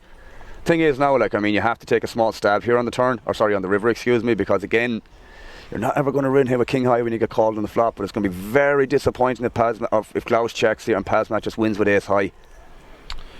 Yeah, it nearly makes me not like that he check raised the flop then if he's not going to follow through on his plan. I mean, I know in cash games, man, the thing is in this node it will be like overfolded, but it's just difficult when these stacks are so shallow and it's just annoying. Yeah. Jeez, man, Pazma can do no wrong. Like, that's what I'm saying, man. When you're winning spots like that with ace high, like, it is your day. It is your day all day, bro. It's insane. Like, absolutely picking up every single pot that he plays. Like, his, you know, the amount of hands that he's played, he's easily won 80 to 90% plus, I would say. Like, I would say 90% plus at this point. I don't remember any hand that he was in that he actually lost. That's the sick part. I'd rather have like a lesser hand to check raise on the flop though if I'm not going to follow through when I pick up additional equity on the turn. You know what the interesting part about that combo is, like, you know, Pazmat will have some, you know, call fold spots on the river. It's just a high variance play, man. So like the thing is, like, I don't mind the check raise on the flop because, you know, Pazmat will be opening relatively wide in that situation, also c-betting probably absolutely everything, so it's going to be very, very difficult for him to defend everything versus the check raise. So it's not like it was that bad of a play. I don't even think it was that bad or even bad in general. It's just a little bit unfortunate that, like, he had a decent enough hand to call the check raise. But I do agree, there is probably better combos than that king 10 off, I would say. What I would say there is you were on about betting the river. A lot of the hands that get there would surely bet on the turn. This is the thing. Now there might be some hands that, like, you could argue with the Jack X that might check raise sometimes to potentially just want to get it in, but never really checks the turn that often, I would guess. But it's not impossible. Like, you know, the thing is, if Pazmat is floating some hands, checking Jack X on the turn sometimes to let them maybe potentially start bluffing with like the ace 4 and the ace 2. It's not exactly impossible that you can do that with some top pairs. Like, but I agree, man. It's just one of those things that, like, it's maybe not the best combo. It doesn't feel like the best combo to do it with. I think I would probably just check fold the flop, if I'm honest with you, if I was playing in game. Most of the time, if not always. Okay. Yeah. His range collapses when we check raise the turn, or check raise the flop and then check the turn. But this is the thing. It's picking the incorrect combo, in my opinion, to do that, because you have so many different other hands that, like, make a lot more sense. Like, you have 6-7 for a gut shot. You have, you know, 4-2 for an open down if you could defend that pre. Like, we'll say 4-2 suited as an example. So there's a lot better hands than having king 10 with the king of spades and the 10 of clubs, if I remember correctly. Mm-hmm. The thing is, if you do pick up that equity on the 9 of diamonds, there is some, like, you know, gut shot and, you know, diamond equity on the turn that's obviously going to call, but it's such a high variance play at this point, Dan, that he just maybe decided not to run it, which I don't blame him, man, because, you know, it's obviously the most important thing right now is to, like, get your money in as good as you can in the best spots you can find. So that for me was just not one of those spots. But yeah, I really don't mind the check raise and the flop, but personally myself, I wouldn't do it with that combo. Would mostly just check fold, if not always. Okay. Yeah. I think we've hammered that one to death now. That was very, very good, Alan. Thank you. Glausch on the button here. It's important to, you know, get into the nitty gritty of these spots for sure. I love that. I love that, man. It's like, that's what you know, kind of gets me excited when we do this commentary, and even when I study, man, it's like kind of finding these not obvious things, but, like, you know, just things that make you realize, oh, that actually makes sense. You know, that kind of that kind of moment, the moment of realization is what I mean. Excuse me. Yeah. The aha moment, that's what I was saying. No, I just like how you summed it up. You wouldn't use that one to check raise. Yeah, because there's just so many other different hands that you could, like. It's just, what I would be thinking there from Pasma's perspective is like, okay, this guy's check raising me. He's probably not going to come after me in this situation, which I actually like from Glausch. He's like, I'm not afraid to check raise the chip leader. I respect that as well, yeah. Like, the guy has heart, man, like, and that goes a long way for any poker player who's willing to just find these kind of check raises with these marginal hands. But like, it wasn't so much like he just tried to exploit somebody who's just going to be c-betting way too wide in that situation, which I don't blame Pasma for doing at all. But yeah, it's just one of those things that like combos do matter, man. You know, blockers do matter at this point because stacks are so shallow. Every decision is so important, and you need to be very, very accurate in what you decide to do in every decision. And yeah, as I said, combo-wise could have been a little bit better. But yeah, you live and you learn. But as I said, I don't mind the check raise because Pasma is going to be getting out of line there very, very wide. Yeah, maybe delighted to win that pot. Which he can do no wrong, it seems. That's what I'm saying, bro. If like you're winning pots like that with ace high, like it's just your day, man. It's like it's really, really like he has to be buzzing with confidence here, man. It's insane.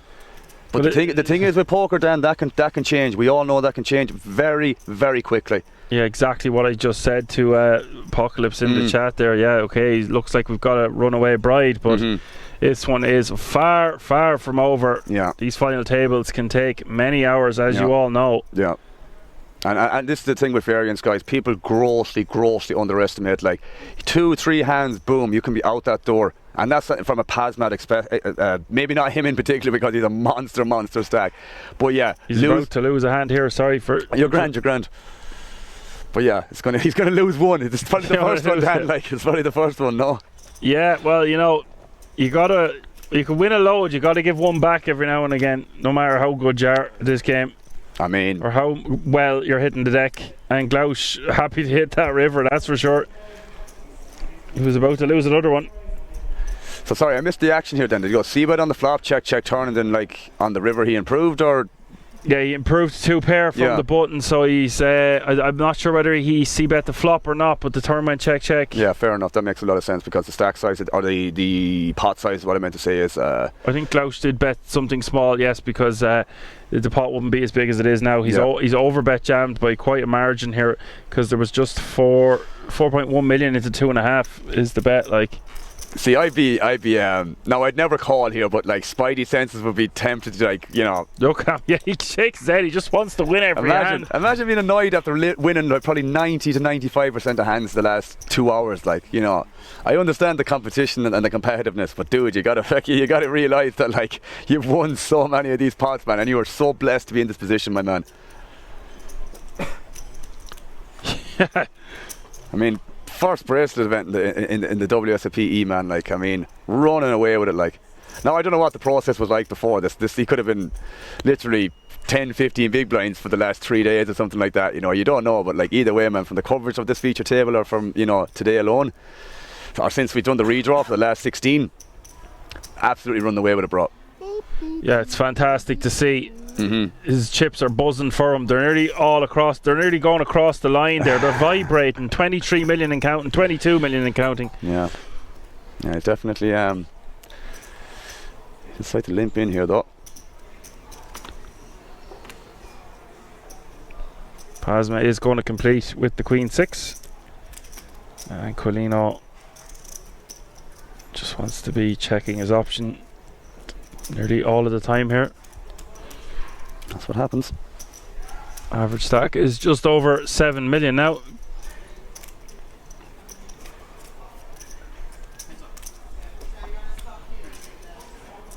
Ace Queen 10 is the flop. Both players with a piece of it here. Check. Wow, turn is the 5 of hearts. 2 pair here. Pasma won't be getting too crazy now with just second pair. Very unlikely that Colino has an ace in his hand though, so therefore it is somewhat looking like the nuts here for Pasma.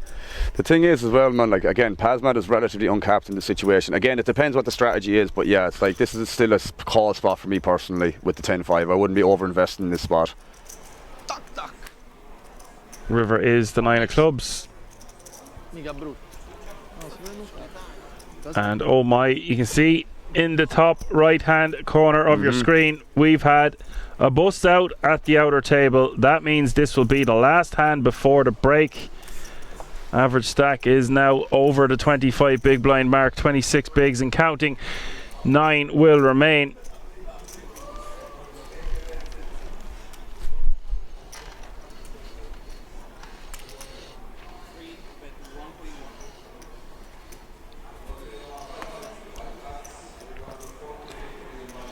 It's quite an interesting spot here, like given that the heart's bricked, no? Might be tempted to, especially again, like it shouldn't be that much ace-x, but it's not impossible for it to be some ace-x in Colino's range.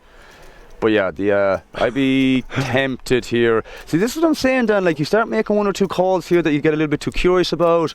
You get one wrong, you get another one wrong. Man, it can start like snowballing after that. You wouldn't know. This is what I'm saying, man. It's like you can just lose 10 hands in a row. This is what I'm saying. It's so possible. This is what I'm saying, bro. And it's very, very possible. And it's very, very easy for that to happen. Like, but so think how often you lose a buy-in in cash for 100 big blinds. Exactly. But he's still finding them.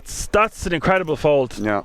That mightn't look like that was that amazing of a fold to viewers at home, but that's savage fold considering his opponent never has an ace and it's unlikely they have a queen. They could have a better kicker, but unlikely. He's really had a spidey senses are tingling there. He's obviously picked up on something, because that is not something I expected to see. What do you make of that, Alan? Quite interesting, man. Quite interesting, but yeah, he's just on point. Like, okay, like people are playing with nearly 80 bigs there. They're just like, okay, it's 4 big blinds. If I lose, I lose. Yeah, and I'm shocked to see him fold that the way the action played out. Really stellar stuff you're watching from Pasma, and I am so excited to see who is going to contend him at this FT. We'll find out exactly who his competitors will be after the break, of course. And you can see in the top left hand corner of your screen, we're going to go on a break for over half an hour now, and we will be back with the final table of the World Series of Poker Europe opening event. We'll be right back. Shop and Shisha. Giveaway, you need to collect the codes. You can get the codes by purchasing online and in-store at King's Shop, or by watching your live streams and completing challenges and getting the codes from your favorite commentators. The lottery starts today on 27th of October, and we will have a special live stream on Sunday, November 12th, where we will announce all the winners. I wish you all good luck. See you at King's.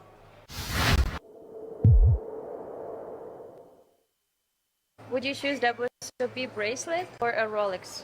Of course, WSOP bracelet. I play 8 final table World Series and don't won bracelet. I have 3rd place, 4th place, 5th place, 7th place, 8th place in Las Vegas. Oh wow, nice. Rolex. AW, you bracelet. I'm bracelet. Rolex. Okay. The bracelet. A bracelet, for sure, yeah. It's the World Series of Poker Europe, where players from all around the world come to win a guaranteed prize of 15 million euros. This amazing tournament starts already on October 25th at the King's Resort. Imagine the excitement of competing with worldwide players for a massive prize. Get ready for an intense showdown. Mark your calendar for October 25th and head to King's Resort for the World Series of Poker Europe. It's your time to shine.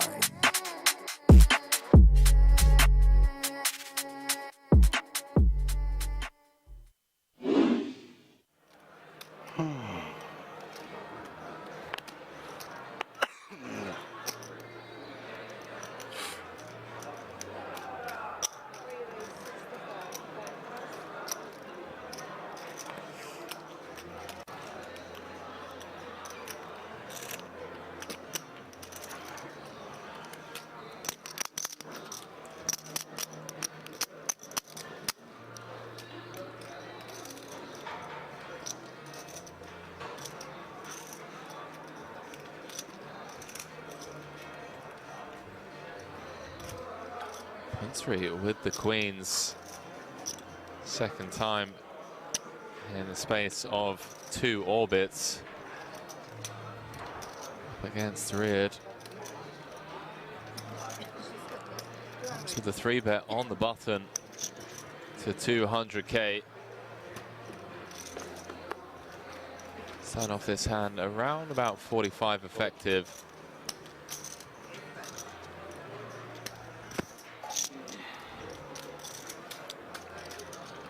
Wait, how deep are we here? 43 button? I mean, it's button v hijack. It's a very aggressive, very competent Punsri. Wow, he does announce all in. Chat, this is a chip lead pot here. Wow. And a snap call from Punsri. And again, he sees that he's got his opponent drawing to 2 outs. Chat, this is the biggest tournament of the feature table after 13 hours of play. Yeah, yes. I know. Queens again. Wow, good luck. Queen 2. Well, well, well. Possible. Jack 5-3, all clubs. Reard picking up a bunch of outs and just has Punsri dead on the turn. Hey, my friend, zweimal Queens verloren. What can you do? Wow. Queen, zweimal Pop. Wow. Takes it on the chin like an absolute champion. Punsri saying, what can you do? Wow, nice. Has Zidek drawing to 2 outs. Nice. Queens against 9s. 1.1. Again for a chip lead pot. 1.1, yeah. 1.1, yeah. 1.6. 9 on the flop. Now had Reard drawing to 2 outs. 1 for 50. Queens against 10s. This is Gets 4 flushed. Punsri still smiling somehow. Says, what can you do? I tell you what, chat. 1,450,000. Wow. That man on your screens right there. 450? Yeah. Remember the name. Punsri. We're going to be seeing a lot more of that young man from Thailand.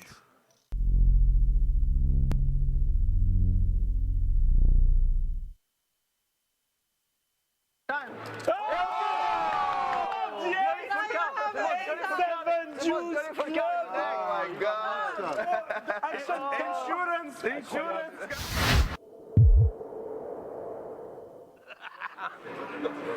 Only professional players could do this. S'il revient, c'est que pour le main. Je vois pas comment il va revenir pour autre chose. Je sais pas qui était rentré avec Lupo. Je savais que Lupo était rentré. J'ai pas demandé en même temps, j'étais pas là. 2 straddles? That's a blind? Come on. They're trying to steal our money. Yeah, of course, I'm trying. What can I do? Come on. Gregory, you still playing? Whoa. Space. How much? 5.5. You're a good sport, Gregory. Il n'y a pas un pot au flop en dessous de 5K. 10K. 10K même.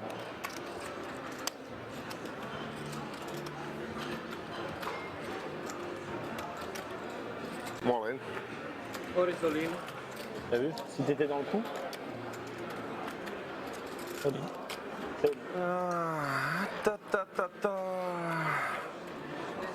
Ah, il n'est pas encore sur l'auberge, hein, dans sa tête il le sait. Hein.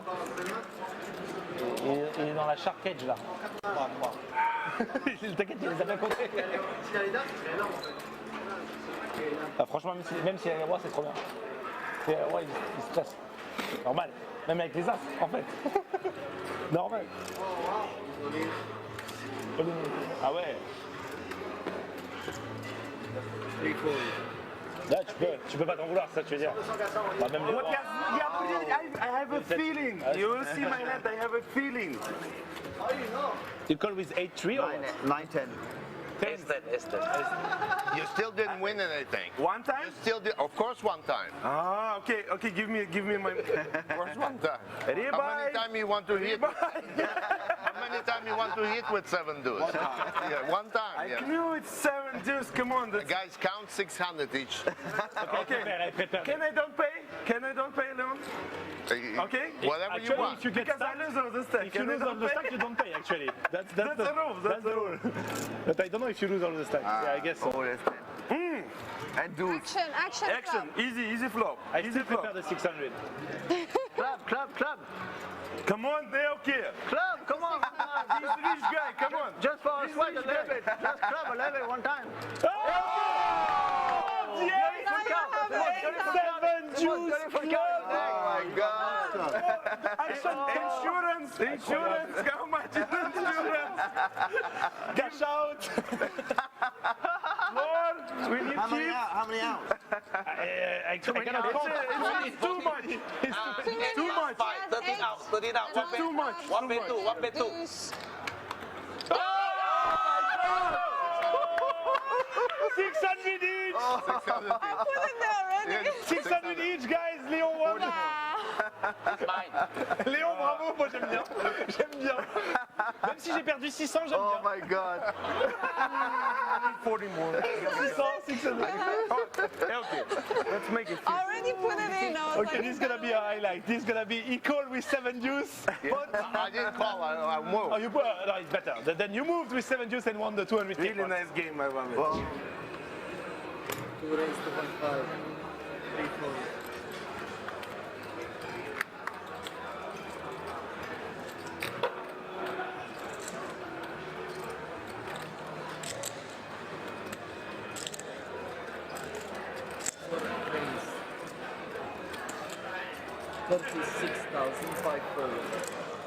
I should be commentating right now.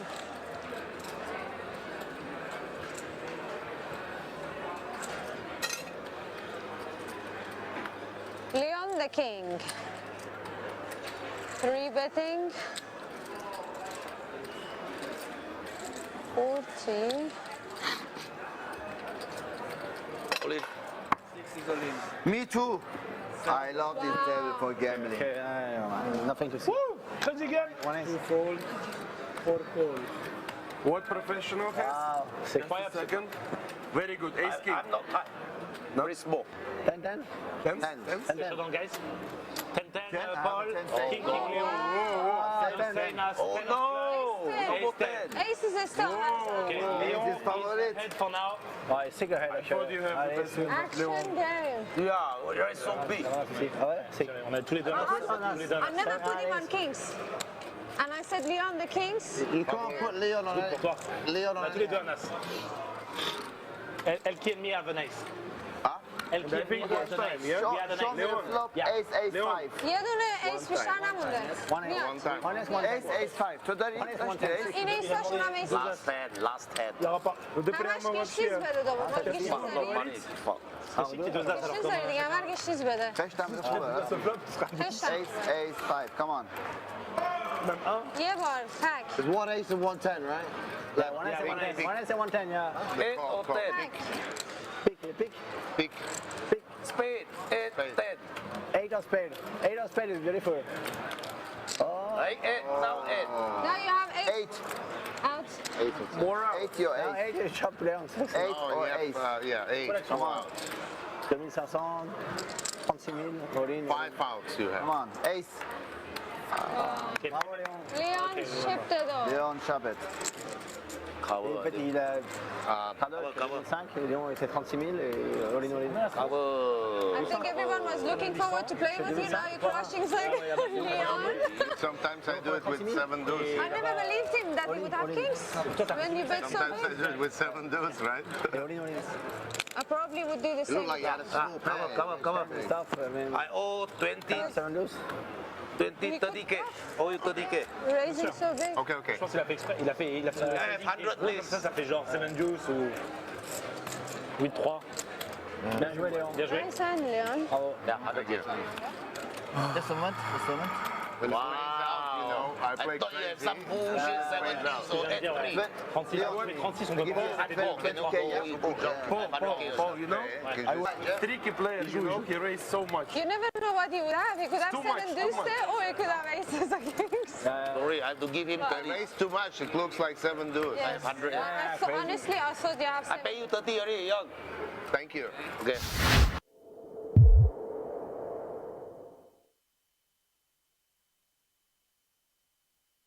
And you got to give him credit, ladies and gentlemen, for having the heart to fire 3 times into the chip.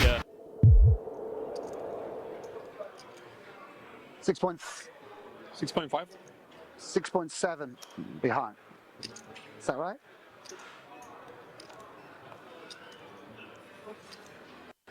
Seconds. 6.7 behind. 1 million. 1 million.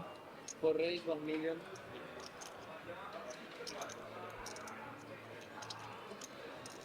Alan Kessler saying some are fake online caches.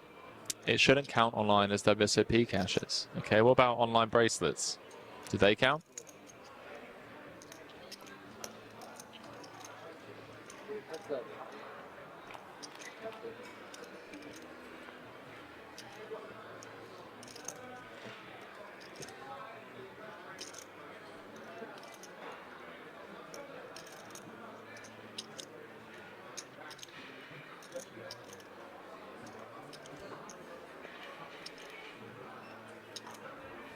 Top pair for open. Good check.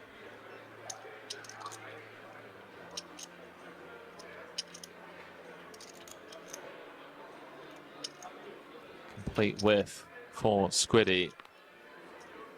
Has been knuckled over to him. And he's going to set fire to 600k.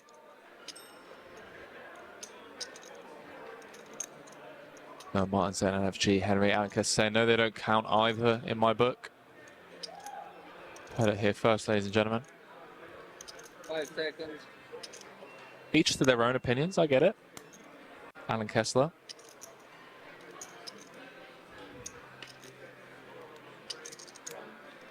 Squiddy picking up equity on the Queen of Diamonds, and 9 would now win it for him.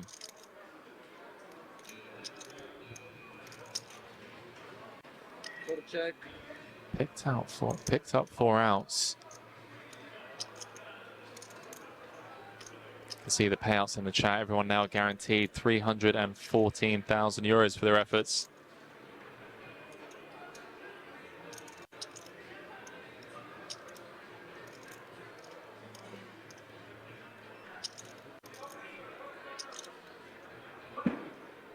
Perfect.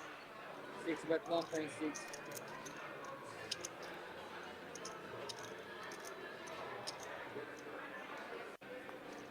Squiddy has found the sizable double barrel. 1.6 into 3.4, just a pip south of half pot. Setting up a very natural river jam. As the 3 of clubs finds its way to the river. Pretty much all the draws bricking bar the 7-4s of the world. Hearts and diamonds, 7-8, 9-10. Grafton unblocking both hearts and diamonds. Wonder if he finds the follow through here. 5 seconds. Good check. Open. Slips over the rope.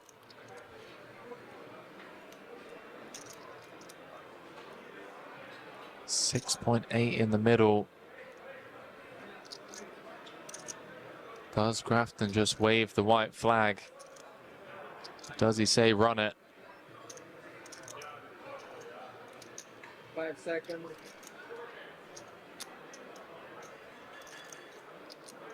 On time bank, please.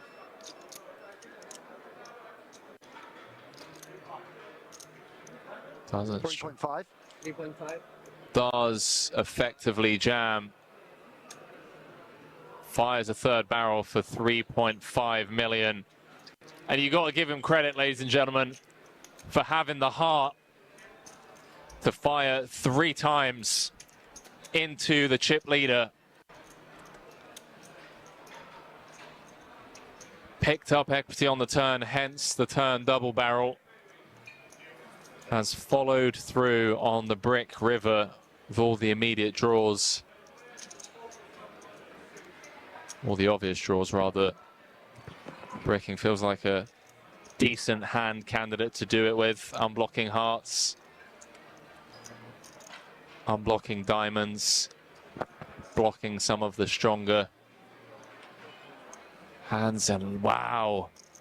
Gets Orpin to fold the better hand. And Sam Grafton, ladies and gentlemen, is up to 11 million.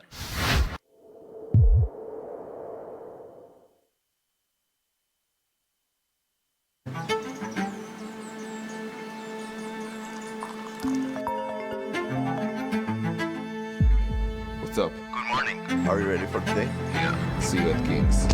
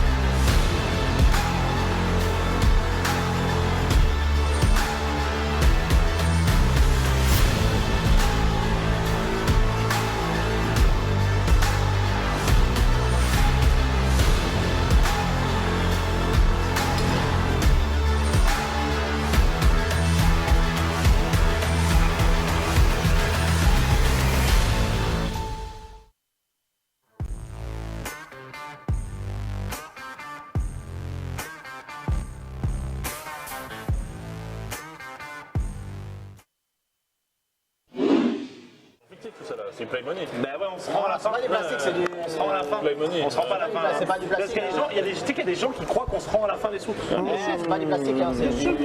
Alright.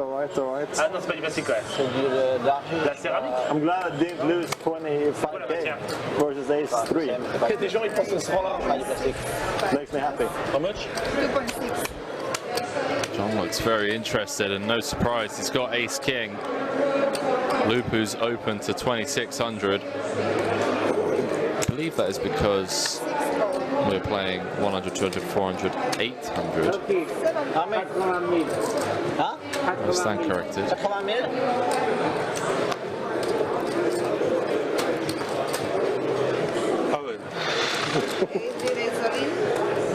Wow. Ivan has just ripped it in with Ace 4, and we have real potential here. I don't think Lupu's going to fold. Lupu's had enough, and John is waiting behind with Ace King.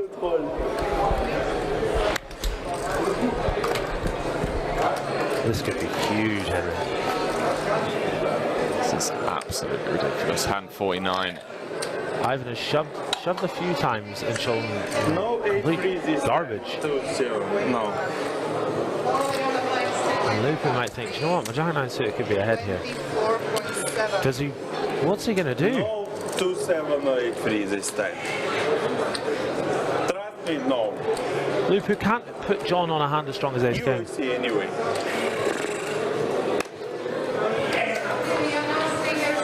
Currently stuck 150k, does let it go. Snap call from John, who has Ivan in terrible shape. Why you didn't free bet him? 2 times? Ace 4. How much is it? Ivan running into it yet again. John having a wonderful night so far. Could be about to get a little better. How many times? 2 times. 2. Let's go. I had Jack 9 2 of times is the answer. I know I was winning. Let's listen in. I like the flop for Luku. I need 40 more. Oh, Teresa, you do it once or twice? 7, 6, deuce, deuce, 6 or 7 to shot, 4 to win outright. I take it. I take it. Find I take it. a miracle river here.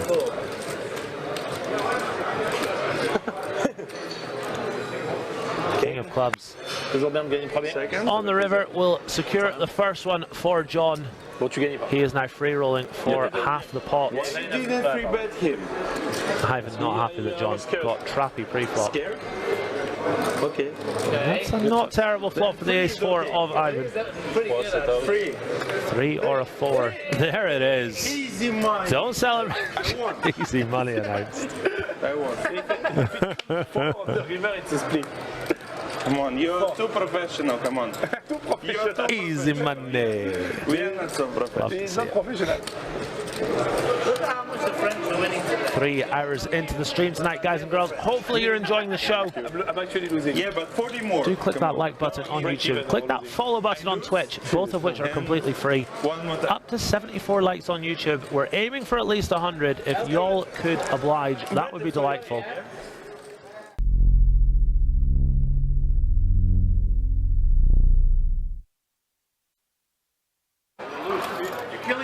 Do you have big chips behind or you don't? What was your expectations? Win. I mean, that's what we play. A win. What do you want? Okay, sorry. Tony, why don't you learn smile when you pay? Yeah. You should learn smile while paying.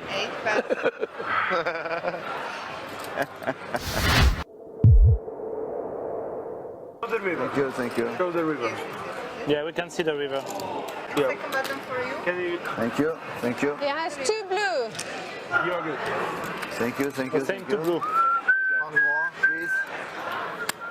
You need chips. I need chips, yeah, for start. I'm not gonna push a win against you this time, yeah. If I push, it's not. Yes, he will be in. Hey, then.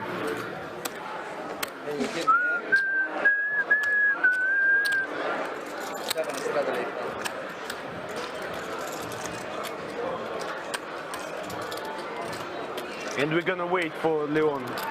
Yeah, you cannot mark his card, huh? Yeah, don't mark his card. Don't mark his card. Don't mark his card. I wasn't going Just now that girl want to mark his card. Good idea. Back, she said no. Leon. He's stupid.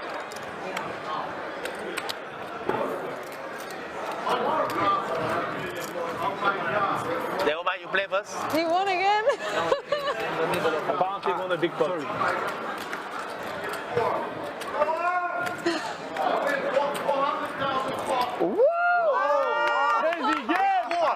Just with 4. Easy game. Just with the 4. You get nothing, and I had a 4 here. Flash draw, I'm flash draw. 4. There is a 4 on the. The multi-tabling is real. Against first draw and poker. Leo just won a 400k pot with a poker, apparently just with a pair of 4. Bring the money here. Yeah, because flash draw. Leon now 400,000 pot. Flash draw, and I have the 4 on the flop and the 4 wins. Amazing. It's good to win with 1 pair in Omaha. Who did you win against? Guess who? Tony G, of course. Tony, thank you. Thank you, Tony. Tony. It looks like Tony. Tony. He's still. He will answer you. He's tilting a lot. Your turn. Leon. Tony. Thank you. He's so tilted. Thank you, Tony. Thank you, Tony. 400k pot. Now you can. Leon. Take a break here and then you go. Подожди, сейчас я там посчитаю.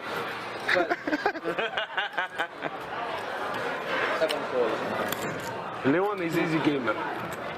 I must call everything now. Full race. Now I must call everything. And you need to win, come on.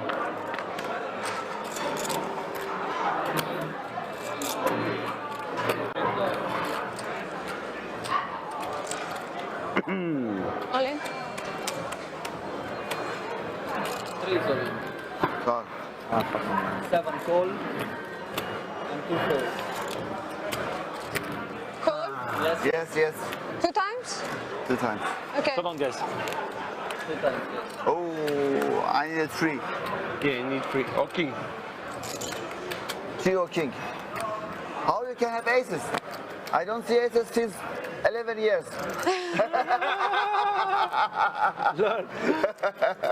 Let's drink. For the free. Yes, Free to come. 3. Free to come. 2 times 3. Come on. Free. Was 450. The pot was 450. 450.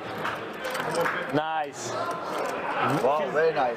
2 on the floor. 3. Flash draw. He has a Yes. Mais toi, t'as la paire et lui, non. One more time 3. Now you can C'est vraiment bien, ça. Let's cheer on king right this time. King.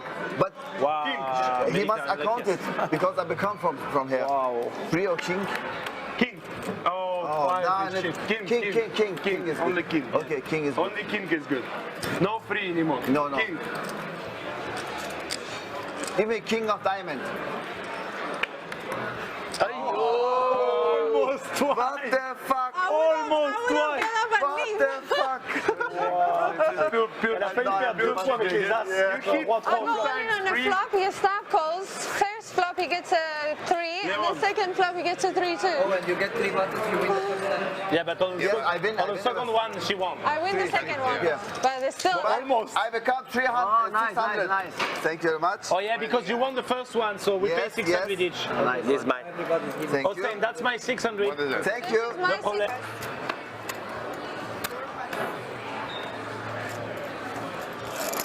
No. I saw a king, I think. No. A picture. Guys, I saw a picture. Yeah. Ready, yeah? Oh, yes, sir. Now you know it's a picture and it's not a king. I'm all in. Queen. Yeah, queen. So guys, I saw a queen, okay? Pass. Yeah, but more. 1 button 7 more deuce? for Hossein, who has now 2 buttons. 1 button more. Thank you. Let's drink. Cheers, my friend. You finish? Oh, it's good. I told you Chablis is a perfect wine. You can drink all night long. Yeah, that's right. Drink. Oh? It's not so strong. It keeps you on the fun mode. Yeah. We wait for Leon. What brand is that? Believe it. Chablis. Believe it. White. You can pay your hand. That's a Chablis. That's a Yeah. French. French, yeah. It's pretty. Leon. It's not so. Your expensive. turn. It's a pretty average wine, but it's really good. Okay, it's fold.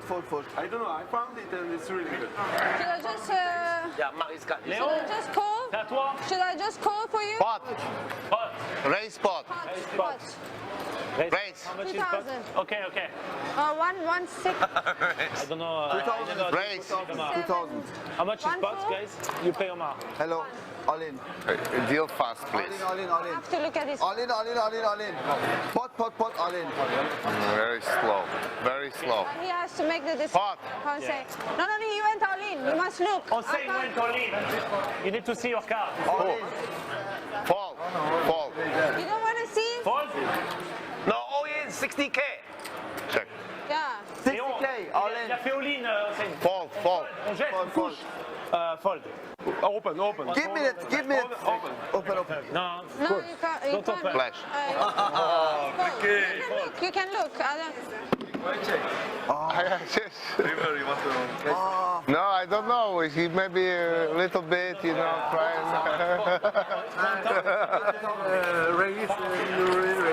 No, maybe I just call. 1 5. Maybe you have flash. If you have flash, 3 times the so nice, right? And here, please. I don't know. Here, for me. So there was 700 Yeah, in the pot. boy, thank you very much, my friend. So if it's 1, 2 plus 700 is 1. Oh, you wait, 5 button? Yes, 600. Yes. It's not to get 700. And 600 probably on too. no, Why must be 3? more. No, there is 1, 2, 4. Yeah, must be more. 100, 200, 400. 2 plus 3, correct? 15. Oh, it's correct? Okay. Because I never played So Omar. it's not 1 9. Leon, 3, 4. 3. 3 times 4, 12. plus But I must give me 600. Oh, you got 3. I have to give you 600. Иногда скажу оттуда. Thank you, thank you.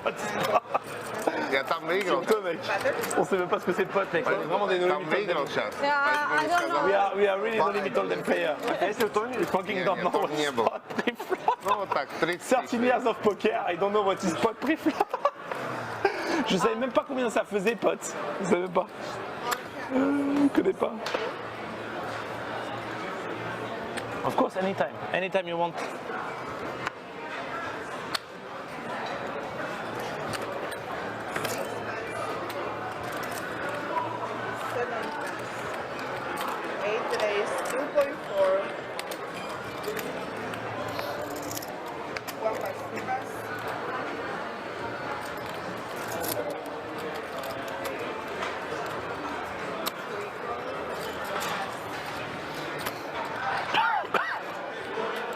Да Тони нету, куда ты бежишь? Нету этого. Тони уже там, Тони. А, он уже там. Tony, what's up? Thank you, Tony. Thank you, Tony. Do what, Chance? Chance to like win a pot or lose. You're killing me. You come in, you kill Do me. you have big chips behind or you don't? What was your expectations? Win. I mean, that's what we play. A win. What do you want? Okay, sorry. Tony, why don't you learn smile when you pay? Yeah. You should learn smile while paying.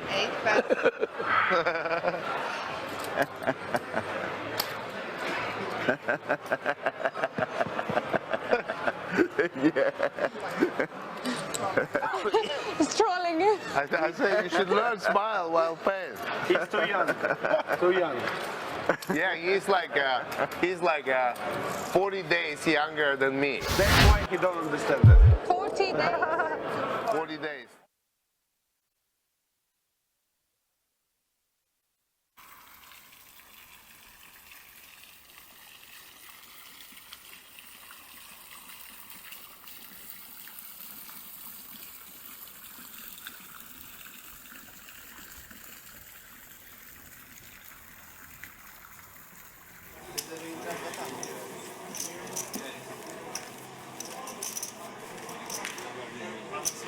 Position number 1. Alright, guys.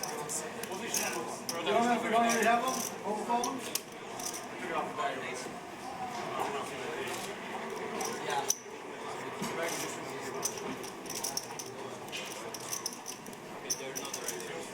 Ready?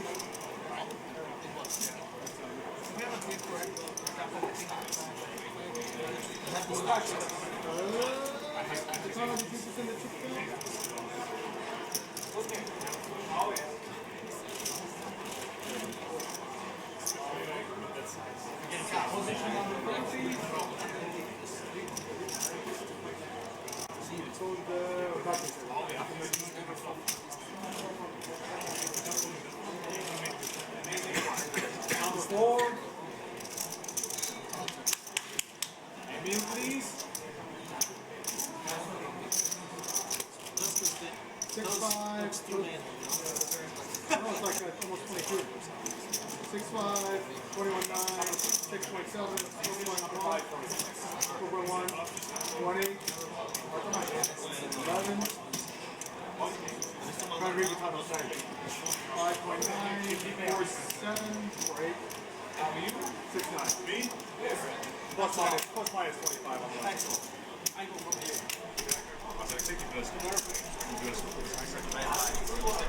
Alrighty, folks, we are back. We're live from the King's Resort in Rosvedov for the opener of the World Series of Poker Europe. It's a €350 buy-in, 9 players remaining.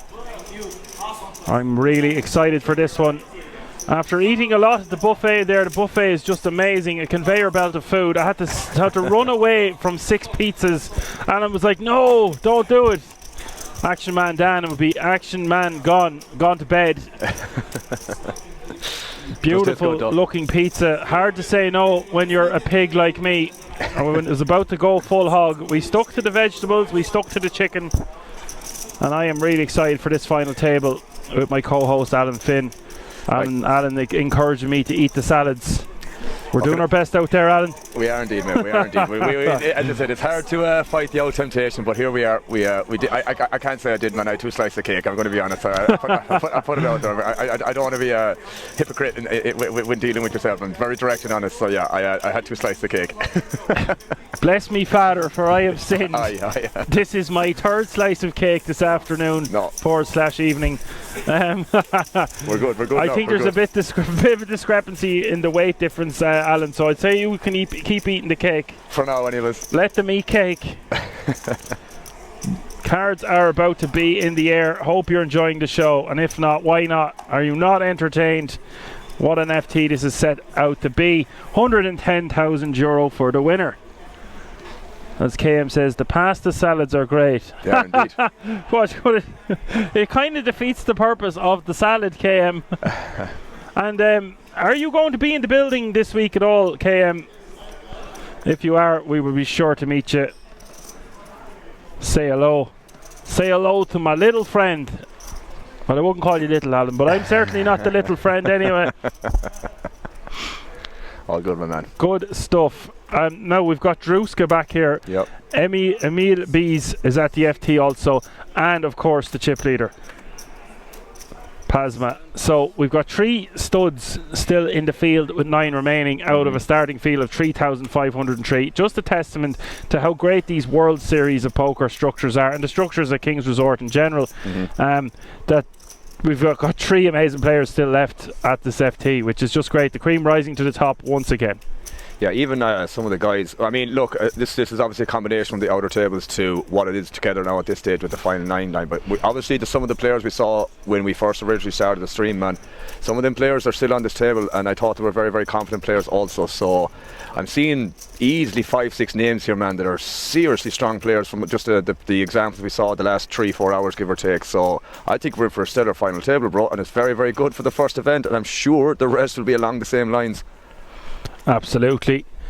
I was looking at the chip stacks there, so obviously Pasma running away with it. The runaway bride so far, there's a couple of stacks in between that 20 to 30 big blind zone.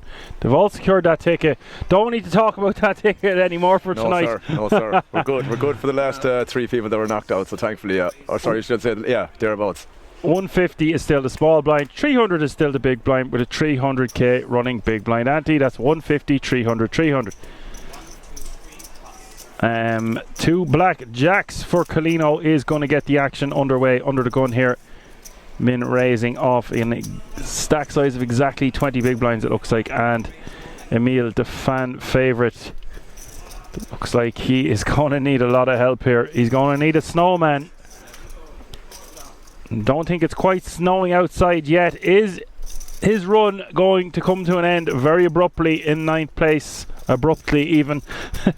He is all in for sub 5 bigs. Colino obviously snapping him off, and this could be curtains for the superstar. He's going to need a lot of help here, Alan. Just 13% equity. Let's see what happens.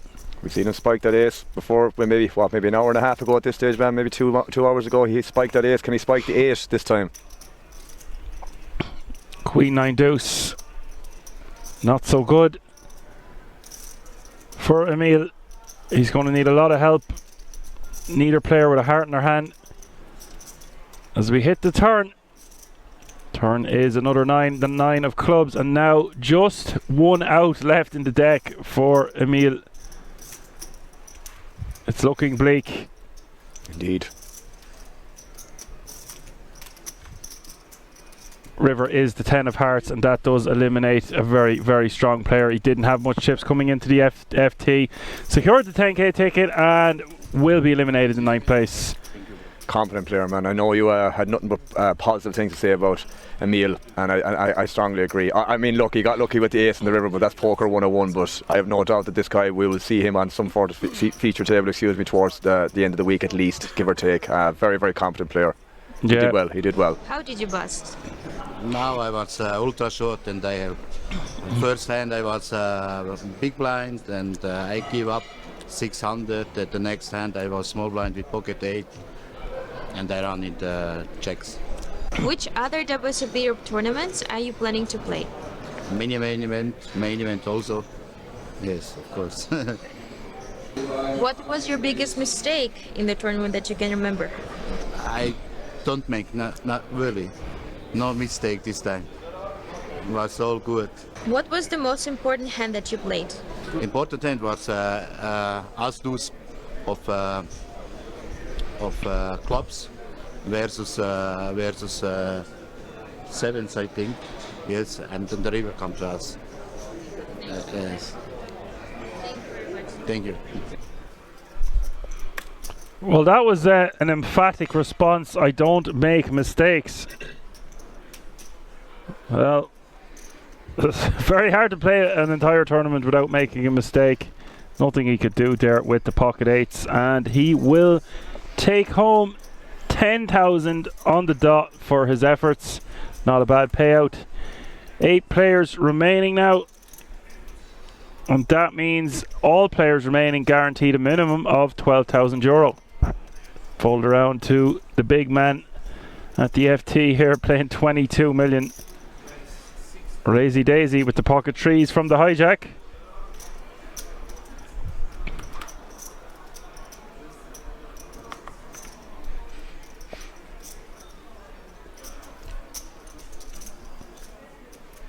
And Colino with the option to defend here for 350 more. Decides against it.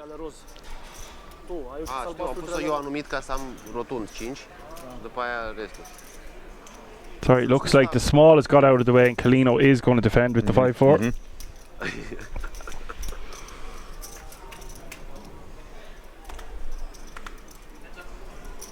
Flop is King 9. Average stack almost 30 big blinds, which is pretty decent and what you would expect at a final table of this magnitude. A couple of comments in the chat there. KM says you guys have to try the cash games after the broadcast. Don't be tempting us. We've enough temptations, KM. We have to get home at a reasonable hour each night to be fighting fit for you guys. Give ye viewers at home the best possible commentating that we can. We do be hovering around though for an hour or two. Don't want to go home too early. Maybe towards the end of the trip we might take a stab at some cash. I wasn't seeing much 2-2. If I was dipping my toes in the water, I think I'd just play 2-2. If I'm going to play 2-5 or 5-10, I'm going to be bringing my wallet with me, and I want to have a lot of time on my hands and not just be going home the following day. Yeah. If I'm going to get immersed in that experience, you got to remember there's a lot of sharks in the water, and therefore I want to be really going in guns a-blazing. See Pat picking up a King Queen here again, damn, and it's crazy. This is non-stop. Yeah, so if we're going to play cash, I'm going to be Action Man Dan. I'm not just going to be cashing in and cashing out, like hoping to play for an hour. No thanks. Although if I was going to do anything, I'd love to play this tournament that's on right now. These players so lucky. Pasma raising to 850 here with the King Queen of clubs, and yeah, I think we've said it enough times. He's just getting smacked in the face by the deck time and time again. Insane. Now Balog, we didn't see much of him. He was only at our table for a few hands. I think he got moved. Isn't going to defend with the 7-5 of spades. Little bit tight, but I understand it. It's probably still enough, even off 10 big blinds, close enough, but obviously just plus slightly over, man. I think it's probably going to be defend, but yeah, I mean, he's nearly 15. Yeah, 4.2 behind, and the big blind is 300. No, it's gone up to 2040 or 200 400 now again. Oh, sorry, it went up 10 hands. Yeah. My apologies. Blinds are up. Small blind is 200k, big blind 400k with a 400k running big blind ante. That's 200, 400, 400. And Apocalypse is saying, oh yeah, Emil says, don't make mistakes, mistakes make me. That's your inspirational quote for the day. Strangely philosophical. Oh, you guys in the chat, we'll be buzzing off it for the week now. We've done the PLO for 4 days. We had Alan in the boot with us for 3 days, and this time you're going to have us for 6 days. So better get used to us, folks. New player here now that I haven't seen before. Bilan in the cutoff. Midland stack, guts of 30 bigs.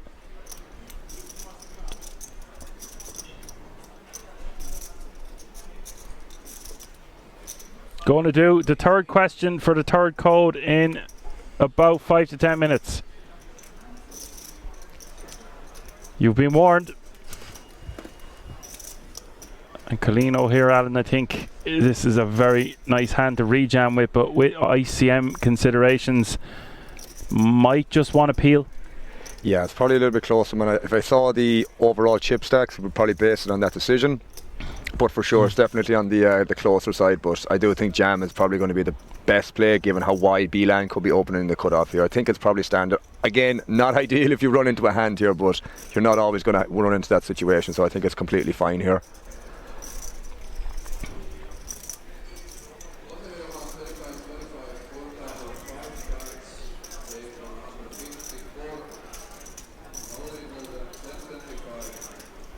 So Colino is just going to rejam for 6.8 million, and Beeland will be forced to fold. Yeah, I like what you said there, Alan. I think sub 20 is a little bit less even, and yeah, I think it has to be taken into consideration that the chip leader has so much that we want to be taking these rejam spots with these middling pairs. Even 9s or 10s might just shove as well. There's a lot of hands that we can call on the button, and I think them 6s, 7s and 8s play better as a jam. I'd say so. Just going to get a lot more folds most of the time. Again, if it's like versus a later or tighter formation or earlier position, then you can maybe argue potentially calling, maybe even argue potentially folding with some of the weaker pairs, for example. But yeah, I think 8s in that situation, button versus cutoff, it's just going to be a ship. It's great to take down the blinds and the antes in that exact situation, just to chip up like he did that hand. Yeah, it just depends. If there was a few short stacks,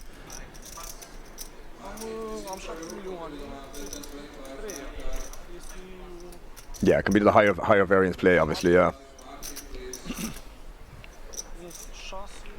Yeah, I'm just having a look here at the chip counts.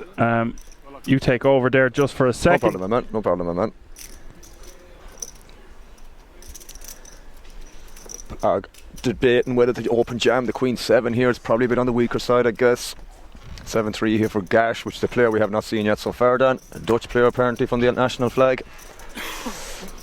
I mean, Iman Gashyar. Yeah. Hashiyar.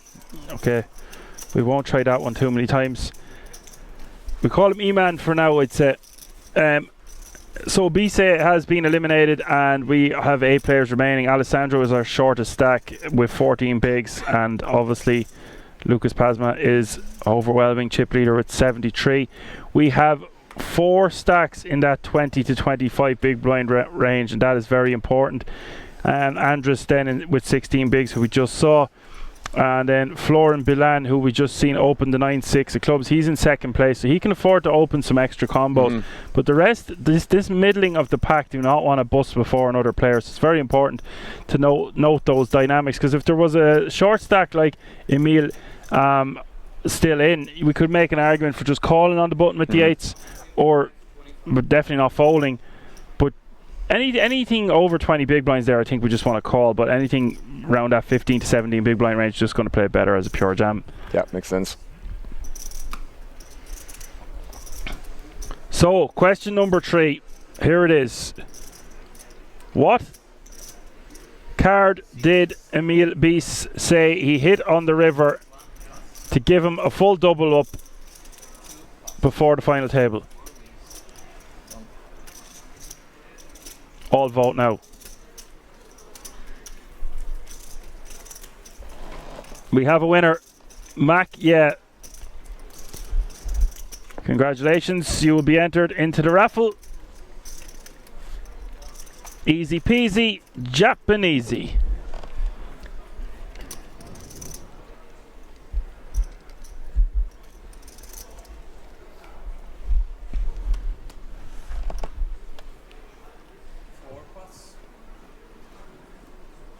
Yeah, these Midland stacks, Alan, there's a lot of pressure on them, but like, there's just so much money, the difference between a couple of spots.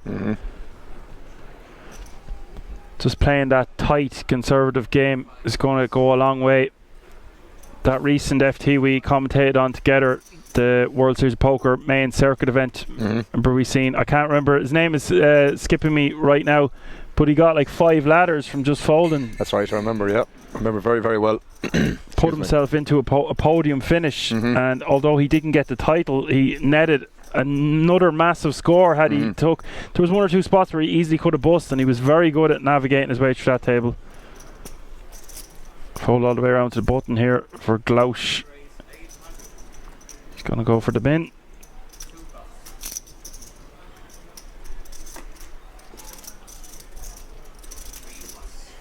Just take it down. Taking it down.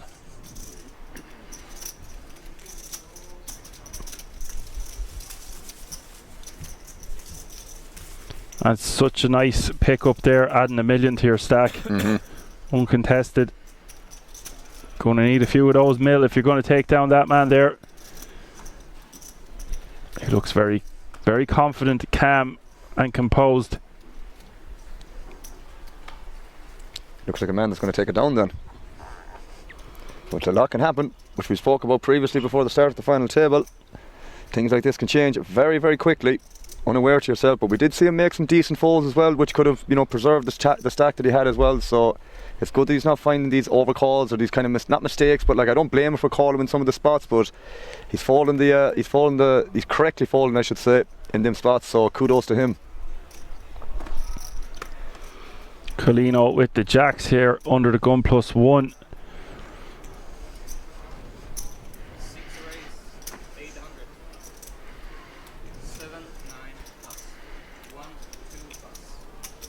The second time he's picked up jacks here now on the final table already, Mr. Colino. Yeah, eliminating a very tough player.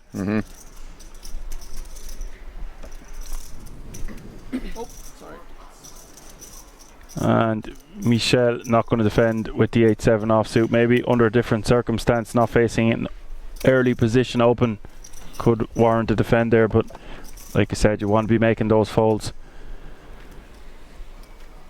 We need to be tightening up our big blind defending range from all positions really. Just want to be a little bit more careful as well, conscious about, you know, not to overinvest post flop as well, man. I think that's a big thing that you need to be conscious of. Defending, you know, you need to be maybe a little bit on the tighter side due to the fact that there is one of the shorter stacks on the table, which is Bollag, I believe, or he's definitely up there. So yeah, I mean, some of the stuff is kind of, you know, you could argue defending pre, but you know, post flop is a big thing as well in terms of like not over investing, being very, very careful that, you know, what you do decide to invest is the very, very accurate decision in terms of EV. So yeah, Bollag here now with the king queen. I'd imagine it's going to be an open jam, although you might argue that he might leave a big blind behind in case something else happens ahead, but I do imagine it's going to be going in at least, or coming in for a raise. I mean, this raise fold off this stack is probably a thing, Dan, I assume. It's just going to look so strong to the rest of the table here. This is what I'm seeing every time I'm streaming. I see this more and more. These raises off 10, 12, 11 big blinds. I guess when it gets past 12 or 13, we're not really ripping anyway. We're not supposed to be for the majority of the hands, or the majority of the time we're not meant to be ripping 15 bigs from any position. Yeah. But well, maybe later, but certainly not for what we're talking about here. Yeah. The under the gun one, and under the gun two, then you're getting closer to mid position. But this for me is awesome, because if there's significant action behind you, you can get away from it. It looks really strong, so players have to really have a hand. They can't be three bet folding to your stack unless they're a wizard. Like Harry. Yeah, you're a wizard, Harry. You're a wizard. There'll be a few wizards around this week, I'd say. But this is really nice. This is not something I would do often. I would just rip it. Yeah. And maybe ICM says it's too light. So therefore, I do like it the most out of the 3 options. Yeah, I feel the same, bro. I feel the same. I mean, it works, but a lot of the time the big blind, especially Billad, is going to like probably over defend because the price he's getting, because the stack he has. You know, if he does catch something on the flop, he might just stick Bollag in for the rest of it, but decides not to defend with the Queen 7 off, which I think is completely justifiable.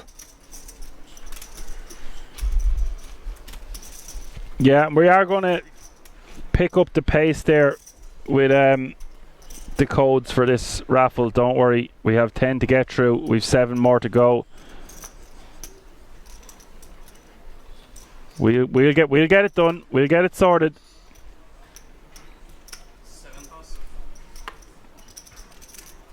Yeah, and it's awesome. Then he adds a million to his stack there, and he blocks, you know, the ace king, the ace queen, all the combinations that could 3-bet in a normal situation, normal scenario.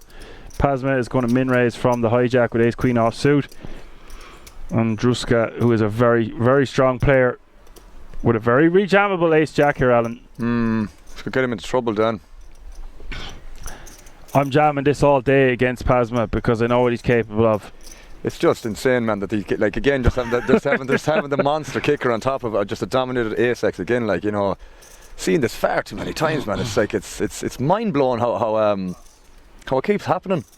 I really feel for Druska here. This is horrible. You honestly think you're printing, shoving? You are printing, yeah, exactly, yeah, exactly. You're just, I don't know what percentage you're getting called, but it's very low. Yeah, but again, the way Pasmat is running, bro, it's probably going to happen more times than it's not. That's the sick part, which, you know, as you said already, most times it's just going to work out, but not right now, I guess.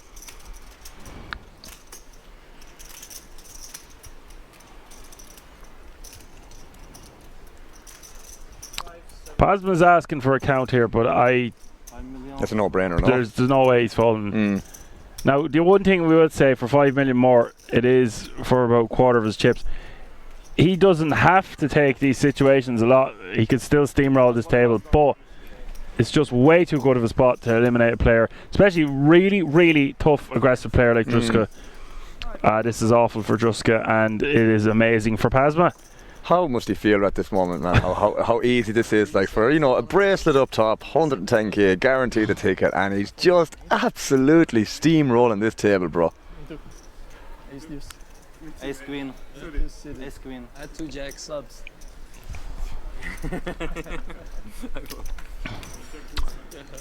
And was there a jack folded? It's looking bleak. No, he's got 4 outs.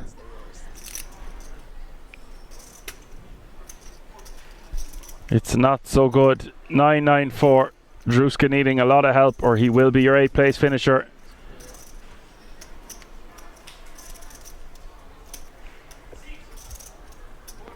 Six would give it chop here. But it isn't to be. The rich get richer. Pasma now playing 30 million. The Queen of Hearts rolling off. Druska, always a good sport, will say his goodbyes and his farewells to this tourney, taking home that ticket and €12,000 for his efforts. Always had it. Always have it, somebody says on the table. We see this and we can verify he literally always has had it. I don't know why they go all in against me. You'll lose a hand tomorrow. Right, guys, another player has been eliminated, so in 5 minutes I am going to do the 4th question of the day. Yeah, we played some 5 cards. Pockclip says, you said I was crazy when I said we have a winner already earlier. Yeah, it's just going to be very tough to take. Look at the disparity between the chip stacks here. Disgusting. Short stack for Alessandro is 10 bigs, and then 3 players under 20 bigs on top of that, then a 22 and a 23 big blind stack. This is going to be a masterclass from Lucas. A lot is going to have to go wrong for him. I can't say 100% he's guaranteed himself a podium finish, but he's going to have to make a lot of blow-ups to not win this title. Big time. I can't even imagine how many blow-ups, bro. Like, even if you did 5-6 blow-ups, you're probably still okay for whatever reason. But yeah, obviously he's smart enough to not let that happen as well. See, that's going to be the difficult part for everyone else on the table.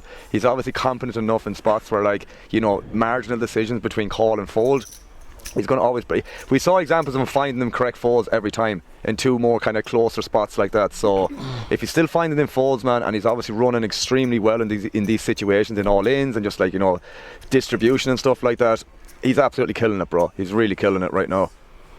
Yeah, well said. Yeah, he could lose two all ins and be right back in the middle of the pack, but what you said is very true there. He's too competent to let that happen. He's already shown a propensity there to navigate his way through the table very well, or sorry, through the field. The last few tables we were commentating on, average stack is now over 10 million, which is 25 bigs, and all of these players are just in so much trouble here because they don't want to bust before. They only want to get into pots with this man. And there's no real contender right now. Chicken contender. There's a 50 big blind difference between first and second. Have you commentated on many things like this where it's just been a huge dominant stack like this, just steamrolling a couple of times? Yeah, they didn't fall off the horse or anything, no? Yes, I've been very lucky with streams ending before. I wouldn't say lucky. I love doing the commentating. Don't get me wrong. Just once or twice it can really drag on. You could be faced with a really long, detailed heads-up battle. Sometimes I want it so much, and I'd be lying. I'm always very honest. Sometimes okay, I want this to end and not the chip leader to just go backwards here. I'd say it's happened around 10 times since I started, which is a lot. It is, to be fair, because it just shows the skill level of some of these guys. And obviously when the deck's hitting you in the face on top of it, it's a very difficult thing to combat or play against. Said that Lucky Lucas used to be a dealer. Well, he ain't going to be dealing for long anymore. So to answer your question, yes, it does happen, and when it does happen, it's just like a Hoover. I've also seen where guys have thrown away the chip lead, and sometimes it's been their own fault, other times not so much. Right, lads, the fourth question is in. Emil B's also had a double up, a second double up. What hand did he have against King Jack? What hand did Emil B's have before the final table where he doubled up against King Jack? It was an all-in situation. All vote now. Gotta be honest with you, Dan, I don't remember that myself. We have a winner. Hello, Kitty. Hello, Kitty Frieden. Hello, Kitty. We have a winner. Hello, Kitty. Fours was the answer.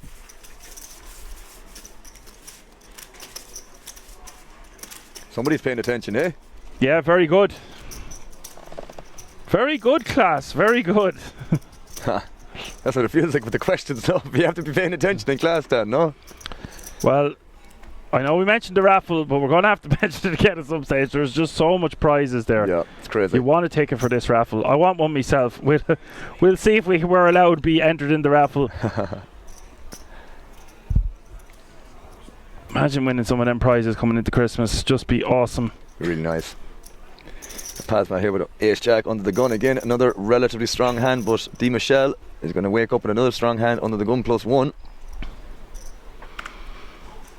Yeah, and this is an awesome hand to shove, but because he's so many players to act behind him, ICM wise he might just have to let it go.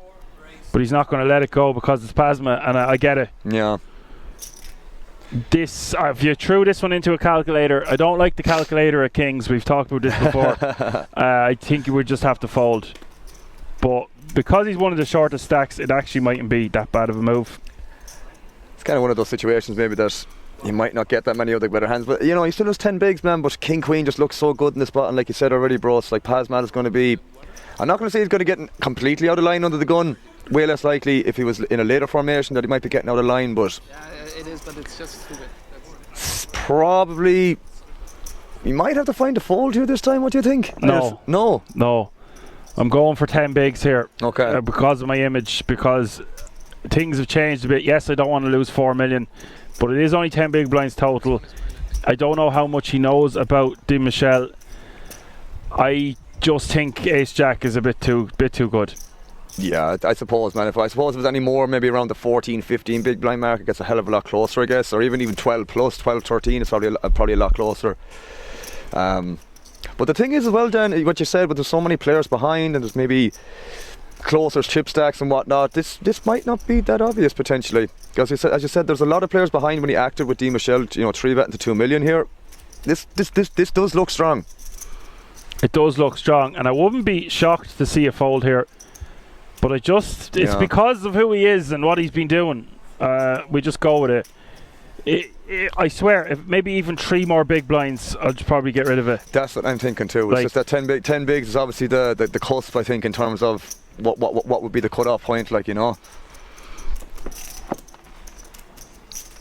So yeah, he's just gone with it. I think Ace-Jack suited, we're definitely going with it. Ace-10 offsuit, we can maybe let it go. Ace-Jack offsuit's right on the line there, and he is going to flop. Second best here for the moment for Pasma. Di Michel, top pair, decent kicker, looking well for him so far. Oh my God. What is going on, my G? The turn is the Ace of Hearts. All you can do is smile and wave. What else are you supposed to do? It's Pasma's world and we're all living in it. Give this man the bracelet already. And he hits 2 pair on the river, but it's no good. Too little, too late. Di Michel has been eliminated in 7th place, and bing, bang, boom, just like that, we are 6-handed. Madness, bro. Absolute madness what we're seeing here. 7th place will take home €15,500 for his efforts. How did you bust? Like I showed my 10 bigs, well, not exactly shoved, but like King Queen suited against Ace Jack of Lucas. It was hitting a few hands. And I thought you could apply some pressure on the table because I was quite short stack, like 10 bigs. So, and King Queen suited was like probably too strong hand, and there were not too many ICM considerations to be done considering I was the shortest stack. So it was a good spot, and I was about to to double up, and that was the busting hand, the final hand. What was the most important hand that you played in this tournament? From this tournament? Well, I would say I remember the only suck out I did. Like, I was kind of committed, and I defended my blind with ace deuce suited on an open from undergun +2, something like that. It was, why, I don't know how many left, like 50 people left more or less. And I check shoved on 4-4 deuce board, and the guy had 10s and call, of course. I hit an ace on the river, so I would say that was quite memorable. Which other WSOP Europe tournaments are you planning to play? Yeah, sure. Well, I was not planning initially to play the main event, but I got the ticket, so for sure I will. And I will play like the mini main event, I guess tomorrow, I guess. I don't know which is the last starting day available, starting flight. Then the Colossus and also some mixed games, some PLO, for sure. I'll be staying here like till my wife allowed me, so my daughter as well, my son as well, so I'll enjoy the festival.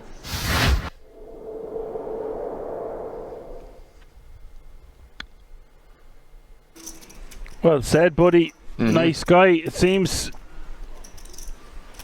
nice Christmas in store for him and his family, it looks like. Sure does. 6 players remaining now, Alan. That means they're all guaranteed a minimum of €20,000, and that means we are doing another code giveaway inside of 5 minutes. There you go. Lucky chat, eh? I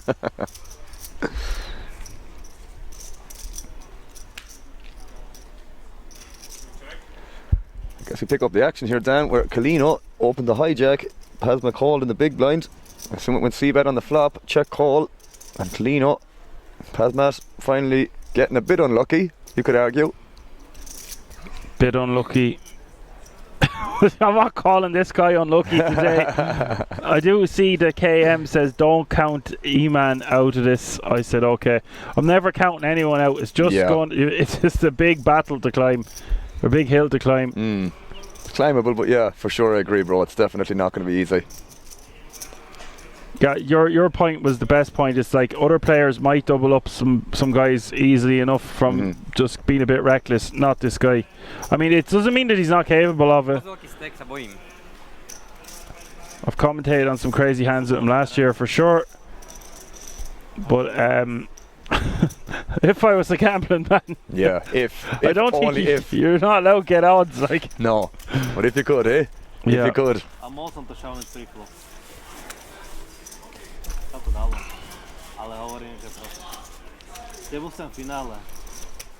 No, dosť veľa blindov, no, a ten šov.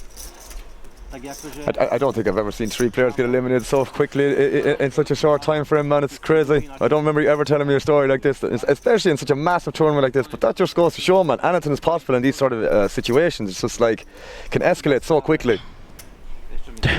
I totally agree. As Apocalypse says, the last guy to get eliminated might be allowed to play a bit more now. He's taking home over 15 grand to his family. Fact. Well, and then this is the thing. This is why it's so valuable to win that ticket. All you do is get a min cash. There's another massive score for yourself. Exactly. And let alone get a deep run.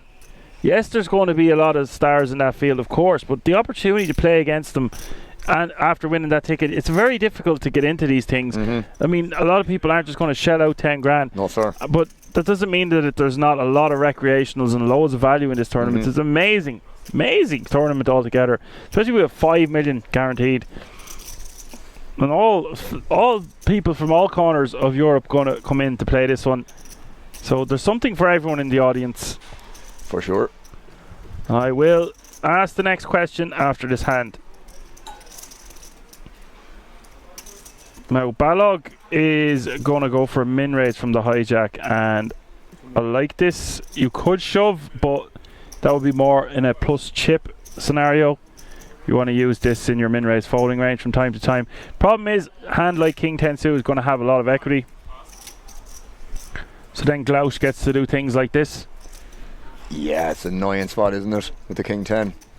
I mean, just got to let it go, but yeah, such a pretty looking hand, man, but never going to be that in the best of shape to versus the 3-bet from the button there. It's just going to be, again, with ICM considerations, it's just going to be a pure fold, obviously.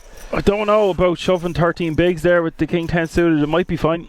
Yeah, I mean, I can see where you're coming from. I suppose just on a bit on the closer side. Again, I imagine the big factor is going to be ICM, bro, what the stock size look like, because I think at this stage it's probably going to be like second and below is going to be probably 20 big blinds, give or take, I'd say, more or less. Yeah, they're quite closely contended in the middle of the pack, and then the runaway bride is obviously in first place, and then you've got no one super short. So this is a bizarre situation unfolding. It's kind of like Giraffe Ganger winning nearly 3 million. He had them all. He had about 70 to 80 big blinds and had the rest with 20 and under, and the blinds went up suddenly. They had 10 to 15 bigs. What a legend. Big shout out to him. And Sven Calls from Ireland, been doing amazingly well online as well. Been watching bits and pieces from him anytime we can tune in. Fellow Irish streamer for you, Alan. So the next question is, what t-shirt was Vegameister wearing? What t-shirt was what did it say? It had 2 words on it. There's your little clue. This one might be a bit too complicated. If it is, we'll change the question, but if someone has the answer, all vote now. We have a winner, Hello Kitty Freuden, but Hello Kitty Freuden already won a token, so it is LJSB that will take this one down. Very unlucky there, Barney Nuts. Just 2 seconds too late. Number 5 of the codes will be going to LJSB 33R. Nice. Congrats, my man. Or woman. We have a raise from Glausch here in the cutoff. And Colino defending with the Jack 10 and the big blind. Call him Jesper, he says. Yeah, easier. Nice one. Flop comes King Jack 4, Rainbow. Obviously a good board for Glausch's range, perceived range. Not so much his hand, but one would imagine it's still going to be a bet.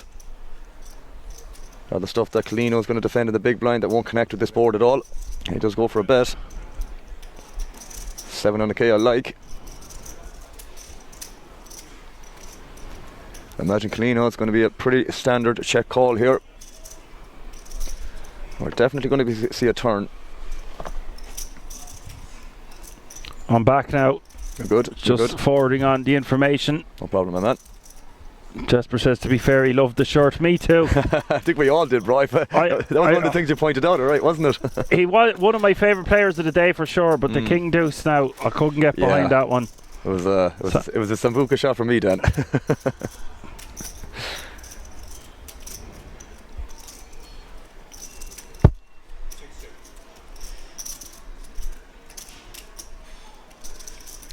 So we pick up the action on the turn here, Alan, is it? Indeed, my man. And when C-bet on the flop, check call from Colino. Obviously just a standard raise pre-flop from Glausch, and defend from Colino, as I said, and check call on the flop with the Jack 10. Fair enough. We arrive at the river then, pairing the board. Colino just wanting to get the showdown at this point. Maybe go for thin blockerish type sizing here as a value / block. There is some merit to it in my opinion, but I think it's just going to go check, bro, because there is going to be some King X and Gloucesh's range that still won't bet the turn that often, I think, sometimes, but it's hard to get called by worse if you do value bet the river, I think, anyways, because even if he has Queen 10 here, that gets there on the river, so stuff like that as well, so you need to be a little bit careful here. It's just hard to get called by worse in my opinion here. Yeah, the more I look at it, because I just tuned in on the turn there, I think it just, yeah, but he is going for what I thought he would. But I actually like what you said there, it's just too many hands that can beat us. But he doesn't want to call a larger bet, so he's going for tin value. We see this time and time again. It's just like I'm trying to piece it together personally, man, and it's just very, very difficult to get called by worse. Like, I mean, even bluffs here, like 9-10 gets there on the turn, like Ace-10 gets there on the turn, you know, Queen-10, it's no trips, it's just... again, you know, if there's maybe some 4x, that's not going to turn that into a bluff, but you wouldn't know sometimes. It's just probably, I would just personally check there. There's just not much worse that can call you. Mostly, yeah. That's how I feel about it too. You know, they're just going to check behind ace highs in the river too. It's just, they're not really going to bluff too many of them, I guess, because they're going to be playing the board most of the time, if not always, like ace, whatever ace X he might have. Yeah, that makes a lot of sense. I was just thinking that we could do a blockers type sizing because we blocked a straight with the 10 in our hand, even though quite unlikely our opponent's going to have a straight in that situation anyway. Once the turn goes check. Yeah, that's the thing as well, yeah. So I suppose, like you said, it's not really that relevant in that exact spot, but it's absolutely it's no harm to at least think that it could be a possibility, but yeah, as you said, mostly if he checks back the turn there, man, he's just capping his range a lot, I guess. And Bilan had 11, wasn't it? He had this. He was second in chips. I believe that's gone to Colino now. Well, it certainly looks that way. I suppose we're about to find out.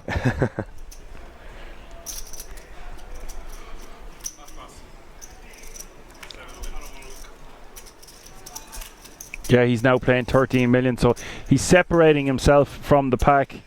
Very important to do this when there's such an overwhelming chip leader. He can just sit there for a while and get a couple of pay jumps if he's clever, and that's vital at this late stage. That extra 4 mil here, that extra 10 bigs is just so huge. Yeah, and the pay jumps, I was just looking at them there, Dan, they are gonna start getting bigger as the next 1 or 2 eliminations come out, or get knocked out, I should say. Yeah, we're reaching big boy payout territory, all right. The average stack getting close to 30 big blinds with 6 players still remaining. What a dream scenario for Pasma. And as the blinds go up, then it's just going to be putting more and more pressure, and as more players get knocked out, it's just going to put more and more pressure, because again, it's just going to be a lot more blinds to fight for. The blinds are going to come around more often. It's just going to be a difficult place to be. Yeah, so Glausch is going to use this as a raise from under the gun. Well, see, yeah, I'm going to stop saying under the gun now because we are six-handed. Important to note. True. You're basically in mid-position from the get-go. Pasma is just going to call from the hijack. Queen 10 suited. I think this is the best play, although he could just go ham there if he wanted, like. Very well, yeah. and this is the thing, it would be very difficult to fight back to, man, because again, ICM considerations, all them stacks are so similar that like you're pretty much handcuffed in a lot of them spots where it's difficult to do anything else except just fold. Right, we call him Gash from now on. We roll with Gash, yeah. He was right. I've seen it earlier. I thought it reminded me of Nasher from the Beano. The Beano Nasher. Relatable. Well, it's mad what way your brain works when you see things on a screen. Who you telling? Yeah. It is going to go to the flop, and it's probably going to be a 10 high flop. Yep. 10 king. An ace in the window, ace 10-6. Good shot for Glausch. when we block some hands like ace king and ace queen here, I think we want to be betting something small. Or because we're out of position, you just want to check? Well, I don't even know if it's that relevant blocking the ace king or queen, because Pazma's probably going to do that with, like, you know, 3-bet them sort of hands pre, I guess. Well, I just meant that we have it in our range, and it's not in our opponent's range. Yeah. Cool. But it doesn't matter now because the turn is at second 10. Every single hand, bro. It's insane. It's consistently happening. Credit to where it's due, Mr. Pazma.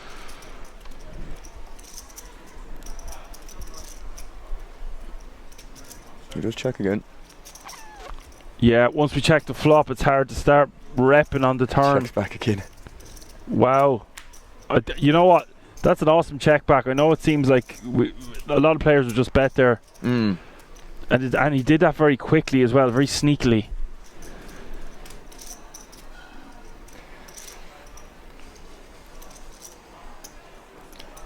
I mean, if you think about what Pazma is going to be calling here, man, it's not going to be something extremely wide here as well with the hijack, in the hijack itself. You know, there's a lot of stacks that could potentially reshove over that as well, so I'd be a little bit skeptical here when Pazma calls in that situation and checks back flop, checks back turn, you know. Yeah, because he's just going to take a stab at it with a lot of hands. I would say so, yeah. It makes sense to do that, like, you know. Like, I think, like, there might be some ace-X here a lot, like, you know. It almost makes it puts him in the bracket of having nuts or air once again. Go figure, eh? That polar range doesn't matter. And you see he goes for a larger bet. Goes for 1.8 million. Not too large, but going for a chunkier sizing to get called by a hand like king high, I would assume, on the double pair board.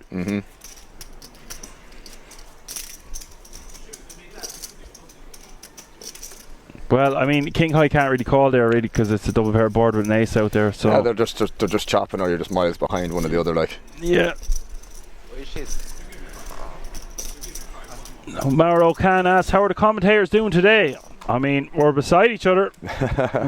We have finally made it. They rolled out the red carpet for us. We're doing great. We can't complain. Well, sir.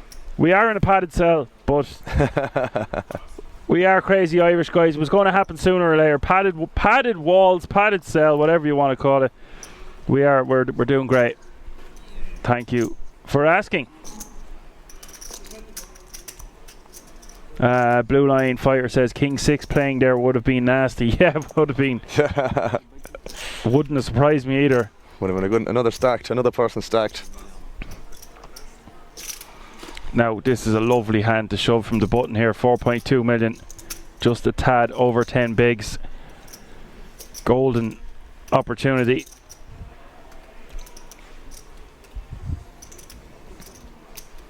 Nearly good enough to raise call. Nearly. The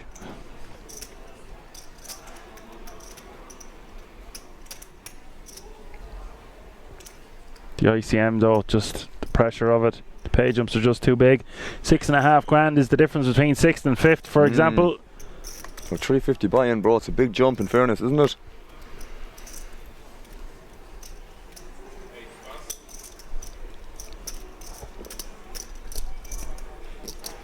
You see, that's to get through Pazmat. Now for Glausch. Oh, sorry, Glausch, my apologies. It just depends whether he wants to gamble for his tournament with pocket sixes, because Balog has just put in half a stack. What would be the... Well, he does decide to ship it. I was going to ask, what would be the bottom of your shipping range here on the button? Like, do you really do... I doubt you go as wide as what would be, you know, with no ICM considerations. I'm curious. We do have ICM considerations, but you mean it from a plus chip perspective? Or well, yeah, like, I mean, just in general, like, what would be the bottom of it? I mean, obviously with the ICM it has to be tighter, but like, I'd like to know, just out of curiosity, what you think would be the bottom of it. Like, I mean, any offsuit ace-X would probably be it, but like with the ICM consideration, it has to be like, what, ace-5 suited or something like that? I reckon I'm shoving any ace there six-handed, because I'm by far one of the shortest stacks. Yeah. Now, ace deuce and ace 3 offsuit seem a bit tight, or a bit loose to me, but any suited ace is going in. All the suited broadways, hands like Jack 10 suited, Queen Jack suited, etc. Trips for Balog. And now Glausch going to need help here. A lot of players might just fold sixes there, but he knows he's going to be ahead of a decent part of the range of shoving. That's what I'm thinking too, yeah. I think sixes is just a bit too strong. I'm definitely folding deuces, threes and fours. Yeah. Fives plus. Maybe fives even seems a little bit wide. I think sixes were just... We've got to go for it, because with all them extra combinations that contain a 5, the ace 5 off suits, the ace 5 suits, it's a lot of combos. You start adding up all them combos. How many combos do I beat or significantly crush pre? Okay, we're going to be flipping the rest of the time. It's rare that we're going to be dominated. If we're dominated, we're dominated. But I'm still not loving life there with sixes, obviously. You're going to be flipping most of the time, really, like against many 2 overs. Like, you know, best case scenario, it is like the ace 4, ace 5, where at least, you know, he has only 1 over. But like a lot of the time, man, it's going to be some 9, 10 suited, or you said king jack suited, like just 2 overs in general. So most of the time, probably on average, you are going to be flipping, I guess. I wouldn't be surprised if you were to put that into the calculator and it would say 7s or 8s. I need to brush up on my ICM. Been slacking in that department for a little while now. Yeah, because it's true, because I'd say I mean 3 to 5 big blinds at this stage, if not like every 2 to 4 big blinds at this stage goes a long ass way, man. I would say usually. But again, if our chip leader is just hopping off the table, it is a great opportunity to try double up and get something going. Yeah, that's the other thing as well. See, there's a lot of things to consider there. The thing is, ICM in that spot for me personally, it would be hard for me to define what would be accurate in terms of what you mentioned with the calculations. But yeah, I think I would still call with sixes there, man. But like you, I'd need to brush up on that stuff as well.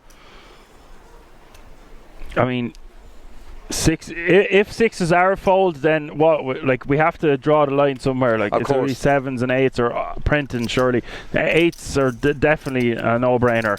It's just all these extra combos with the 7s and the 6s. You could strongly argue 6s might be the cutoff as well, man. Like, you know, and disregard 5s, like, yeah, potentially. I think I'm calling 6s. 5s might be a little bit too wide, but 6s plus for me. Yeah, I think that's what sounds or feels right, at least. Anyways, as I said, to accurately know, you'd have to run it, but either way, yeah, I can see the it's close nonetheless. Something like this, where a lot of the players haven't made many mistakes here. They're all kind of closely bunched. You can make an argument for gambling to get a stack going to try win this bracelet, or you nip fold trying to get a page jumper too. Both seem okay to me. If I'm asked a question about ICM, I always on the side of let it ride. YOLO. Yeah, I feel the same. People will argue, and I do understand that, but look what's happening here. Hold the phone. This is ridiculous, man. I keep saying this every time. I'm getting sick of saying it. No joke, guys. This is ridiculous. This has been so entertaining. Spoiled for action. You get to fly over, you're at Kings, and we have delivered there. So much action today. It's been a brilliant opening tournament for us to commentate on. Delighted to be here with you in the booth with me co-host. 7, 9 deuce, all spades, neither player with a spade, and now we could easily be losing another player here in 6th place. Deuce of diamonds hits the turn. He's just like, give me trophy now. Bracelet, me. he's not even sweating it, like. He just knows, like. Yes, a lady arrives on the river. I know what is coming. I know, it's a queen only. Gashiar has been eliminated in 6th place. Pasma scooping more chips, now playing just under 40 million. I've never ever seen anything like this before then. This run. E-Man, who KM said watch out for him, he's his boy. Sad to see him go. Obviously, when these players are so short, we're not seeing too much action from them. There's a lot of just all-ins, but it's not going to matter for too much longer if this keeps going the way it's going. And we're going to ask the next question within 5 minutes. How did you bust? I jammed 8 big blinds on the button with ace 3, and the big blind woke up with ace king, and that was it. Yeah. Which other WSOP Europe tournaments are you playing? Probably all the Hold'em events. So I'm gonna play the main and the mini main, and there's the monster stack. So all the Hold'em events, yeah. What was your most important hand that you played in? I think that one that I just told you. So yeah, it's like a pretty standard spot, I think. Ace-3 suited jammed, like again, yeah, but now it was not my hand. So something like 15 big blinds, I think, and I called with Ace-Jack, and the flop came at 3. So that was a pretty important one, yeah. What was your biggest mistake in the tournament that you can remember? I can't remember now. Like I probably made some big mistakes, probably, but I don't know which one. Like yeah, there was this spot today,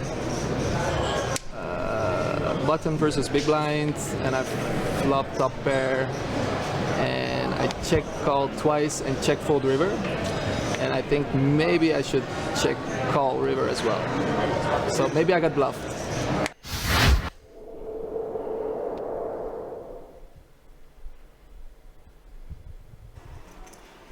Unlucky, sir. Good game. Taking home €20,000 for his efforts and the 10k ticket.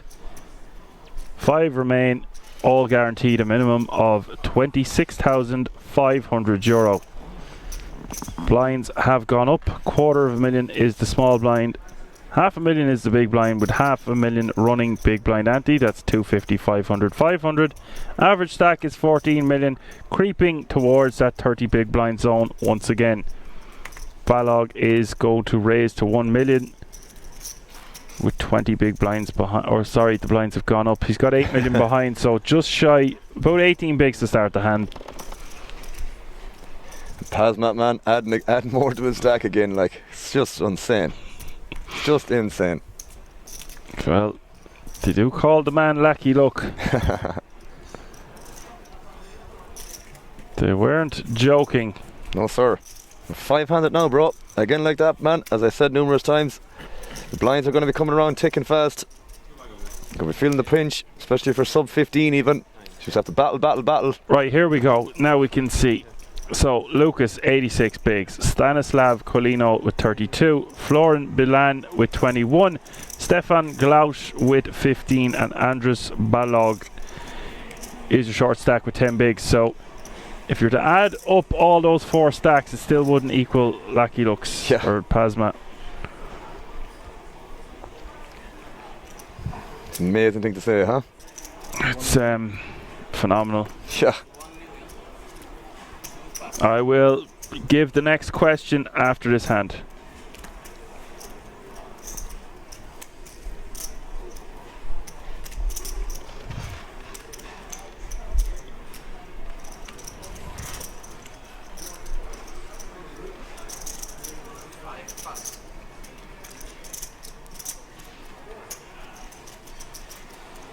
So Glausch raising to 1 mil.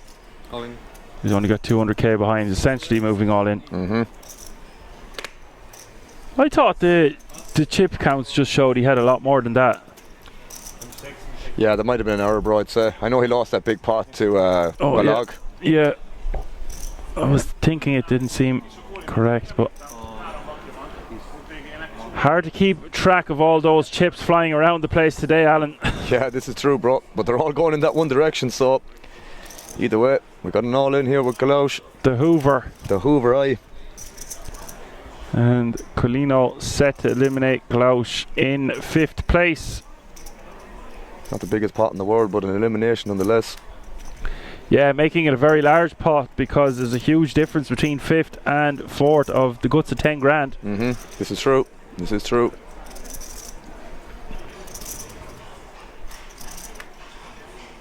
That's it. GG, sir. That's all she wrote. We lose another player. That means I have to give 2 questions now. I'm running out of questions. I'm going to need more questions. God damn it! I can't be asking the chat for questions and then going to ask them. And then I would say, ask one question now and then space it out. We'll say whatever X amount of time. We've 5 questions to go. Here is question number 6. Hold on, the interview. I will wait until after the interview. What was your most important hand that you played in this tournament? The most important hand, the key hand 6-6 ace-9 on the final table. Yeah. What was your biggest mistake in the tournament that you can remember? It was one spot I bluff catched with 5-6 offsuit, against a chip leader, and this was not the best one, I think. Thank you very much. You're welcome. We've all been there. We've all been there, but he made a nice bluff catch against, I forget who it was, I think it was Vega at that time. I might be incorrect in the player he was up against. King 3. The King 3 that time, that's correct, yeah. So the hand he was referencing was against Posma on the 6-9 Jack 9 King run out. And went bet flop, check call, bet check turn, and then he had aces Pasmat in that hand, if you remember. I do indeed. Yeah. We talked about that one in depth, about how it wasn't the greatest combo to call with. Correct. But you obviously had a live tell or some form of a read. Sometimes people just want to put on the cape. Made a very good call and was correct, because we couldn't see the buttons cards. That's true. That is true. They were revealed as Jack 7 off suit. Pasma. Oh, but when they were. Balog is going to complete his option in the small blind. Four-handed now. This has to be one of the quickest final tables I've ever saw, man. I've ever seen in my life.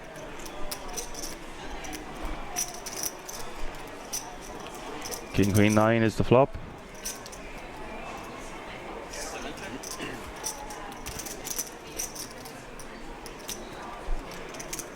Option for Pasma to take this one down with cheeky one big blind bet, something along those lines. Dunzo. I honestly would love to be able to see the stats of just the exact amount of hands he's played and how many he's lost. Not one, but how many he's lost, because that will tell the same thing. I'd rather see the amount that he's lost than the amount he's won. This guy is awesome. He's very good. I mean, look, he's obviously running like God, like running like Jesus, whatever way you want to phrase it, but my goodness.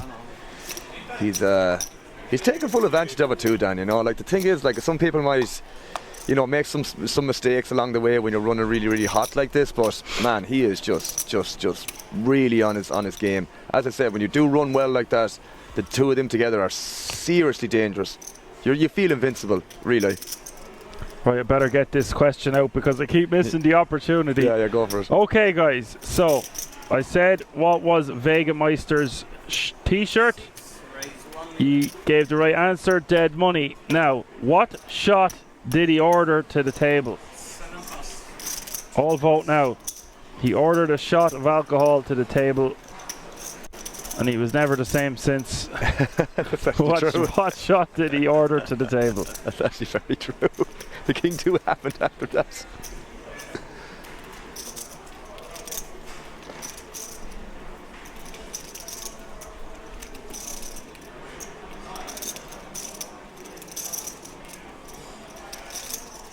We've had 3 incorrect answers so far.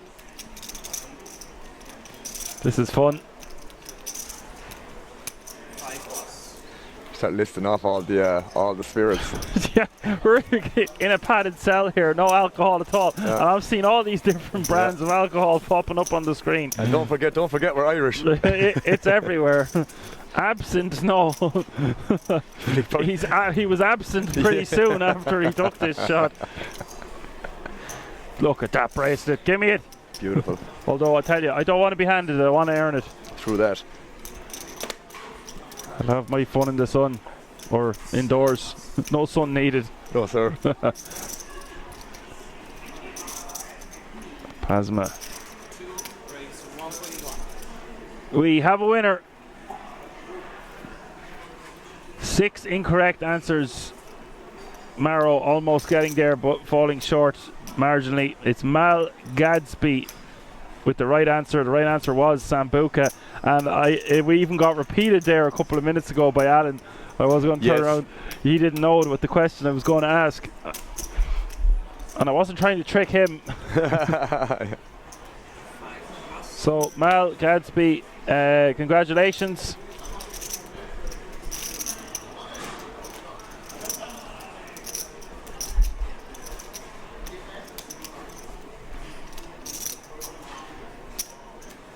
Pasma raising to 1.1 million.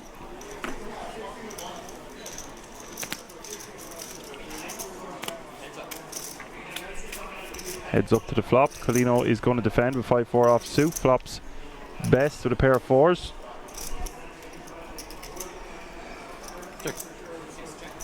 Again, even having the 5 of clubs here, man, is an interesting spot to have here. A lot of turns you can barrel on. 3, 7. You can argue an 8. But even a club as well. But Colino, for sure, is going to have a pretty standard check call. Sizing wise here, I don't think we need to go too big because, again, stack sizes here, yeah, a little bit deeper, but, you know, big blind defend here versus the button. It's going to have a decent amount of check folds here, so 1.2 million, excuse me, is going to be more than good enough here, in my opinion. These, I mean, again, in cash, man, I know I like to always kind of do the cross-reference, but some of these hands like to find a check raise too, because it's very hard to defend appropriately on certain turns that, like, some of these 5-4 like to be turned into a bluff, block and sets. Some straights you can represent on some turns. But yeah, this is just going to be another beautiful turn for Pazmat to just stay barreling. And of course, Colino is just going to have to muck on this turn. It's a bit unfortunate, but it is what it is. That's why I kind of mentioned the check raise on the flop is sometimes a thing for protection. And, you know, some sort of mergey kind of thing as well itself, and just deny equity, but does that improve again on the river?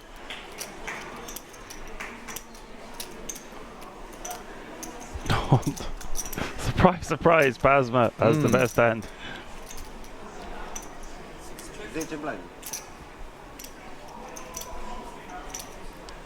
Be interesting to see if Pazmat actually goes for thin value here, because yeah, man, see, this is what I mean. Even though it may not seem like the most obvious bet, he's still trying to target some jack X, he's still trying to target some bluff characters like 6X, maybe some 7s, 8s, maybe not so much dim because they're going to maybe re-raise pre, but he still finds these value bets, bro, you know. It's not be surprised to see a call here from Colino. At some point you have to take a stand, and what this kind of aggression does, it frustrates people. It does. They make mistakes the same way as watching Fury and Ngannou fighting in the other night. I don't make a cross reference towards boxing, but it is, keep peppering them with the jab. Suddenly you get in a haymaker, you miss, and it's like they just keep the aggression. It's the same thing in any sport, aggression. He keeps being super aggressive. It's going to make his opponents make mistakes, and it won't be too long before he has that gold wrapped around his wrist. This is why I love poker, man, because I love putting people to the decision. I do not care if it is a 5 to 10 big blind pot. I don't care if it's a 10 to 25 big pot, etc., etc. Just make people question their decision. It is what poker is about, and he does call. Beautiful. This man is running this table over, not just tenfold. It is unbelievable to see. You can run good, you can play well, but Jesus, this is a masterclass, Dan, from this man right now. It was what I predicted going into. Well, it was easy to predict this, but yeah, I've seen it a few times where the caliber is just, everything is going in one direction. Yeah. They can do no wrong, yeah, and everyone just has to say, okay, I'm playing for second here. Just take it on the chin. Yeah, it is what it is. But this is what I'm saying, man. Like, you know, some people might be a little bit conscious of, like, oh, I don't know if I can value bet this, it's only the 5 of clubs. But this man didn't hesitate. He knew where he was. He knew that he still has a lot of 6X. You know, he's probably a bunch of jack X himself. You know, it's well played. It's very well played. And he bet pretty quickly. He did. He knew what he wanted to do pretty quickly. Yeah. Do you think maybe the quick bet is what got the call? Because if he had a bluff, he might think a little bit longer about it. Sorry, that's counterintuitive there, but usually it seemed like if he's going to bet there, he mightn't have a club in his hand. He would have made him think about it for a little bit longer. Yeah, I get that, and that's the thing as well. It can be a two-edged sword, I suppose, in that regard. But yeah, it's just, again, he's in absolute flow state, this man right now, and this is just going to kill people now. This is just like going to kill people. You know, constant shoving, blinds. I'll take them all. He's just going to run away with this, man. There's no going back here right now. I'm not. Again, you mentioned this. If I'm not a gambling man, you know, wink, whatever. But yeah, this is just a masterclass, my man. You know what it is? It's nearly impossible to figure out who's going to finish second here. Do you know what I mean? It's impossible to finish out who's going to finish second here at this point. They're all a bit gun shy, and rightly so. Look at the pay jumps we're dealing with, massive. €35,000 is the current payout, and you're looking at 13 grand difference between fourth and third. Madness. Huge. And you know, this is the thing as well, bro. It's like, you know, every decision for these three lads that are like, you know, they're in second, third, and fourth. Every decision is putting their life on the line, realistically, or their stack on the line, you know. Like small blind just has to try and jam into this because he's shorter as well, I believe. I'm not sure what Balog is. Yeah, like 15 or so. So he's not exactly the shortest, but he's third in chess by the looks of it, I guess. Yeah, but the difference between the three of them is only a couple of mil. Exactly. Which is not that much. Just a couple of big blinds, bro. Yeah. It's just and he got nice value there, by the way. It was 2.5 million, you know. He didn't go for a smaller bet. It was chunky enough. But like, it's what you said as well, bro. It's like it frustrates people, man. Like, you know, if I forget who it was that played. I know it was the guy in C3 there or whatever. But it frustrates people, Dan. You know, it makes people make mistakes. It makes people want to make these calls because they keep telling themselves he can't always have it. But in fairness, he's genuinely always had it as well. But he's found the tin value as well. That's the big difference, because you can have it and you can have it and you can have it. But finding them tin value bets, man, is where the beauty of this is, what he's doing as well. Yeah, it's his world. Everyone else living in it. Probably said that 5 times today, but it's accurate, man. It's very accurate. It is, bro. It is, and like it's just 100% true, like. Pasma shoving, standard shove from Pasma and Bilan with I thought he said domination. It's like, it's not quite domination there, lads. It's 50-50. 50-50, yeah. Even Stevens. I don't feel confident to fight Bilan here in the slightest. No, sir. But this could be the, you wouldn't know. I mean, if this guy wins this goddamn flip again, man, this is just mental at this stage. Like, I mean, we're saying this for the last 2 hours, if not 3, like. But we're going to find out now in a moment. Let's see what goes down. Queen on the flop, my man. My God, like you just couldn't write this stuff. Well, Bilan's ahead, right? Bilan's ahead, yeah. But again, it's one of those things, you know. You wouldn't know what's going to come on the turn. You fancy a surprise? Oh my God, I don't believe it. There's no point talking about this, Dan. It's coming. It's coming all the time. I was saying always a surprise is around the corner of Kings. That one wasn't a surprise. No, that was always coming, man. Like, this is just so sick, man. Like. And he goes over, takes a sip of beer as if he's going over to his corner in between rounds, eliminates a player. I just made a boxing reference. He goes over, takes a sip.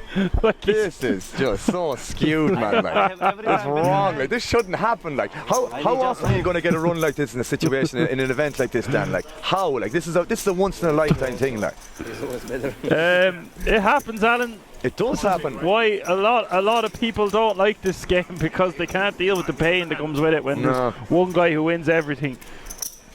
I mean, we saw it with the King Queen as well, with the Ace Jack spiking the ace in the turn, man. This is just wrong. Like, this shouldn't be allowed, but it's happening.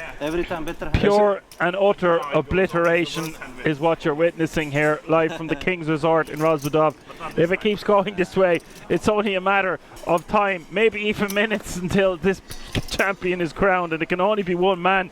Yes, there could be a significant upset, but I don't see it happening when he's playing over 100 big blinds, 3-handed for the title.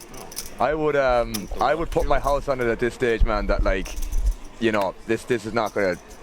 This is just ridiculous. You can't even finish the sentence to say that somebody's going to finish ahead of this man right now. It's impossible. Okay, I'll say it's not impossible, but you get my point. I thought this might be impossible for this to happen, but here we are witnessing it nonetheless. Going out to find that man, shake his hand, try to get some of his luck. Yeah, spread it off me, man. Could do with some of that stuff. Jeez. Just follow him around the place. Yeah, like a trail. Leave a trail behind him. Just a load of glitter just bouncing off the back of him. There's definitely some sort of pot of gold or something hiding somewhere, man, that he just knows. He's got the look of the Irish. We brought the look, bro. That's what it is. Well, we best win a 10k ticket for ourselves. So yeah, at this stage, bro. At this stage, my God, crazy. And this is what it's going to be, man. It's just going to be every single time. It's just going to be all in, all in, all in.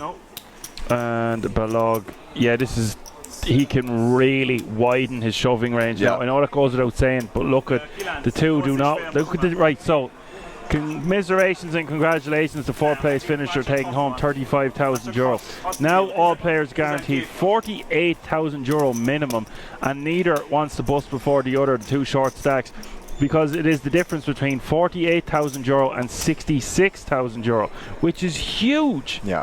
Yep. It's just this is a once in a lifetime run, man. You know, for a bracelet as well. You know, some people will be any person would be grateful for this to happen in any tournament that you'd run this well to finish first. But in a WSOP, the first event, man, 10k ticket guaranteed. Probably going to win 110k for €350 buy-in tournament. Amazing thing to happen to someone. Amazing. Yeah, I agree. We do have Balog shoving from the small blind. He is. Oh, this isn't great. Now, this is a spot where Pasma could easily call, but he might edge pass because he just has such a. He can just pick way better spots and keep abusing the two short stacks instead of calling off here, losing 6.5 million. Like, if you put this into a calculator or chip-wise or whatever, you would be calling this one. But I would like to see Pasma fold and just keep pounding. Well, it's a lot easier to jam yourself to get folds than to call these sort of spots, I suppose, isn't it? How much?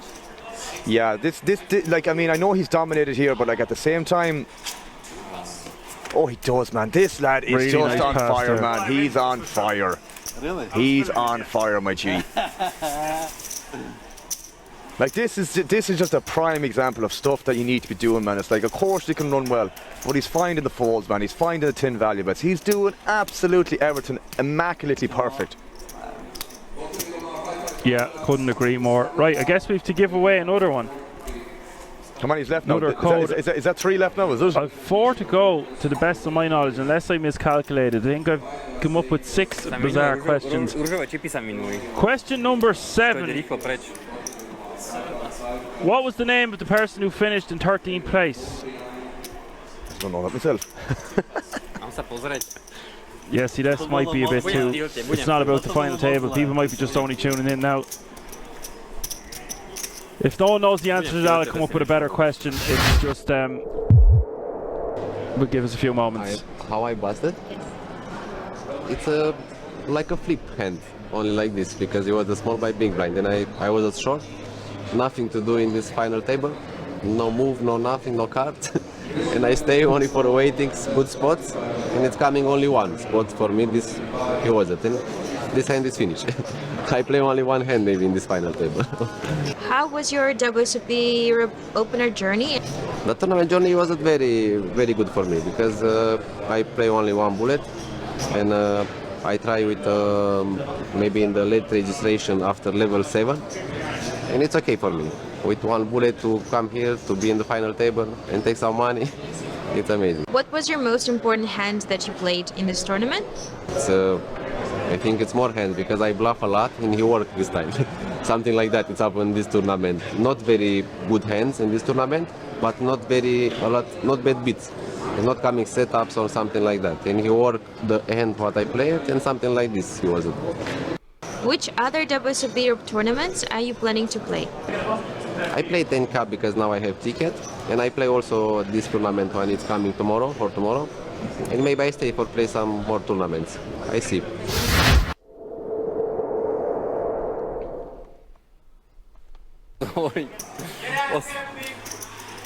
Marokkan gets it correct and has won the 8th code, or the 7th code of the day. Ronald Schweinstetter was eliminated in 13th place. Congratulations, Maro. We've an all in here again, Dan. We've an all in here again, Dan.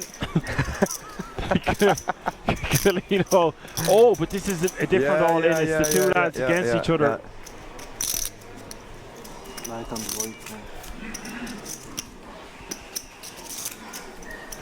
Some counterfeit outs here. King 8 is the flop. This is massive for both players here.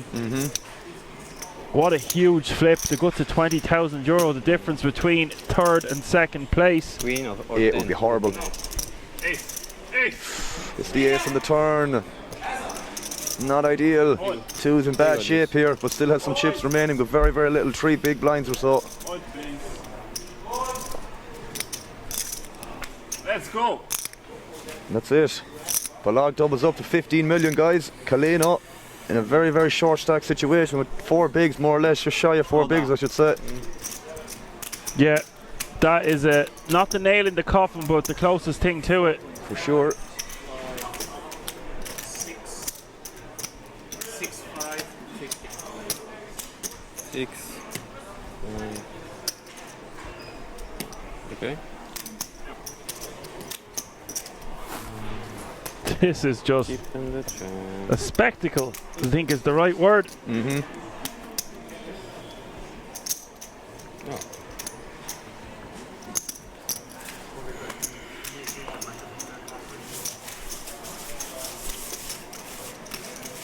A big flip to lose there. Nothing he can do. Sends the majority of his stack in the other direction. Okay, we're changing batters. Okay. Put him in. Leave his hand. He's good. Leave his hand there. We're changing his batter. It's okay.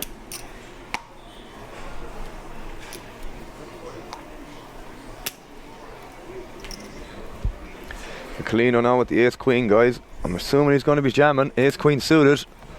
Excuse me. And we will have Pazmat in the big blinds. We probably will be priced into call with a decent amount of his range potentially, given it's going to be under 4 big blinds, and having 1 big blind invested is only going to be 3 and a bit more on top of that, not even roughly. Bolog here now with the jack 4, obviously going to be getting out of the way. He is playing a nice 30 bigs now. That's huge for him.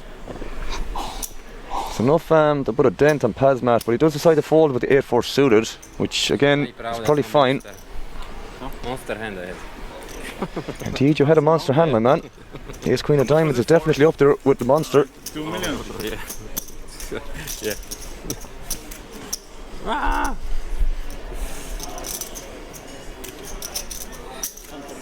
Smash? Okay. I mean, again, like, you have to imagine, like, getting this deep in this tournament at this stage, guys, it's such a major achievement. You know, again, you obviously have to run well, you have to play well, you just have to keep a level head throughout the whole tournament. You know, 3,500 players, guys, down to the final 3 here. It's just an amazing accomplishment for all these players. 10k ticket guaranteed as well. I mean, you can't be too upset, even though you would like to take the bracelet. You can't be too upset with this run regardless, and there's plenty more events over the next couple of weeks that you can get involved with. We've had a good run and there's more to come. Exactly, sir. Right, I'm going to ask the 8th question now, because this is going at a record pace. Aye. And then my main man, moderator Apocalypse, I'm going to give him the last 2 questions of the night, because he's been helping us loads and very intelligent dude, and I want to see what he comes up with. We're going to it's hard to commentate and do the questions at the same time, not going to lie, this is new for me, but we will go into the drawing board and have some cool ideas. We're going to have loads of different challenges and different activities throughout the week. You want an action, you're getting action. Bang bang. Boom boom bang bang. Hi, my name is Slim Donkey. Wants me to say, can I say 30 bigs? 33 and a third. Natural. You're looking at the King of Dublin, yeah? No problem, mate. No problem. Oh, that's Manuel from the Discord, man. I know him very well. I do a call with him every Monday. Spinning Manuel.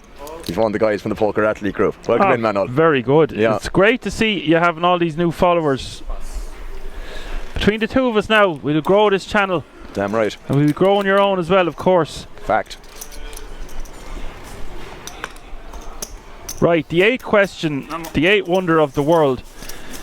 What hand eliminated Bilan just a few hands ago, a couple of players ago? It was a blind v blind confrontation. What hand eliminated Bilan? Let the answers roll in.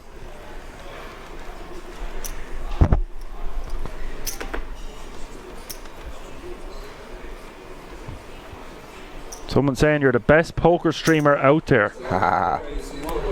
Too kind, Manuel. Too kind, sir. Bammy Swap is your winner. Queen 10 of hearts, Queen 10 suited. Now that's the last of my questions for the day.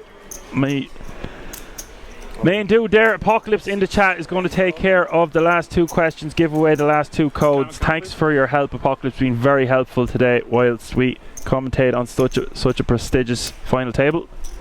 Do have Colino shoving on the small blind here after Pazmat, excuse me, raises 1.3 million on the button with 10-5 off, which is a bit, I mean, it's whatever. Still going to have decent equity against most of the calling range here from Colino, or sorry, the all-in range I should say, excuse me.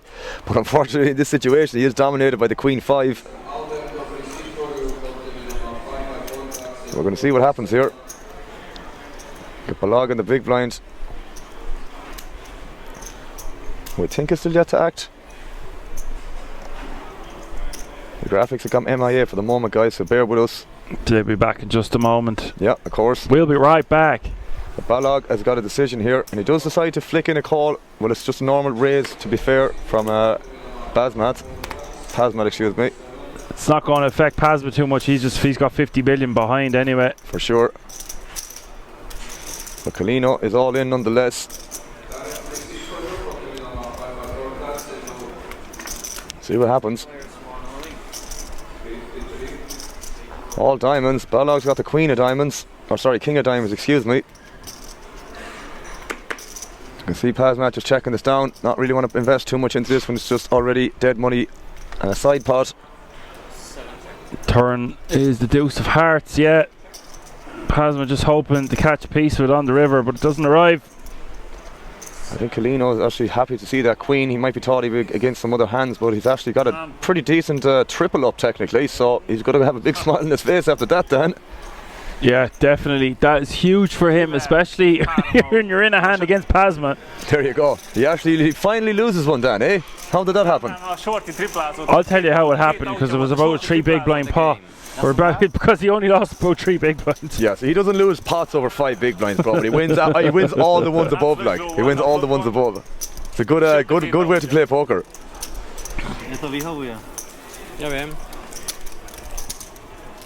It's funny because I know who he is. He's a high roller, and I don't know him personally or anything. But he could still be down for a series like this. He's going to go nuts for the next 3 weeks. So isn't it amazing to have such a big score at the very start? It's amazing. At least I don't want to say free rolling, but it is hard to lose 100k in 3 weeks. Maybe it's not.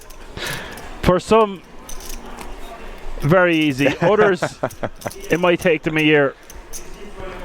But what I'm saying is he's padded, like this padded cell. Aye. He's got some cushion for the pushing there for a few buy-ins more anyway. You know, he's probably, if he does bust the 10k, at least he's got some extra bullets he can fire. I'd say no, it's just a free roll situation. We got Colino anyways jamming the king 9 of hearts here on the button. And just gets through. Nice to get that one through. Indeed, he's now playing 15 bigs, which is a far cry from what he had just a few hands ago. Thank you. Yeah, as I said, man, even in the situations where it's 4, 5, 6 handed, you know, the blinds are coming around, you know, every couple of orbits or every few, maybe 3, 4 hands on average, give or take. But when you're 3-handed, man, every hand bar, maybe 1 out of the 3, you're going to be in the blinds, whether that's the small or the big blinds. So, you know, 15 bigs, yeah, some breathing room, but if you don't pick up a hands for a couple of rounds, you're going to start feeling the pinch very, very quickly. And with Pasmat sitting there with over 50 million, over 100 big blinds close to it, he's not going to hold back in a lot of spots. Yeah, I wouldn't want Pasma pinching me right now unless it's for good luck. Then he can work away. Through that. Pinch away, bro. Pinch away. You got Pasmat now deciding what he wants to do with the 10-5 off here. He does decide to raise to 1.5 million. Colino with 9-3 off is just going to get it in the muck. Yeah, he's going for the full 3x here. I like this. He could just have went for the jam, but it's going to be very hard for Colino to just not re-jam unless he has a hand. So he's not going to get exploited. Risk reward. Yeah. When we get near 10-6 suited territory, you could just open rip. Those any of those 10x that's under the 6 unsuited, I think play better as. But he's just going to be raising pretty much 100% there. Yeah, and he can. This is the thing. And the thing is, there's not a lot of things. There's not a lot people can do about it, basically. At all. It's not like he has to pretend to his 2 remaining players that he has a hand. Yeah. Just like he has equity, so it's enough. Like, there he is. He rubs the hands. Not this time, Colino. I still think that's so funny. Went over, basically getting his friend to feed him the beer in between hands there. That was brilliant. Like a baby in his bottle, eh? Yeah, like a fighter going to his corner in between rounds. I'm not sure. The baby in his bottle, yeah. Baby. Fair from a baby after this. I think the baby game is down the street. But the kiddie game, anyway.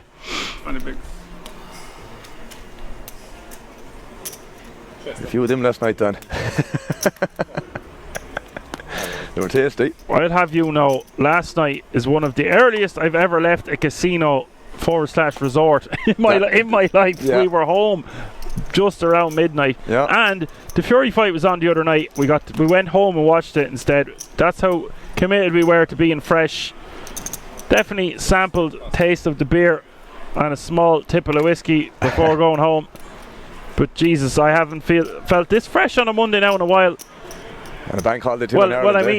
Somewhere other than Ireland, if I'm going somewhere. So, yeah, bank holiday in Ireland. Well, they can have their bank holiday. We are in the boat for the World Series of Poker Europe, live from the King's Resort in Rosvedov. If you were just tuning in on this Monday evening, that's what you're watching. You're watching the No Limit Hold'em €350 opener being steamrolled by this man right here.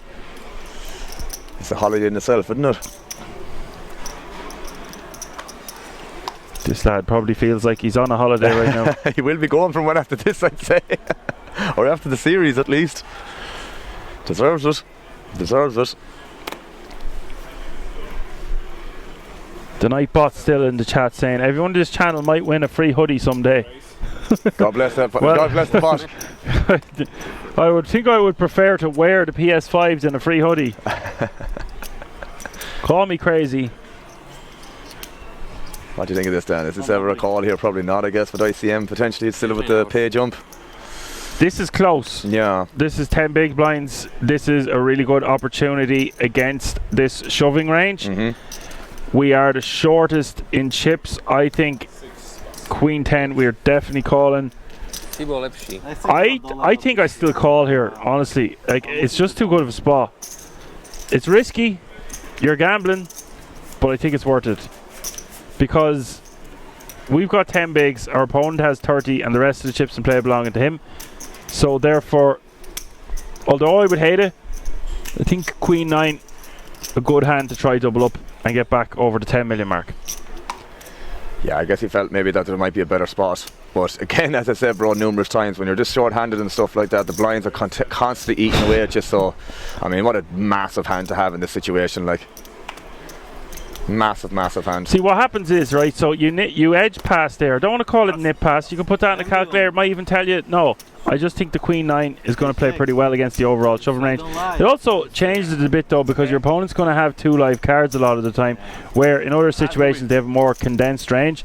That's not one of them. So even though you're going to be ahead with the Queen 9, you're going to be against stuff like 6-2 suited or whatever the case may be. He probably would shove that anyways, that's the thing. Like, he'll probably shove 100% there. Like, he's supposed to. That's what makes Queen 9 a call. But what happens is when you edge pass, you're going to be posting your big blind, the big blind ante, and the blinds have just gone up. So I think that was, don't want to call it too big of a mistake, but it's just a golden opportunity to double up. Yeah. And at this stage, man, as I said, when the blinds are constantly eating away with you and the ante and all that jazz, it's like you need to take a stand at some stage. But he has found a hand, I should say, at this point to ship it in. Yeah, he gets his blinds back there now. It's just now, say he had more chips than his opponent, then you could fold a hand like Queen 9. But that was just a very good spot to double up. And maybe like if it was Queen 7 offsuit or even the Queen 8, I wouldn't be as thrilled about it. But that 9 connects well in the form of the extra combinations that are going to hit straight. It's not as hard to do so. Stuff like that. Yeah. Also, you're going to be ahead of all the 9x to shove, like 9-6 offsuit, 9-4. I don't know how wide he can shove from the small, but it's close to 100%. So I'd say so, yeah. If you were to put it into a calculator, I think it would tell you, based on what the small blind can shove into you there, you want to be calling. I don't know the exact widest, but Queen 9 more than good enough. We see Balaga not in the worst shape in terms of like being what, like 18 big blinds or something like that, give or take. A little bit under 20, obviously. Just shy of 20 because the small blind is now 300k, big blind 600k with a 600k running big blind ante. That's 300, 600, 600. It's just shy of 20 bigs here. Just want to be min raising. 1.4. 15 bigs or less, I probably just, I don't know if I want to shove actually, because the big blind's so short. Let Pasma do the dirty work for you. There you go. This is such a killer spot with the ace-3. Now he actually has to fold, man. Like, I mean, the thing is, like, there's a lot of times when they would raise there and he mightn't get that many folds. I think maybe it would be close between the times that how often he would and wouldn't call with the ace, or not with ace-3, but just in general when he does raise. But yeah, the king 10 there again, it's just the playability against that range as a whole is probably going to be doing pretty goddamn well. Like, and if you get folds like that, then that's even a bigger win in itself again. Like. I don't think we can be folding with an ace in our hand on the button there, but you can call me crazy. It probably is a bit crazy, but if you fold there, just let Passman keep shuffling on the other guy. With an ace, like, we have to have some hands where we're going to be raise calling from the button. If we're never going to raise call from the button, then every time we do open, we're going to have the nuts. So you got to have ace X in there. Sub 15 bigs, don't mind jamming. That would seem like a little bit too much to jam there, especially when we just want our opponent to get knocked out and go heads up.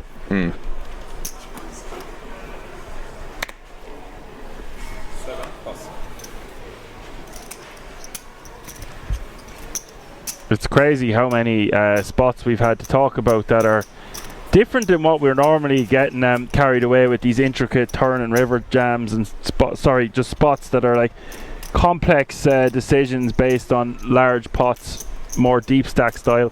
But look how much we're talking about these ICM situations, no player wanting to bust before the other. Obviously I'm not talking about Pasma. yeah, definitely. That's the last person you're talking about, mate. 10 bigs for Colino.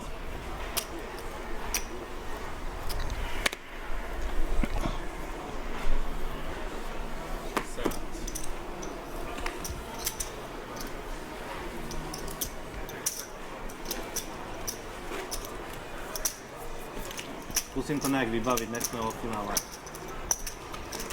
A musím mať handle na to. Not sure what he said to him there, but he did have a big smile on his face when he said it, so maybe it was something funny and smart.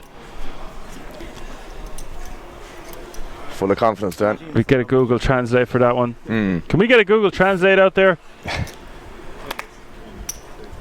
Average stack has gone way up, but it doesn't matter. Forget about the average stack. There's only one stack to worry about. This is this man. Whoa, he has officially limped. He completed in the small. Nah, that's an all-in, man. Oh, that's an all-in. Graphic error for a moment. I'd say be readjusted in a second. Looked like he just put in 300k more. Okay, well, it's still a graphic error, but yeah, it seems to be a call though. Nonetheless, and a check behind. Yeah, there we go. Nice one. It's nice to get one right, guys. First one today, like. Pocket himself with a very smart comment. Well, you'll be got for that. It's busy translating what you're both saying. Nice, mate. We get away with it from our Irish bluster. Aye. You're trying to join our crew, don't forget it. We got you to change your name from Apocalypse UK to Apocalypse Ireland. That was a step in the right direction. Just have to hear you talk now, mate, just for validation, you know. Make sure that you have to live up to the IRE at the end at the end of your name, yeah.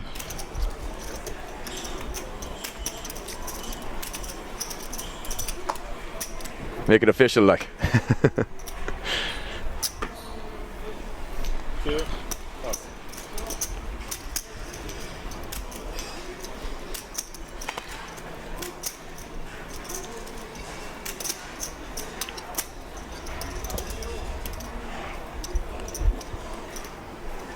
This is a shove here from the small. That's nice. This is a call here from the big. Although you see what's happened, Balog's stack. He would have had 15 mil. Just them blinds and antes been crushing him. That's what I'm saying, man. It's a killer. It's a killer. You have to fight and fight and fight, but it's so difficult when you're dealing with Pasmat with such a huge stack. You just ship the whole time. This is huge for this tournament. 11 million in the middle. Balog could be set to go heads up. Colino needing help. He is a 3-to-1 dog to stay in this tournament.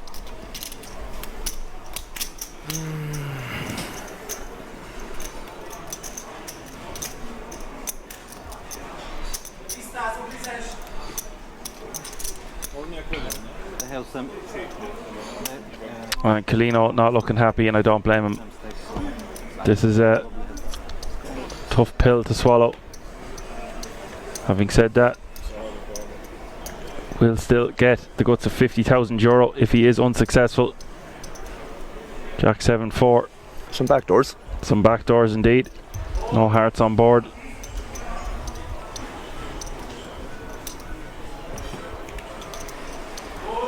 Turn is the king of clubs. That's a nice card for Kalino.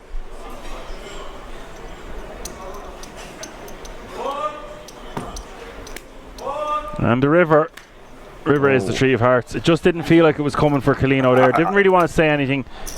I felt it, man. I thought I had the sick feeling in the stomach. He's not gone though, is he? He is gone. Oh, he's gone. He's gone. Okay. Unlucky, sir. Good game. Well played. Commiserations and congratulations nonetheless. Look at that for a victory. Or sorry, not a victory, but a massive payout. €48,000 and 10 grand ticket. Should be very happy with himself. That means, guys, we are going to go on a 6-minute break. We are going to get this heads-up battle sorted out for you guys. Hope you're enjoying the show. It's been rapid, furious, fast action. We'll be right back. I have to reply to Apocalypse comment. You got me there. You touche Apocalypse. I'll give you that one. Actually, you got us very good there. He literally went to Paris twice to watch Ireland. I didn't even go to the pub for the last game. Fair play to you, Apocalypse. Okay, you can stay, mate. You can stay.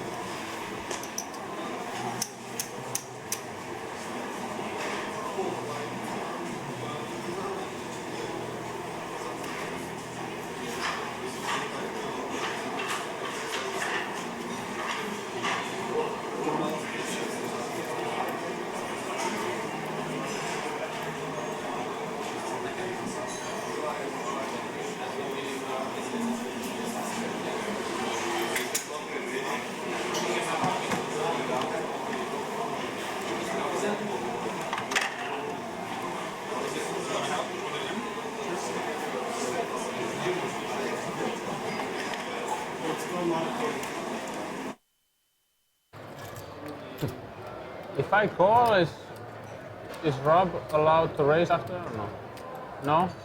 If he makes it how much?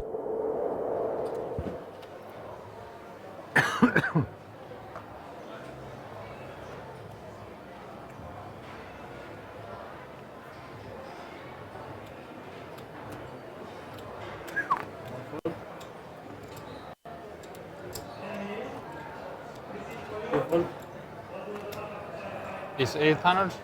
800?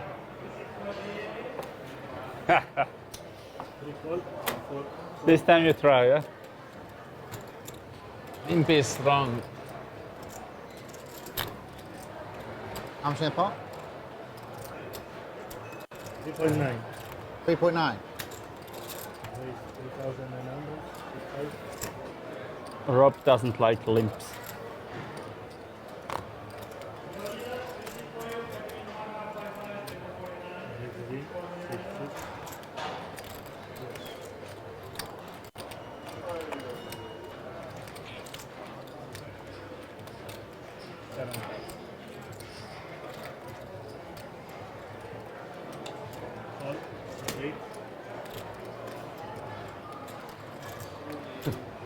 If I call, is Rob allowed to raise after or no?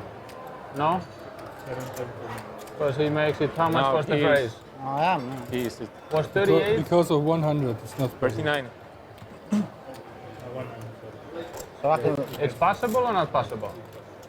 Impossible. Impossible. Impossible. Right.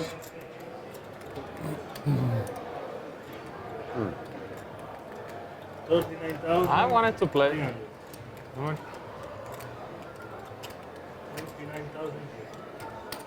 29. 800 donation. 29. 3, yeah? Is that right?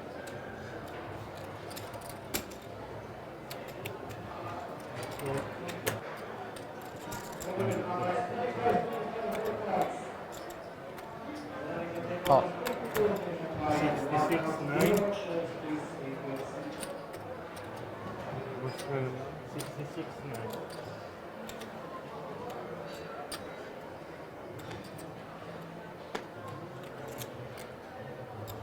Twice. Oh, yeah. Twice. One time. Showdown as well, yeah?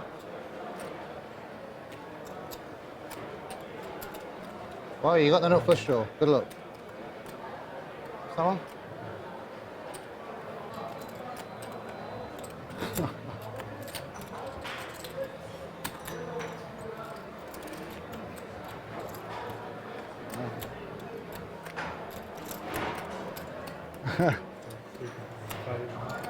Wow. I flop set of sevens. It's like that. What is Count your stack, make it more easy. 20, okay.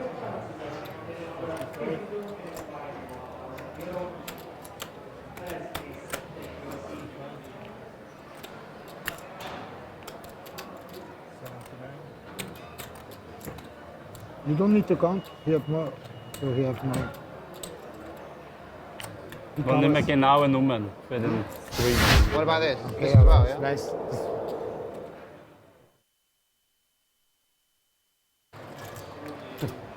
If I call, is Rob allowed to raise?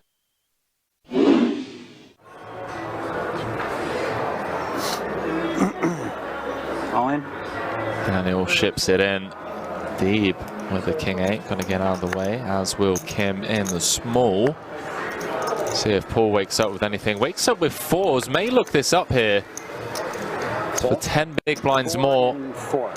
Well, 4, 3, 50, 60, yeah. And it Does make the call, and would you believe Negreanu is in great shape. Gonna win this. You better get there. You got 2 suits though. 4 out of 5 times. You rooting for me? I think he's rooting for you. If Paul can drill a 2-outer or find some clubs or spades, Nothing personal. he's going to have 20 of the 30 million in play. He fucking moved it like goes forward. 5 to come, chat. I'm like, I had him. You know, he's the monster. All of a sudden, Phoenix like looking for bracelet number 7. Can he find the hold here? 12 of them on my sack. Jack 4 deuce. Paul flops middle set. You do have hearts. Yeah. Nasty. Up for 3. It's a 6-8 game, chat. I know, just like that. Yeah. So at least it's not a selfie stick. Deuce of hearts on the turn does present a flush draw, but unfortunately for D-Negs, Paul has boated up. You too. All right. Early, maybe this helps. Premature handshake between the two. GG. GG. GG's all around as the ace of spades rolls off on the river, and we lose 6-time bracelet winner. And let's just name it, all-round poker legend Daniel Negreanu in 4th. Great start to him, or for him rather, here at the World Series of Poker Europe. Yeah, really swingy day for Daniel. Did ever so well to build his chip stack up to 11 million, and then the blinds got big. It became a bit of a shove fest. He got it in good, was in pole position to jump into 2nd place, but a very cruel ending for Daniel Negreanu. And Paul Flat with 20.7 million, 2/3 of the chips in play.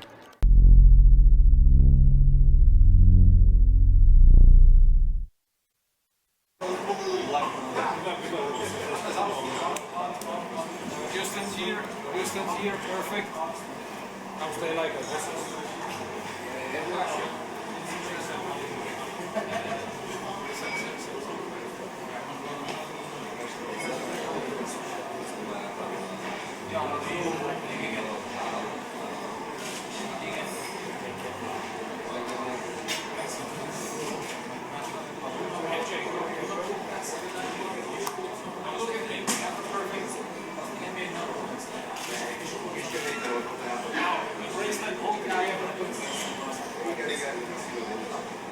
Use this hand and you use this hand and point that bracelet. Exactly. Look at me and smile. Oh, that's good. Alrighty, folks, we are back. It looks a bit lopsided here. 3/4 of that bracelet seems to be already in Pasma's hands. But possession is 9/10 of the law. Touch gloves if you want to touch gloves now. If not, go back to your corner.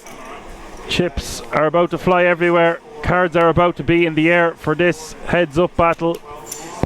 And that man there in the Bulls jersey has a mountain to climb.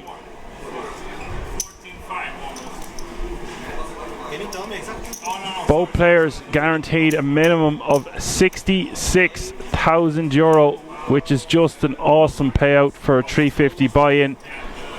But we don't want to give you that. The winner is going to take home €110,000, and it's going to be very tough to stop Lucas Pazma.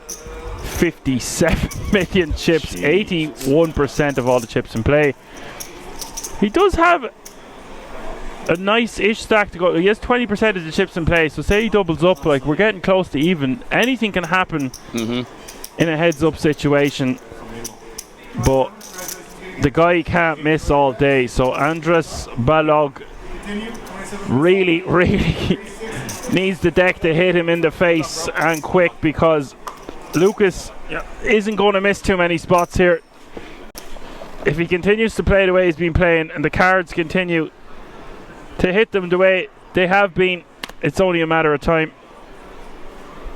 What an exciting event to kickstart Action Man Dan, myself and Alan Finn's coverage for you guys, sponsored by GG Poker. We're at the King's Resort live from Rosvedov for the World Series of Poker Europe. If this is the sign of things to come, Alan, we are in for a treat. We're always in for a treat, but this has been just awesome action all day. So fast, no messing around. Let's play poker, and I love it. Yeah, and just to add to that, man, I think I've saw one of the cleanest sun runs I've ever saw in any tournament from Pazmat. Delighted for the man. It's not over yet. Balog still has 20% of the chips in play. 1, 2 double ups. The man is leading in chips. This can easily change. So let's see how this rolls out then. Yeah. It just depends. Like, if he wins a few small pots from the get-go, we're looking at, 50 million playing 30, 25-ish. It's not looking as bleak, but right now does have a little bit over 20 big blinds, which is a very workable stack. Hold on. How did you bust? I busted. I shot queen 9 off from small blind into, and the guy called me on the big blind with queen 10 suited. Which other WSOP Europe tournaments are you planning to play? Oh, I'm going to play main, and when I have free time, I will play mini main also, and main, and maybe PLO 2K, and others I don't really know. What was your most important hand that you played in this tournament? Most important hand? When I lost deucist against the guy with ace jack. He busted me last hand also. How was your WSOP Europe Opener journey? I enjoyed. I didn't expect that I end up in third place, because there were 3,500 people in it, so it was my first bullet in first tournament, so it was it was a warm up for me, so didn't expect this nice run.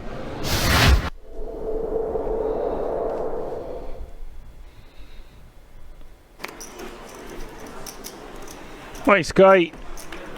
Even nicer result. Indeed. €48,000 and the 10k ticket. Good to 60 G's, baby. King 5-4 is the flop. Pazma with a good shot straight draw. Could play this one aggressively. Do you like to check raise here, Alan, or just check call?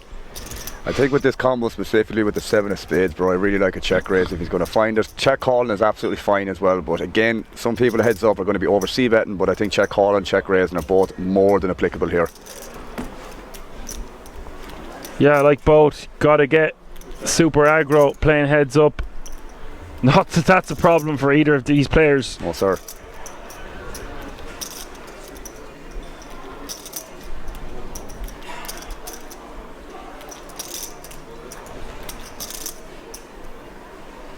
So Apocalypse is doing the last 2 questions of the day. Much appreciated, sir. Question number 9 was, what was the payout for 10th place? And yeah, we had a winner. Winnie, €8,022 was the answer. So So just one more question to go. If you're liking this show and you're new to the channel, be sure to check us out on all the usual culprits, the social media platforms: Instagram, Twitter, YouTube, Facebook and TikTok. If you want to find out additional information about the resort, head over to the website www.kingsresort.com. And of course, we're going to have so much more giveaways in action throughout the week. You don't want to miss it, so make sure you tune in every day and see what's happening. I know people have lives, they've got families, they've got commitments, but it'd mean the world to us if you can pop in, pop out. You need to be watching though, and to get the right answers to some of these questions, so it is worth your while. Massive draw, big presents you could have for Christmas, including a PS5. Although I think I want that phone more than the PS5. I don't even know, just give me either or. I'd be happy just to win something, Dan. To be honest with you, I'd take the old shisha lounge for a couple of days as well if worst came to worst. But yeah, either or, bro. It's a great opportunity for you guys to win some free stuff. And as I said, anything free in life is something you should be taking advantage of, in my opinion. Yeah. The only thing I ever seem to get for free in this world is some free advice, and it's never the advice I want to hear. Tough times. Nothing ever good comes from someone going, I'll tell you something, I'll give you something free advice. It's always followed by you should ... Yeah. The ... Pasma taking another one down with the ace 10 of clubs.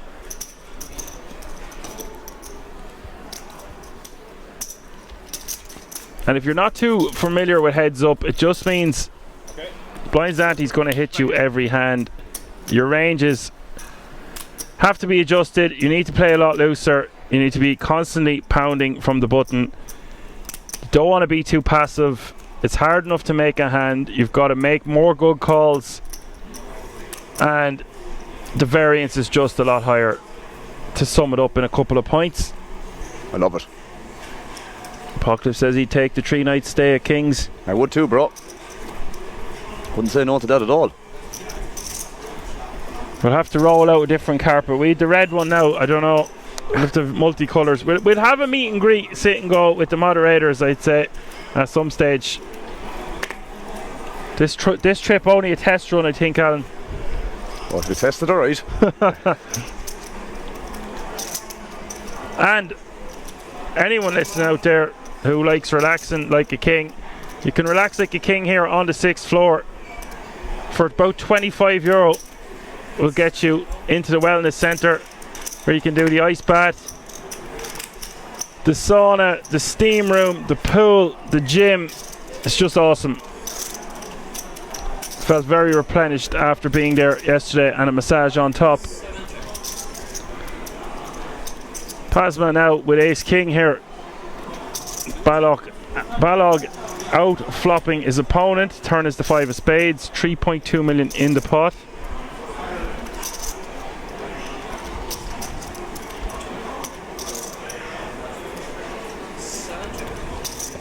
Always such a horrible board for ace king, man, when it comes like that on the flop. It's just like, I don't even want to put another penny in this pot.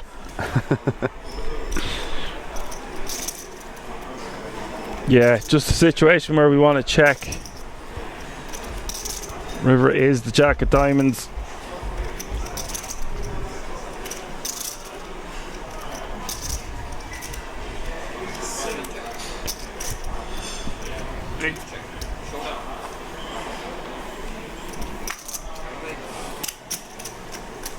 Whoa, Pasma has lost the pot.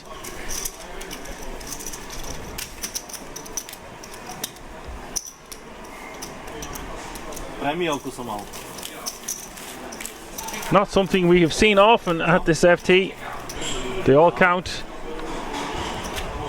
Very demeaning as well if you're playing at a final table like this and getting steamrolled. There really is nothing you can do. Agreed.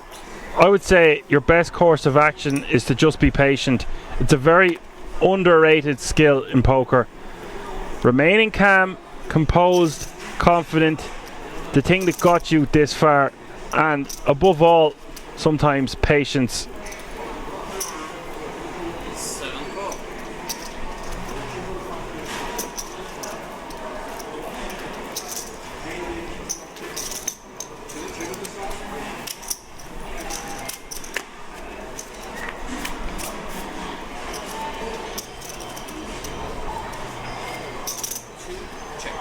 9-5 deuce is the flop here. Balog. Good shot, straight draw.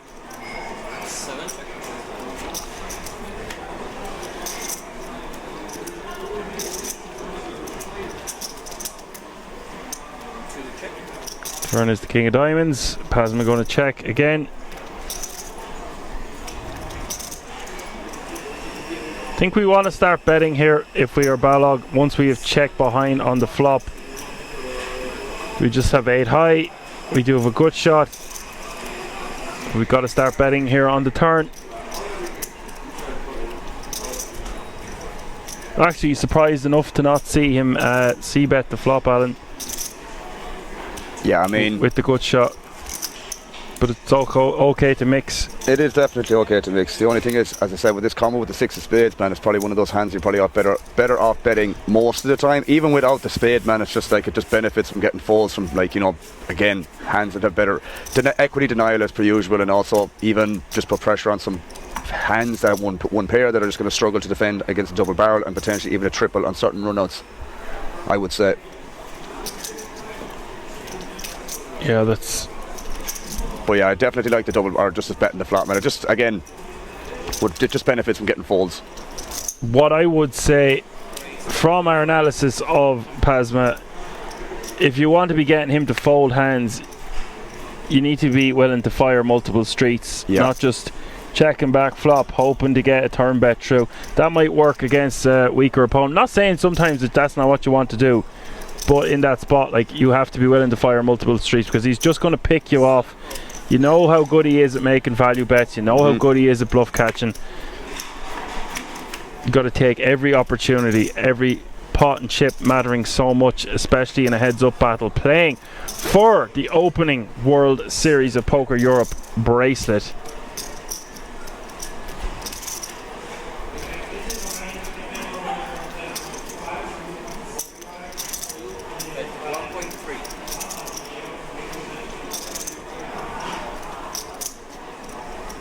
Pasma with top pair and a good shot. Going to bet 1.3 million.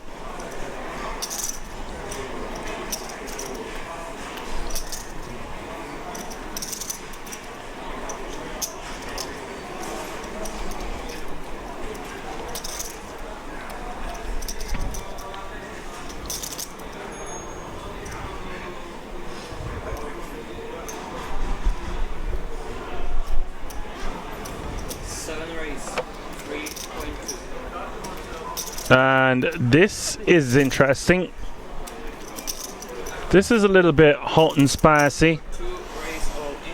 Yeah, I mean, there's just so many better hands to do this with, Dan. Like, but he's doing this, Alan, because he's getting frustrated against a player like Pasma. He's trying to fight back, and he's got some good backdoors working for him. But on the 6-5 deuce, he's gonna have more hands there on that flop. But you're saying, from the big blind, he's going to have more connectivity with the 6-5 deuce, straights, 2 pairs, etc. You reckon there's a lot of better combinations? There is, but it's not. Again, heads up, man. Ranges are so wide that, like, the small blind, i.e. Pasmat, will have some of that board as well. Again, not always, but like, it is one of those boards that he will still connect. It's not like he's not, like, ever raising 6-3 off there or 5-2 suited or anything like that. Heads up against, like, playing 6 to 9 max.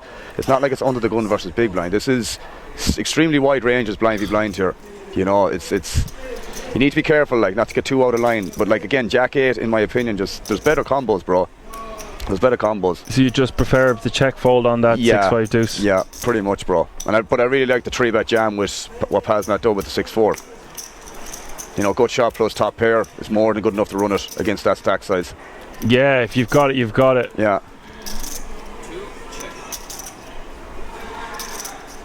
Apocalypse, you got given another shout out, Alan. I think it's the 3rd time I've seen that come in the chat today. My G, Apocalypse, thanks so much, my man.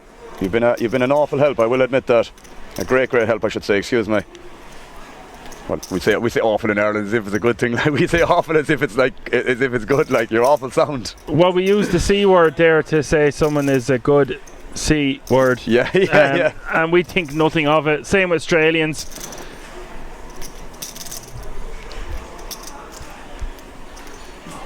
A lot of effing and blinding in the Irish language. well, the English language in Ireland, whatever you want to call that. Apocalypse says, go follow our commentator this week, guys. Respect, Apocalypse. Appreciate it, my G.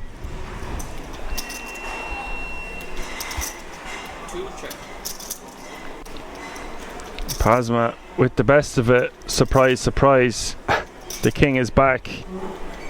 Balog most likely wants to just check behind here, unless he thinks he can get tin value from worse.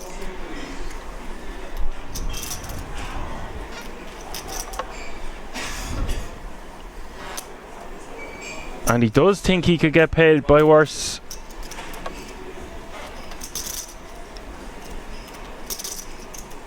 Bet at 1.2 million. Pasma's not going to be folding this, getting 4-1. No, sir. And he blocks the straight with the 10 in his hand. No clubs on board, but no clubs in his hand, but it's just going to be getting too good of a price. Eight. And now Pasma playing 63 million and Balog. That's a big difference there. Yeah. Even though it's a small bet, he's now playing, getting close to playing only 10 big blinds, and that man is well over 100. Oops. But even in spots like that, man, I don't mind the value bet with the 8-6. It's just like running into the 8x again, but with a better kicker. It's just like the man can do no wrong today, again. Like he can just do no wrong.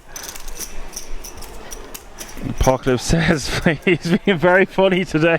When you start streaming, there's shout outs too, yeah. Dan, yeah, when you start streaming, you're gonna have shout outs too. I don't think I'll be streaming. I'm Action Man Dan, you know, I got stuff to do. You have your own responsibilities. I have my own responsibilities, and I also want to play when I can. For sure, but when I get to play, hopefully it's live poker and not. I don't mind if it's online, but I won't be streaming. Enough days gone out in my week with the commentating. I also love doing comedy, I love open mic, and then I also like spending time DJing on the decks. That's about 4 things, and I've been neglecting playing poker for a while. I'm also in college. I'm just going to graduate on the 10th next week. So we'll see how busy of a piggy I'll be next year, but I don't see Twitch streaming in my foreseeable future. That was a lot of F's. Bet 1 million.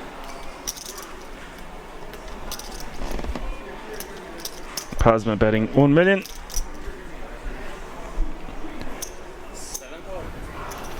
This is nice for Balog here. Gets his opponent to rep a king or something to that effect. River is the 4 of hearts. It looks like the good guy is going to win one. Good guy, yeah. Well, Pasma is clearly the villain at this FT. Be interested to see if he goes for it again on the turn. We haven't seen him do too many missteps, but in saying that, I don't think this will be a mistake to bet here again, obviously.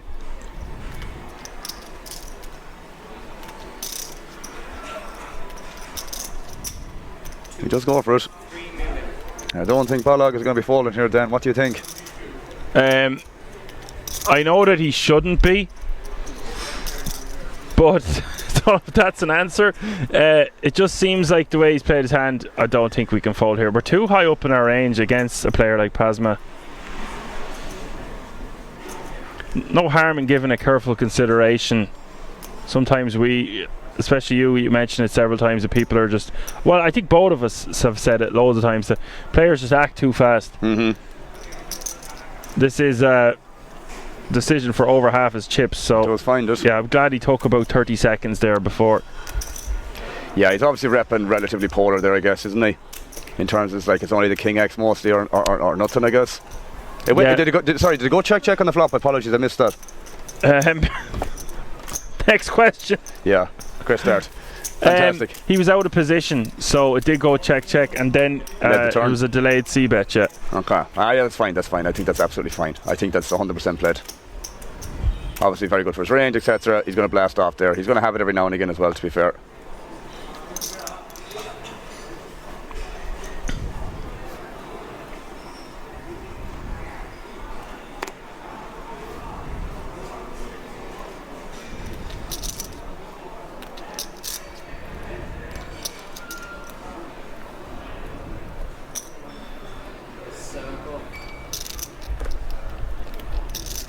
See Bolog here now with the 7-4 offsuit, limping on the button. I imagine Pazmat, although these sort of hands do play well as raises, but does decide to check back with the Jack-3 offsuit in the big blind. We go to a flop. Let's go.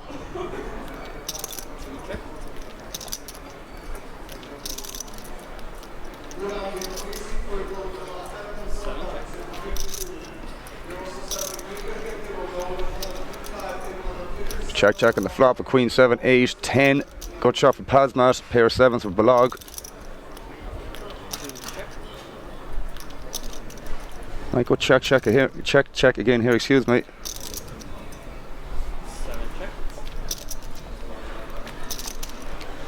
River's the we're both river a flush here. We'll see if Pazmat wants to go for 10 value like he did with the 5 of clubs a couple of hands ago, or maybe an hour or so ago, I should say. A little bit loosey-goosey trying to get value with the 3 of spades from Pazmat though. Yeah, probably better off just check calling and just trying to capitalise on some bluffs, I guess. Yeah. But Bolog is obviously going to go for some value, and I think Pazmat is going to call pretty swiftly, I guess. He does. Okay. And that's an excellent value bet there. A lot of players would just check back with a flush with a 4 of spades. I know heads up, different animal, different story. But knowing that he's going to get called by worse, making it a nice bet. I suppose the thing as well, like he's Pazmat might have some Jack X there. He can obviously have some lot of 2 pairs potentially, and you know some just even 1 pair hands there, because you know that check down flop, check through flop, check through turn. No, it's not exactly a situation where people are going to have a lot of strong value, I guess.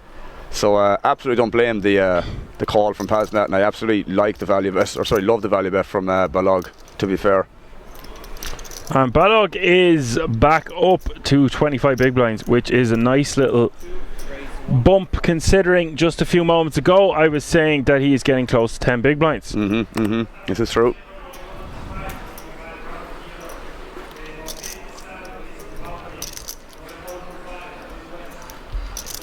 Here's king though then. Here's king for Bolog, yeah. Another nice hand. Pazmat with a nice opening hand. Yeah, and this is definitely a standard call against a 3-bet here as well, I would assume. I mean, again, cross-referencing cash games, studying a bit of heads up lately myself, and these sort of hands play really well as the in-position caller. Oof, straight up jam. Yeah, that's a bit of a big jam there. That's afraid of getting flatted and missing the board there out of position. True. I mean, yeah, it is what it is. Against this man in particular. Yeah. Just wanting to take it down pre. But like,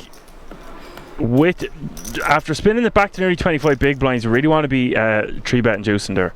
I would think so too. I mean, you just kill all that action when you do that, and to be fair, you know, you're only going to get called by well, you're not going to be ever that dominated with ace king, to be fair, but like, you know, flipping at best, etc. But look, it's never going to be a bad play just 3-bet jamming that. But I do think you're going to get if you 3-bet and get called, you're always going to be miles ahead against the calling range. So, you know, post flop is kind of one of those things where it might get a little bit dicey on certain boards, but either way, I prefer to 3-bet like you mentioned, Dan.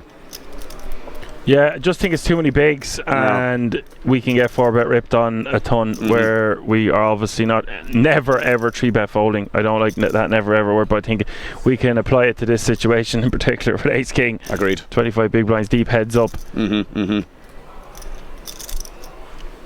It's just when we jam there, we just take that move away from our opponent, and we never get to see the flop, even if we are going to be out of position. Yes, it sucks when we put in like 4 million over 16 or whatever it was. I think he's 14 million.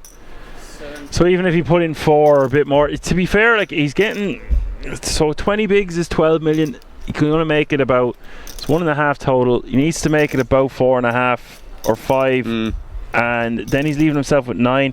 I understand it. I just still, when we can see the cards, it just seems like a better hand to 3-bet call it off with. Or if we get called and we are going to flop out of position, you know, good things can happen. Well, you're just going to be dominating a lot of the calling range usually, so that's obviously good in that regard. I mean, of course, you miss pre or post flop. It's a bit of a disaster spot, so to speak. But we do have an interesting spot here in terms of Balog, what he's going to do in terms of sizing here. I think he should go pot size here or something really big, man. Because when Pazmat check calls that turn there, he's going to have a lot of 5x. He might even have some like 8-9 of hearts here, although that probably plays a little bit more aggressively on the turn. Yeah, I mean, I think he can even go bigger here, man. Realistically, because a lot of the check call range is going to be that Jack X, and as I said, some ace, you know, some 5x as a whole, just some bluff catchers that are going to be relatively indifferent with facing a bet on the river.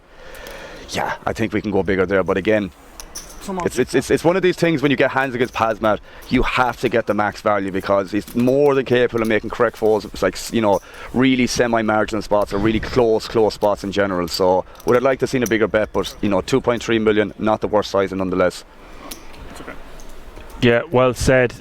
I think he could have went for a little bit chunkier for sizing, especially when he knows he can get paid. There's no reason to be trying to milk and extract small amounts of value.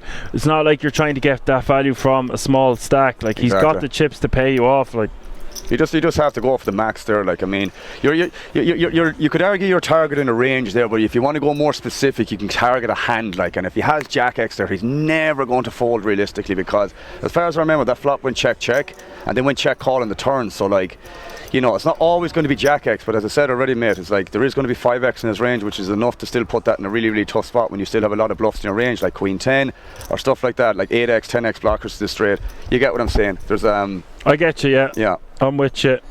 But suddenly 50 million playing 20 million. Yeah, exactly what I said could happen. Just what, 2.5 to 1 in terms of chip stack, in terms of the ratio of the chips remaining. So it's about 60-40 if there was percentages wise of the chips, yeah, thereabouts, roughly. Like, there's nothing in this, bro, at this point, you know. Well, yeah, there's about 70 million in play total, so 20 million playing 50, a 30 million gap, but one double up, and we're looking at an even. It's square, yeah. And this is the thing with heads up, man. You lose a couple of pots in a row, you know. X amount of big blinds for each one, not the most biggest pots, but like 5-10 big blind pots, man, they really start adding up, and before you know it, chips are even, man, and then you have a match, a fight on your hands. Indeed. Yes, indeed, my man. We have had a record final table here in the speed it's took to get to this heads up, so wouldn't bother me if this was going on for a while. Yeah, it would make up for the potential lost time from the previous experiences you've had anyways, and I know even myself for certain ones that I've done, even my own, and also with you, bro. These can go on unknowingly long, but you know, we're here to do the commentary job, so it's on us to just stay pushing on through. But this is definitely one of those that's gone pretty goddamn swiftly. Oh, well, I'm loving this because I want to see what Pazma's capable of next, because we haven't seen him have to struggle too much at this FT. So I want to see what else this man. I want to see some more skills. Yeah. See what he does in certain spots, scenarios, situations when he doesn't have all those pink chips in front of him. I'm not saying I want him to lose. I'm just saying I want to see what way he battles back from this. You want to see pain? I am a bit of a masochist, not too much. I mean, I think most people that play tournament poker for a long time are. Looks like they're going to go on a 10-minute break, but is it? Never fear, Action Man Dan and Alan Finn will be back here in just a moment. We'll be right back.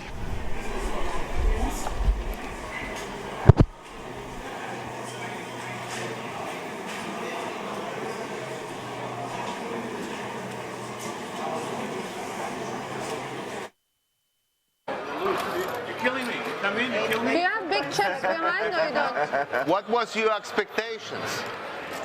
To win. I mean, that's what we play. A win. What do you want? Okay, sorry. Tony, why don't you learn smile when you pay? Yeah. You should learn smile while paying.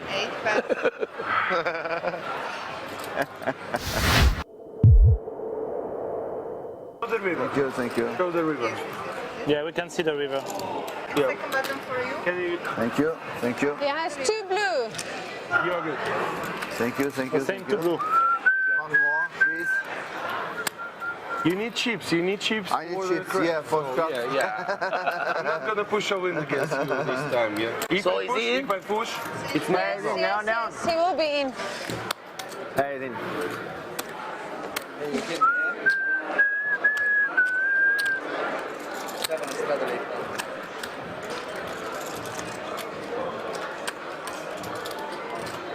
And we're gonna wait for Leon. Yeah, you cannot mark his card, huh? Yeah, don't mark his card. Don't mark his card. Don't mark his card. I wasn't going Just now that girl want to mark his card. He said in fact, she said no. Leon. He's stupid.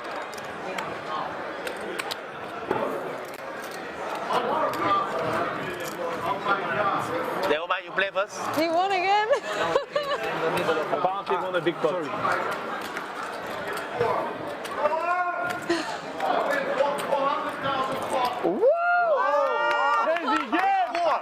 Just with 4. Easy game. Just with the 4. You get nothing, and I had the 4 here. Flash draw, I'm flash draw. 4. There is a 4 on the. The multi-tabling is real. Against first draw at 4K. Leo just won a 400k pot with a apparently just with a pair of 4. Bring the money here. Yeah, because flash draw. Leon, now 400,000 pot. Flash draw, and I have the 4 on the flop and the 4 wins. Amazing. It's good to win with one pair in Omaha. Who did you win against? Against who? Tony G, of course. Tony, thank you. Thank you, Tony. Tony. It's Lucek. Tony. Tony. He's still. He will answer you. He's tilting a lot. Your turn. Leon. Tony. Thank you. He's so tilted. Thank you, Tony. Thank you, Tony. Thank you, Tony. 400k pot. Now you can. Leon. Take a break here and then you go. Подожди, сейчас я там посчитаю.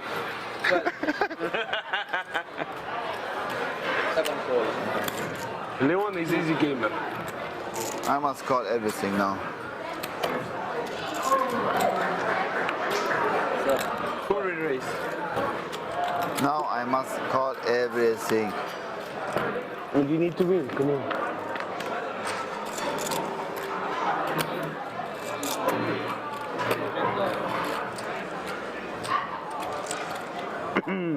All in. 3 is all in. Call. 7 call and 2 fold.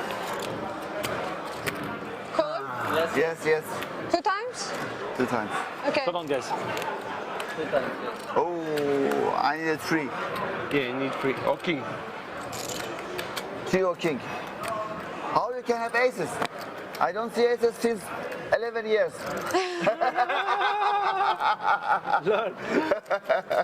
Let's drink. Oh, the free. Yes, free to come. Free. Free to come. 2 times free. Come on. Free. Was 450. The pot was 450. 450. Nice. Wow, very nice. 2 on the floor. 3. Flash draw. He has a flash draw. Mais toi t'as la paire et One more time free. Now you can. C'est vraiment bien ça. Let's cheer on king right this time. King. But wow. He must account it because I become from here. Wow. 3 or king? King. Oh, five is shit. King. King is only good. king. Okay, king is good. Only king is good. No free anymore. No. King. Give me king of diamond. Almost twice. What the fuck? Almost twice. What the fuck? Elle a failli perdre 2 fois avec les as. On the flop, you stop calls. First flop, he gets a 3, and the second flop, he gets a 3 too. Oh, and you get 3 buttons, you win the Yeah, but on the second one, she won. I win the second one, but it's still almost. I become 300, 600. Nice. Thank you very much. Oh yeah, because you won the first one, so we pay 600 each. Nice. This is mine. Thank you. Hossein, that's my 600. Thank you. No problem.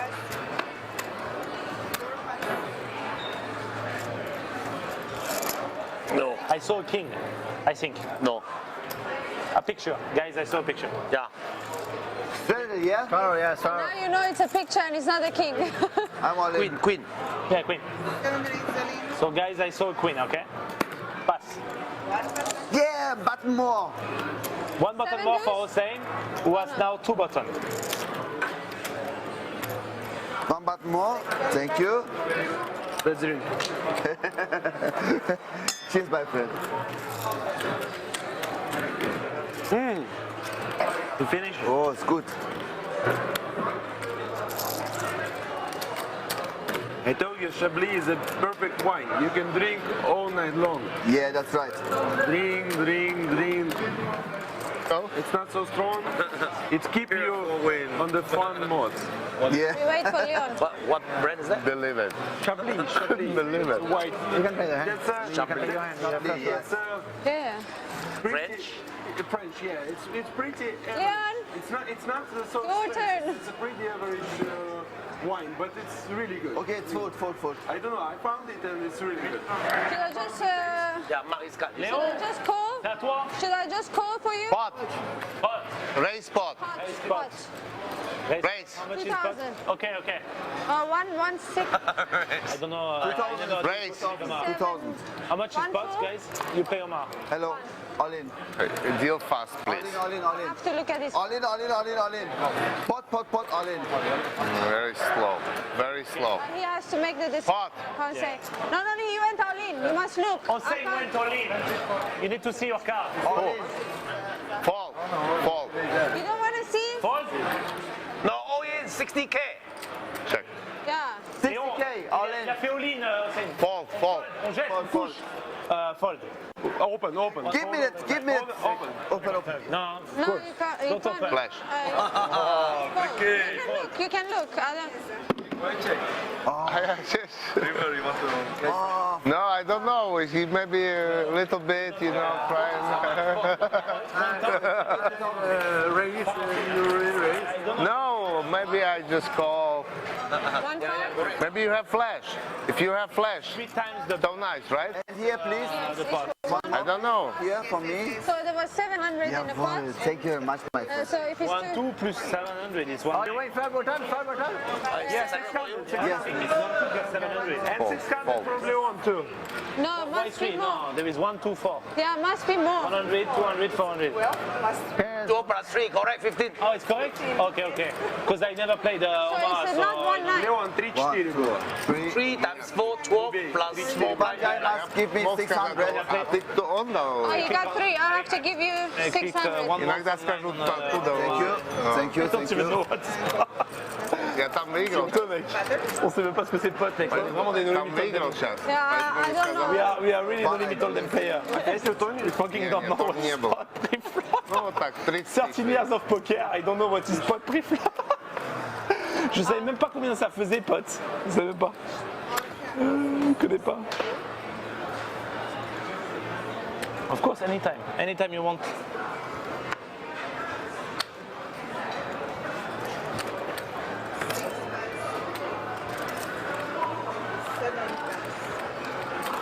Today is 2.4.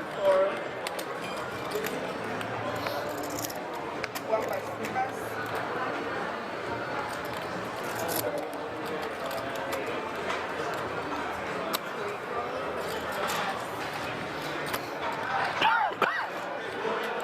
Да Тони нету, куда ты бежишь? Нету этого. Тони уже там. Тони. А, он уже там. Tony, what's up? Thank you, Tony. Do what, chance? Chance to like win a pot or lose. You're killing me. You come in, you kill Do me. you have big chips behind or you don't? What was your expectations? To win. I mean, that's what we play. A win. What do you want? Okay, sorry. Tony, why don't you learn smile when you paint?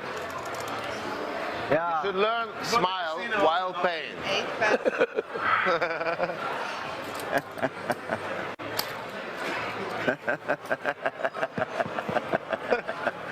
Yeah.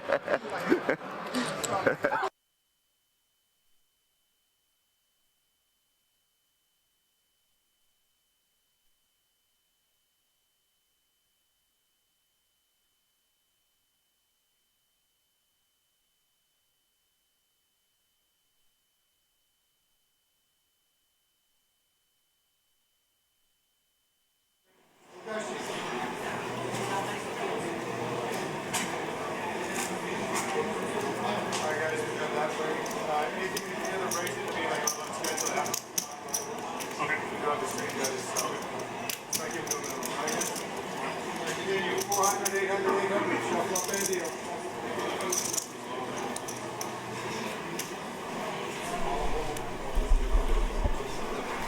Alrighty, folks, we are back for the second frame of this heads-up battle. 50 million, roughly playing 17, just under 20 really with the blinds. So yeah, 18 million to start the hand. Blinds have gone up. That's going to put more significant pressure because now Balog is suddenly found himself close to 20 big blinds again. Where before that he was over the 30 big blind zone. I want to say thanks to you all in the chat for getting involved with that raffle. We've so much more of this to come throughout the week, you won't believe. You will have to stay tuned to find out more each day. Hi, my name is Slim Donkey, says these donkeys are good.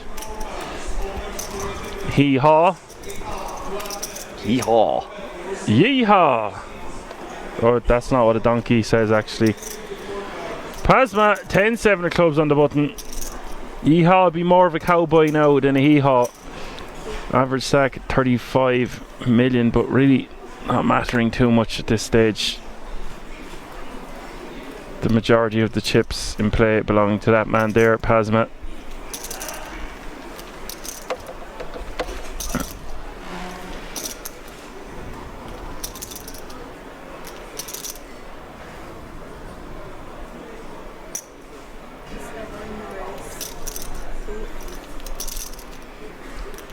And Balog is going to raise to 2.8 million with the king tree off suit. He's got the blocker, bad kicker. Pasma going to call in position with a nice 10-7 suited in clubs. Queen 9-3 is the flop. Balog with the best of it so far.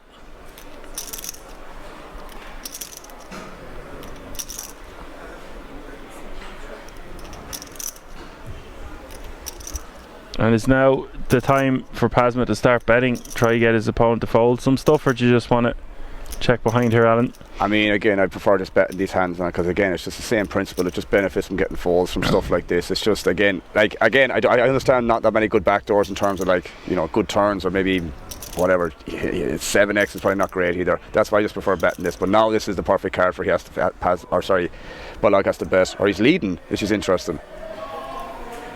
Oh. Leading on the ace, which is trying to rep some of that aceage on the turn. No, that makes sense. That makes sense. I like it. I like it a lot.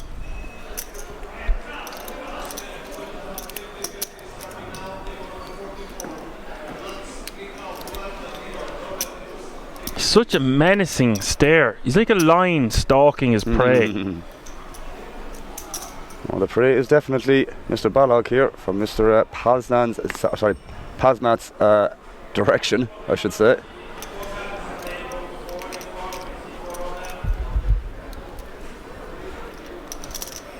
Nice to find an ace here on the button. Close to 20 million. 1.6. 1.6 says the man.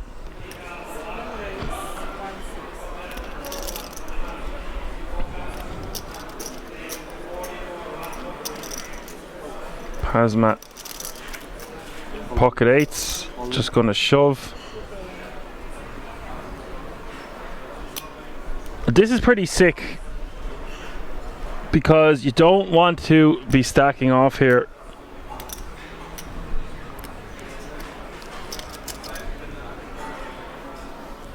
Just find the fold done with the ace-6 off at the Pasmat. Yeah, it's just not one of those aces we can call off it, right? Yeah, pretty much. Strongly agree.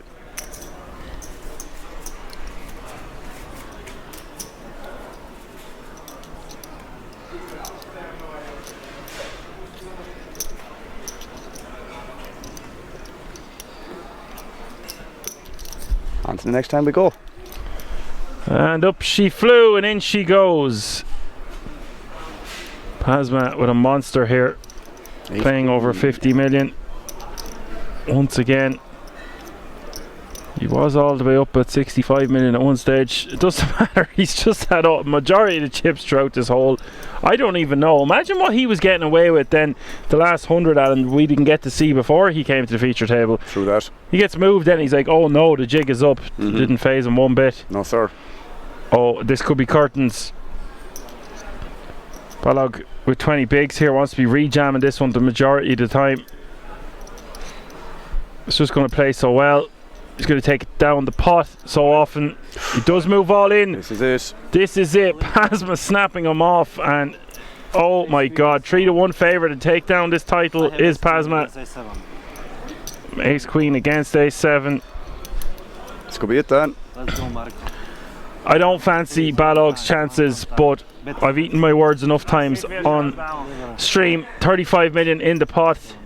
If he does win this pot, Alan, he is actually overtook Pasma for chips by 1 million. Call it one big blind, two big blinds. Yeah. In or around. Basically dead even would be an easier way of putting it. It's a big one, Dan. Here we go. Ace 4-4 is the flop. Pasma 3-1 favourite as we hit the turn. Only king is gone. Win. He has been sun running all day. Indeed, Apocalypse. Is this going to be the last card for Balog as we hit the river? 10 outs. Otherwise, this heads-up battle is done, and it is done. Yes.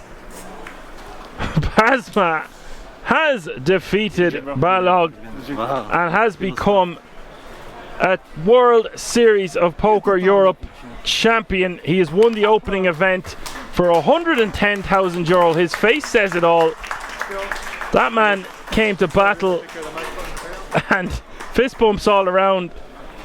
What a moment for him. What a day it's been. If this is the first day of six days for us in the boot, Alan, this is amazing. My amazing start. It's been fantastic the whole way through. I've enjoyed it thoroughly. I'm lost for words, man, how well he ran. I mean, look, he played well, he ran well, dangerous combination, but no doubt that this man deserved to take home this bracelet. I am delighted for him. Well played, Pasma. Well played. Yes. Lucas Pasma really earning this one, steamrolling the FT. Massive commiserations to second place, but an amazing run, great finish, €66,000. How was your WSOP Europe Opener journey? It was quite a good start actually. Last year I made a final table as well at the Colossus. I finished 7th, so this year I came back that I want a bracelet so bad. And first event I got heads up, close again, couldn't finish it, but quite a good start I guess. How was the heads up for you? I was carded the whole final table actually, but managed to play the heads up, so it's good, but in the heads up, I won small pots, but in the end I had Ace 7, 20 bigs, easy reshove. Unfortunately, he woke up with Ace Queen, couldn't get there. It is what it is. What was your most important hand that you played in this tournament? The opener, I think I maxed late edged on my third bullet at day 1C on Friday, so. And I managed to shove 10 bigs with 10-9 suited, and I got called by Ace King, and flop came 10 high, turn 10, so he was dead. And after that I was unstoppable. I mean, I finished the day one with a huge stack, and yesterday yeah, it went well as well. So all things considered, it's good. What are you going to do with the money that you won? Probably I'm going to use it as a bankroll. And yeah, I'm gonna play the no limit events, the mini main event, the Colossus, 6 max, bounties, and I got a ticket now, so to the main, and I'm gonna play the main as well.